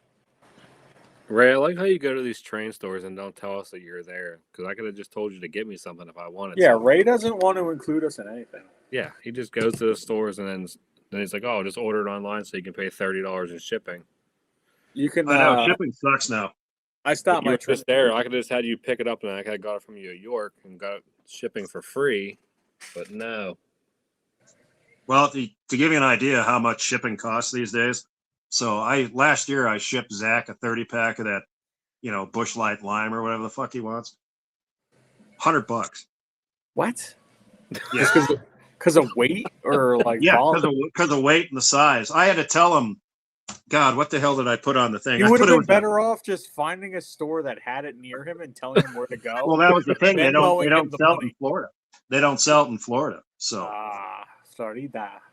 but I sent him a picture of it. I'm like, is this the shit you like? Because I wouldn't touch Bush anything. But Yeah. he's like, yeah, that's it. I want it. I'm like, okay. Yeah, I had to put it was a 57 Corvette generator because I can't tell him, oh, I'm shipping beer. I'm sending you a Holly Carb to rebuild for me. Yeah. No, I seriously, because at the time I was working on that old ass Corvette in my garage. I'm like, yeah, it's a 57 Corvette generator. And the guy at UPS is like, okay, because even I don't trust FedEx, and that's where I work. So, $100. That's insane. Yeah, that's crazy. Yeah, but it mainly was weight. But Yeah, which makes sense. Mike, you can And I- get rid of my phone camera. I can't believe that was $100 to ship Mm. that. well, I had to pack the shit out of it too. It's liquid, so I had to make it so it wasn't liquid. Yeah. So, but yeah, I wouldn't have paid that much for Bush Light, but hey, that's just me. Hell no, I would. If someone would have told me the shipping was $100, I'd be like, yeah, that's not happening. Well, I'm good. I dropped I was like, oh my God, but I couldn't get a cheaper. I mean, even going through FedEx, I couldn't get a cheaper rate. So. I just flew from New York to Florida. Round trip was $147. Oh yeah. No, Tom. Last year, my shipped wife me. and daughter. I was able to ship myself with my stuff to Florida and back for $147. Tom, no bullshit. Last year, my daughter and wife went out to Brooklyn to visit the family. $67 to LaGuardia. Yeah. I mean, I was like, that's nuts. Yeah. That's a tank of gas in my Chevelle. I'm not kidding. Yeah, that's true too. I know. So You it's know? like some things I don't understand the pricing. It's just compared to $100 to ship a case of beer. Well, my daughter's real good at finding all those like Priceline and all that shit, Yeah. finding the good deals and all that. So, Yep. You know how It's also about timing and like, you know, if you think about it, if you said, hey, I got to ship this, ship it when it's convenient for you and the cheapest, they could probably do it for $20, but because you want to ship it now, oh yeah, that's what it is. But That's it was like 140 if I would have went through FedEx. Oh my God. Yeah, and that was like with me being an employee. I mean, I have an employee number and everything. That's crazy. Holy shit! So I ended up going to the UPS store. Doc said he's looking forward to Uncle Salty has a great voice for story time. So he's looking forward to story time at the Lower Susquehanna Club. Oh man. See now now I really wish I could go. We'll see what happens with my life, but if I can make it, Tom. Come on, man. I'm never going to get out to Pennsylvania again. I'm going to drive 26 fucking hours. Come on. Oh man, we should just all send you like how much would a round trip flight be? Do you fly? I can't fly. I don't fly. Okay, Yeah, no, I can. And you know what's funny? When people tell me they don't fly, I get it. I don't even argue. I understand. Well, thank you. I appreciate that. Yeah. Most of the time, people tell me I'm a bitch, and I'm like, well, you don't know why I don't fly, but whatever. I don't even. You don't even have to tell me a reason. I get it. I get it. Yeah, it's. I just don't fly. We'll just leave it at that. So. That's fair. But I completely understand. Enjoy the trip. Hopefully, you stop at a few places if you can. Oh, and you want to get there. Well, luckily, like I said, my wife's going to go with me, and she's like me. She can drive for very long time. Okay, cool. That's nice when you can trade off. Yeah, thank God. I don't think my daughter can go because she would do all the driving. And plus, if my daughter goes, it would be like, it would take us 5 hours the way she fucking drives. But, oh, my God. She drives like a teenager. Her car has 2 speeds, forward and off. So. Yeah. But that's why her brand new Bronco is going in tomorrow for a head gasket. Exactly. So. The brakes are probably fine. The engine, on the other hand, questionable. Yeah. No, I think her Bronco has a lot of recalls or whatever. But when she told me it needed a head gasket, I'm like, you fucking moron. I'm like, Jesus, How did you manage that? Oh yeah. Well, it's like I said, everywhere she goes, she's going 100 miles an hour. I'm like, Jesus. But all right, gentlemen, I am on 2%, so I'm gonna say goodnight. Later, Tom. Salty, hopefully you can make it to York, Tom. Coming on, and yeah, it's not up to me really. Yeah, I know. Everything going on in my life. Salty, dude, join us again. Like if you want to come on, yeah, totally. And, no problem. No, that's fun. It was a lot. Good night, everybody. Hopefully you guys keep going. I'll try to maybe join in the chat on my phone, but yeah. Adios. Later. Right, I'll talk to you later. Yep. Well, Mike, I don't know who made the comment about my voice, but I'll tell you something funny. One of the best comments I ever got was from one of my fellow workers at FedEx. She said I sounded like a combo of a 1950s game show host and Quagmire. Like, that's the best fucking compliment ever, man. Chooch said they only had a problem with valves in the early Broncos. No, this was hers is the sport, so the little one, it's a 2024. But I don't know. It just That's crazy. At 2024, that's only 2 years old. I mean, well, and the way we figured it, I mean, you guys all know I was a mechanic before I was a truck driver, but I was out there looking at it with her the other night, and she's like, "Yeah, I'm putting like 2 gallons of coolant in it a week," and I'm like, "There's no puddle in the driveway there, kiddo." So I pop the hood, I don't see anything, and I walk around to the back of the truck, and the tailpipe's just soaked. I'm like, there's your problem. So it's under warranty, so no big I was deal. gonna say warranty, so that's one good thing. Yeah, the truck's only got like 25,000 miles on it. That's So. insane. But it's weird because, my 2 daily drivers are Fords and they're reliable as shit. But this poor Bronco, I feel bad for it. But Well, older well. stuff was better. You said your cars are older. Older's probably better. Yeah, well, Chooch will know what my it's embarrassing. My daily driver is a 95 Mercury Grand Marquis. So I've become my grandfather. But That's like the police car, isn't it? Similar. Yeah, pretty much. It's the full size sedan. But no, it's got an old Ford 4.6 in it, and I was a Ford mechanic during the 90s like that, and I can tell you those motors had 2 options. They would either lock up on the transport as we were unloading them, or they went 400,000 miles. There's no in between. So mine's going to go 400,000 miles. One or the other. Yeah. And then my other daily driver, is you'll really make fun of me, is a 2007 Ford Focus. I look real cool driving that. Every time I get in it, I feel like I got demoted.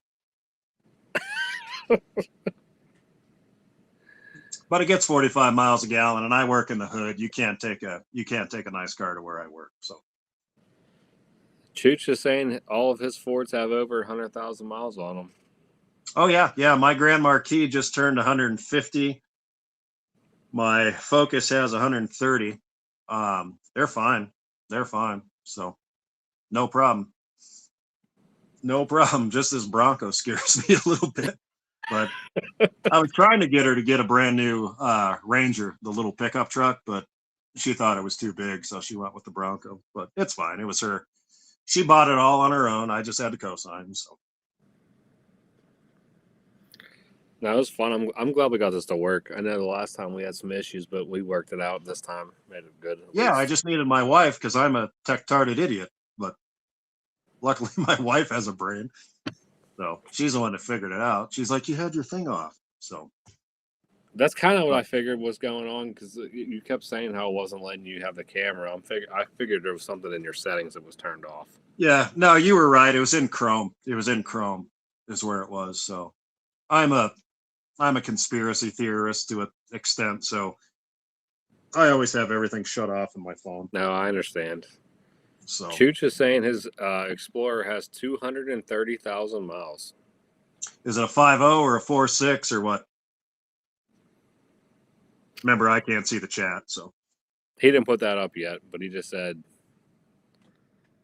Because that was the other car I was trying to get her to find. I was one of the cars I looked for, daughter, was an 04 Explorer that had a 4.6 in it because I knew that would last forever. So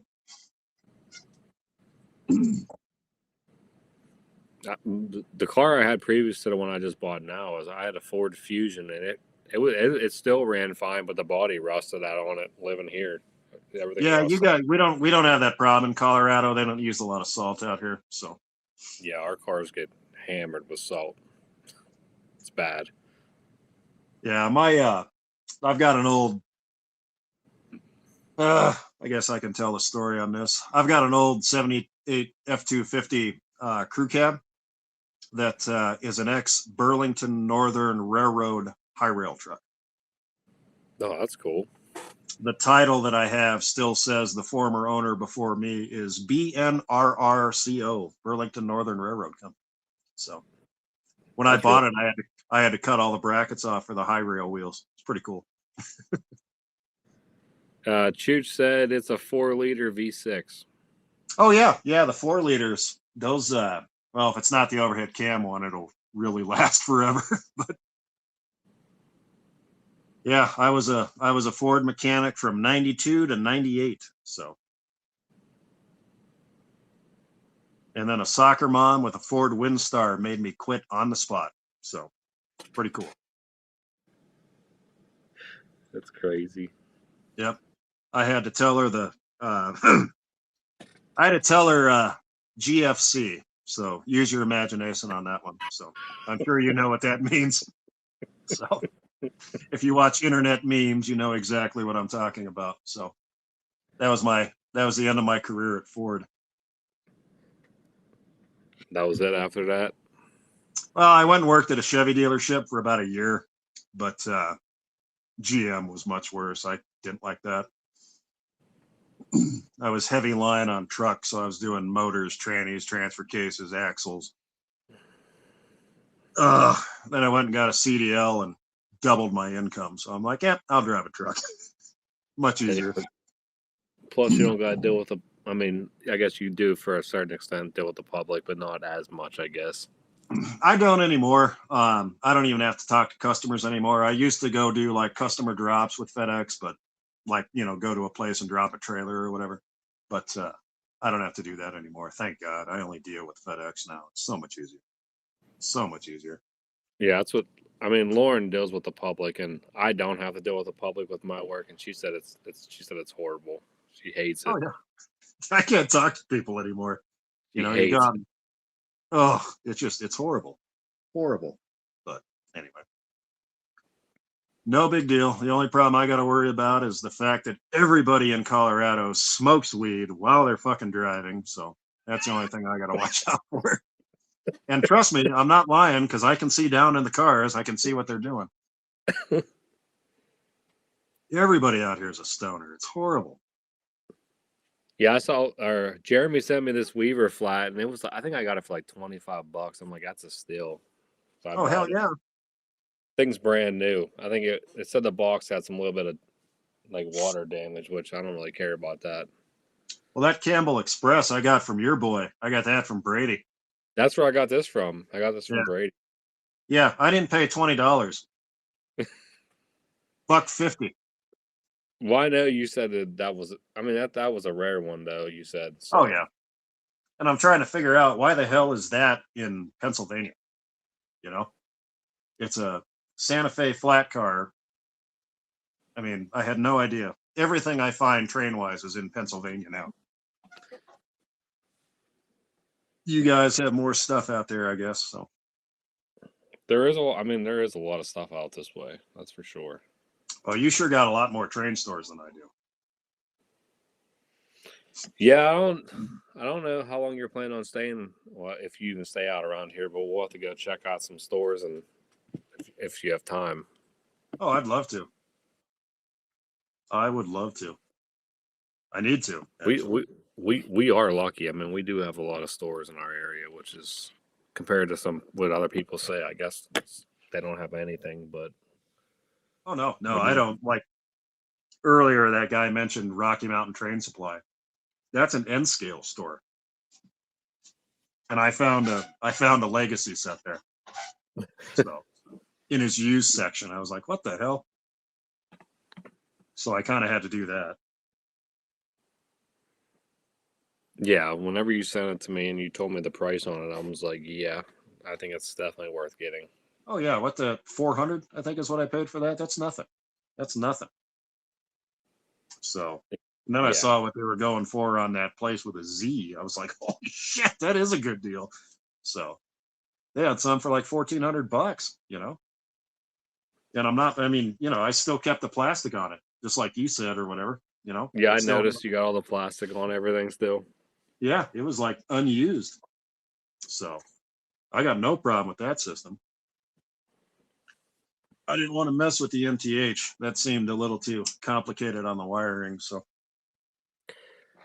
See, I know a lot of people complain about the wiring with theirs, but I have mine hooked up. I just hooked mine up. I don't have star wiring, and it works fine. So Is it because you're fairly small on the layout, or what do you think? I would probably say that has something to do with it. Probably because my layout's smaller.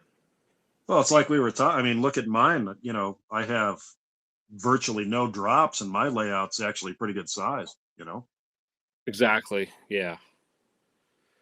Yeah. I mean, I don't know if that's what the reasoning is, but I mean, I don't have any issues with the MTH. Surprisingly, I thought I would. I do like that odometer feature they have. I That's pretty cool. Yeah, I think that is pretty cool. I think that's something that I wish Lionel had. But Yeah, I don't know why they don't. I mean, it seems like they're kind of the technology leader. You know what I mean? well, maybe MTH got a patent. I don't know. And that's exactly something that Same thing with slick. miles per hour. Like MTH can tell you the miles per hour, where Lionel won't tell you that. Which Yeah, that's kind of. I forgot they have that. I'm guessing that probably has something to do with. There's probably a patent there. Would be my guess. Well, plus MTH likes to sue everybody too. So that dude sued everybody. I swear. It's like, man, it's toy trains. What the hell are you doing there, buddy? So I mean, if I would guess that Lionel would probably be able to do that. Well, here David's claiming that Lionel has an odometer on the cab 2 remote, which if they do, I have no idea how to access that. dude, it took me 3 days to figure out how to turn it on. So don't even tell me. So I figured out how to wire it. It's just going through everything. Now he said Lionel tells the miles per hour. You have to read the manual, which yeah, I'd never read the manual. Yeah, mine didn't come with a manual, and that's why they told me it was so inexpensive or whatever. That's why they were selling it for cheap. I'm like, dude, I can probably download it. I don't care. Oh, you could easily print that off. But yeah, I mean MTH, it's definitely convenient how it has all that stuff on there, and like how many. The one thing I don't like about MTH is they count hours. So say you have an engine just sitting on the track, even though it's not powered on, it's just sitting there. They count that as hours, which I don't really like that either. Which So it's got an hour meter in it, basically. yeah. Huh. But like I said, say it's sitting on a siding and not turned on, but the power to the track is there. That counts as time. That's weird. So you got to I have. do that with some of my locomotives. I'll just park them on my one siding and just have them on just for the sound. Yeah. So like if it's an MTH, it's actually counting time while it's sitting there still, even though Well, you're not. I can't talk. I only have one PS2 locomotive, so I don't know much about modern MTH. I Quite have. scared of it, actually.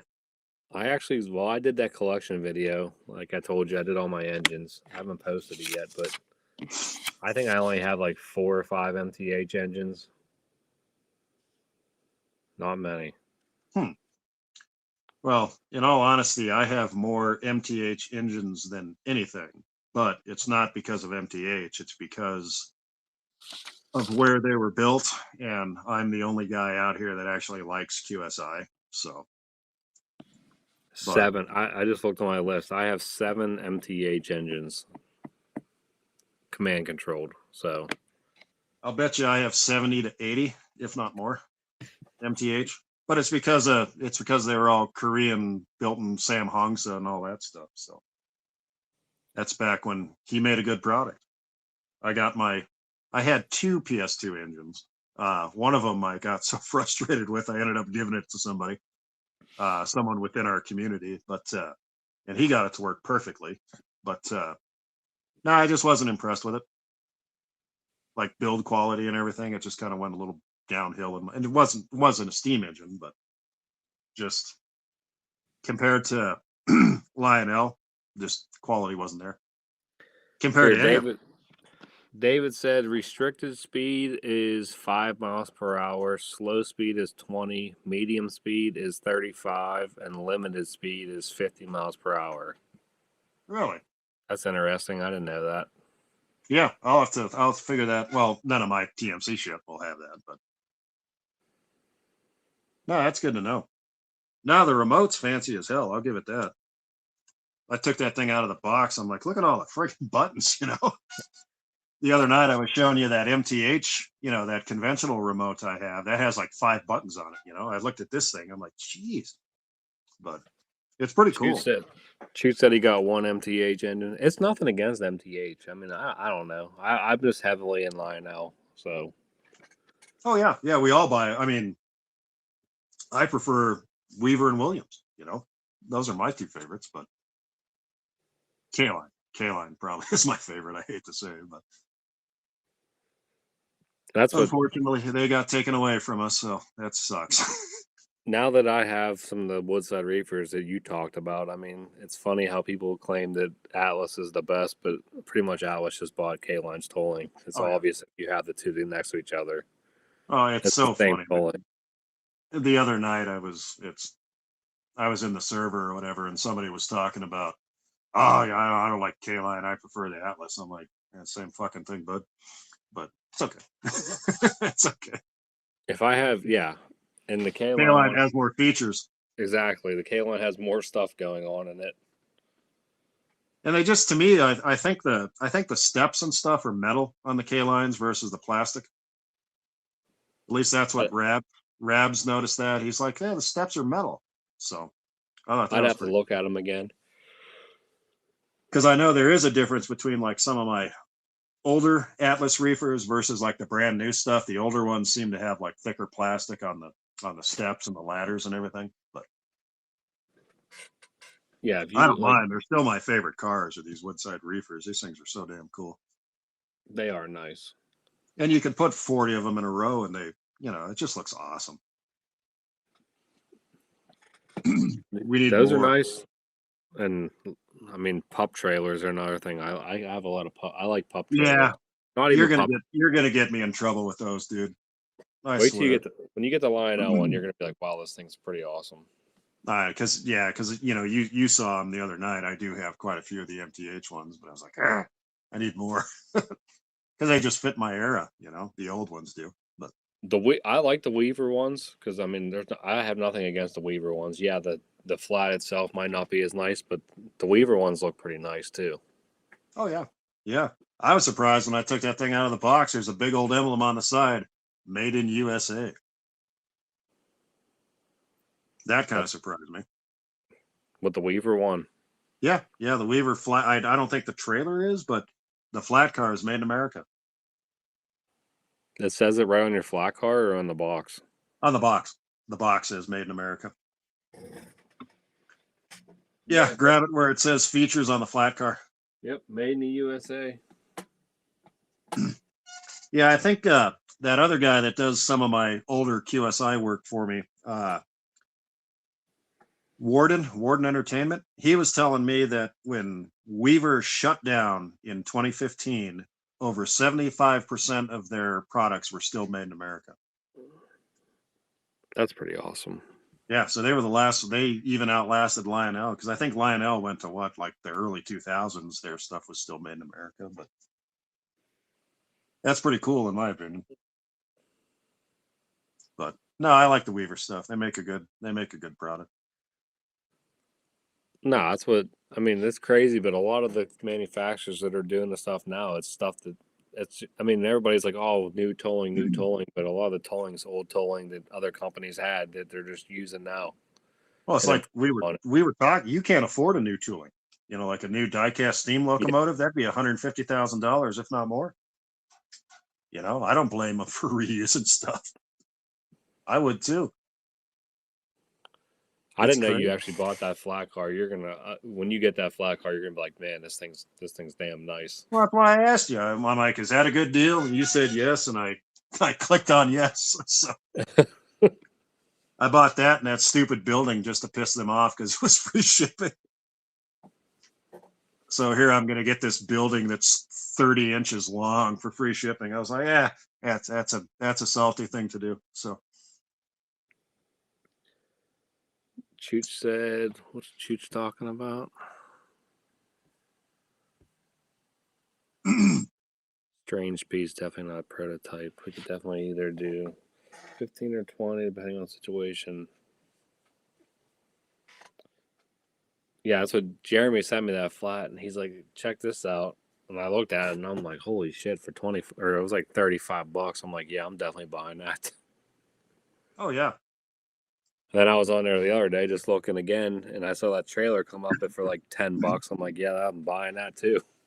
Oh hell yeah! No, those trailers are actually pretty nice. I mean, they don't have opening doors or anything, but all the lights are there, and Dude, that video you sent me of that guy's layout yesterday, the trailers that he has, like the trailers themselves, those were some nice looking trailers. I don't know what brand those were, but well, you know that was that same guy that had that. That's the same guy that had that L&N nuclear car. I thought that was the same person. Yeah, John Sethian or whatever his name is. Yeah. Yeah, that dude's a master, and he's a real Pensy guy. But yeah, I didn't even know that until he pointed it out that he didn't even have he had the catenary pulls, but he didn't have the lines hooked up. Yeah. I didn't even notice. I thought it was pretty awesome that he made all those walls out of damn Legos. Oh, I know.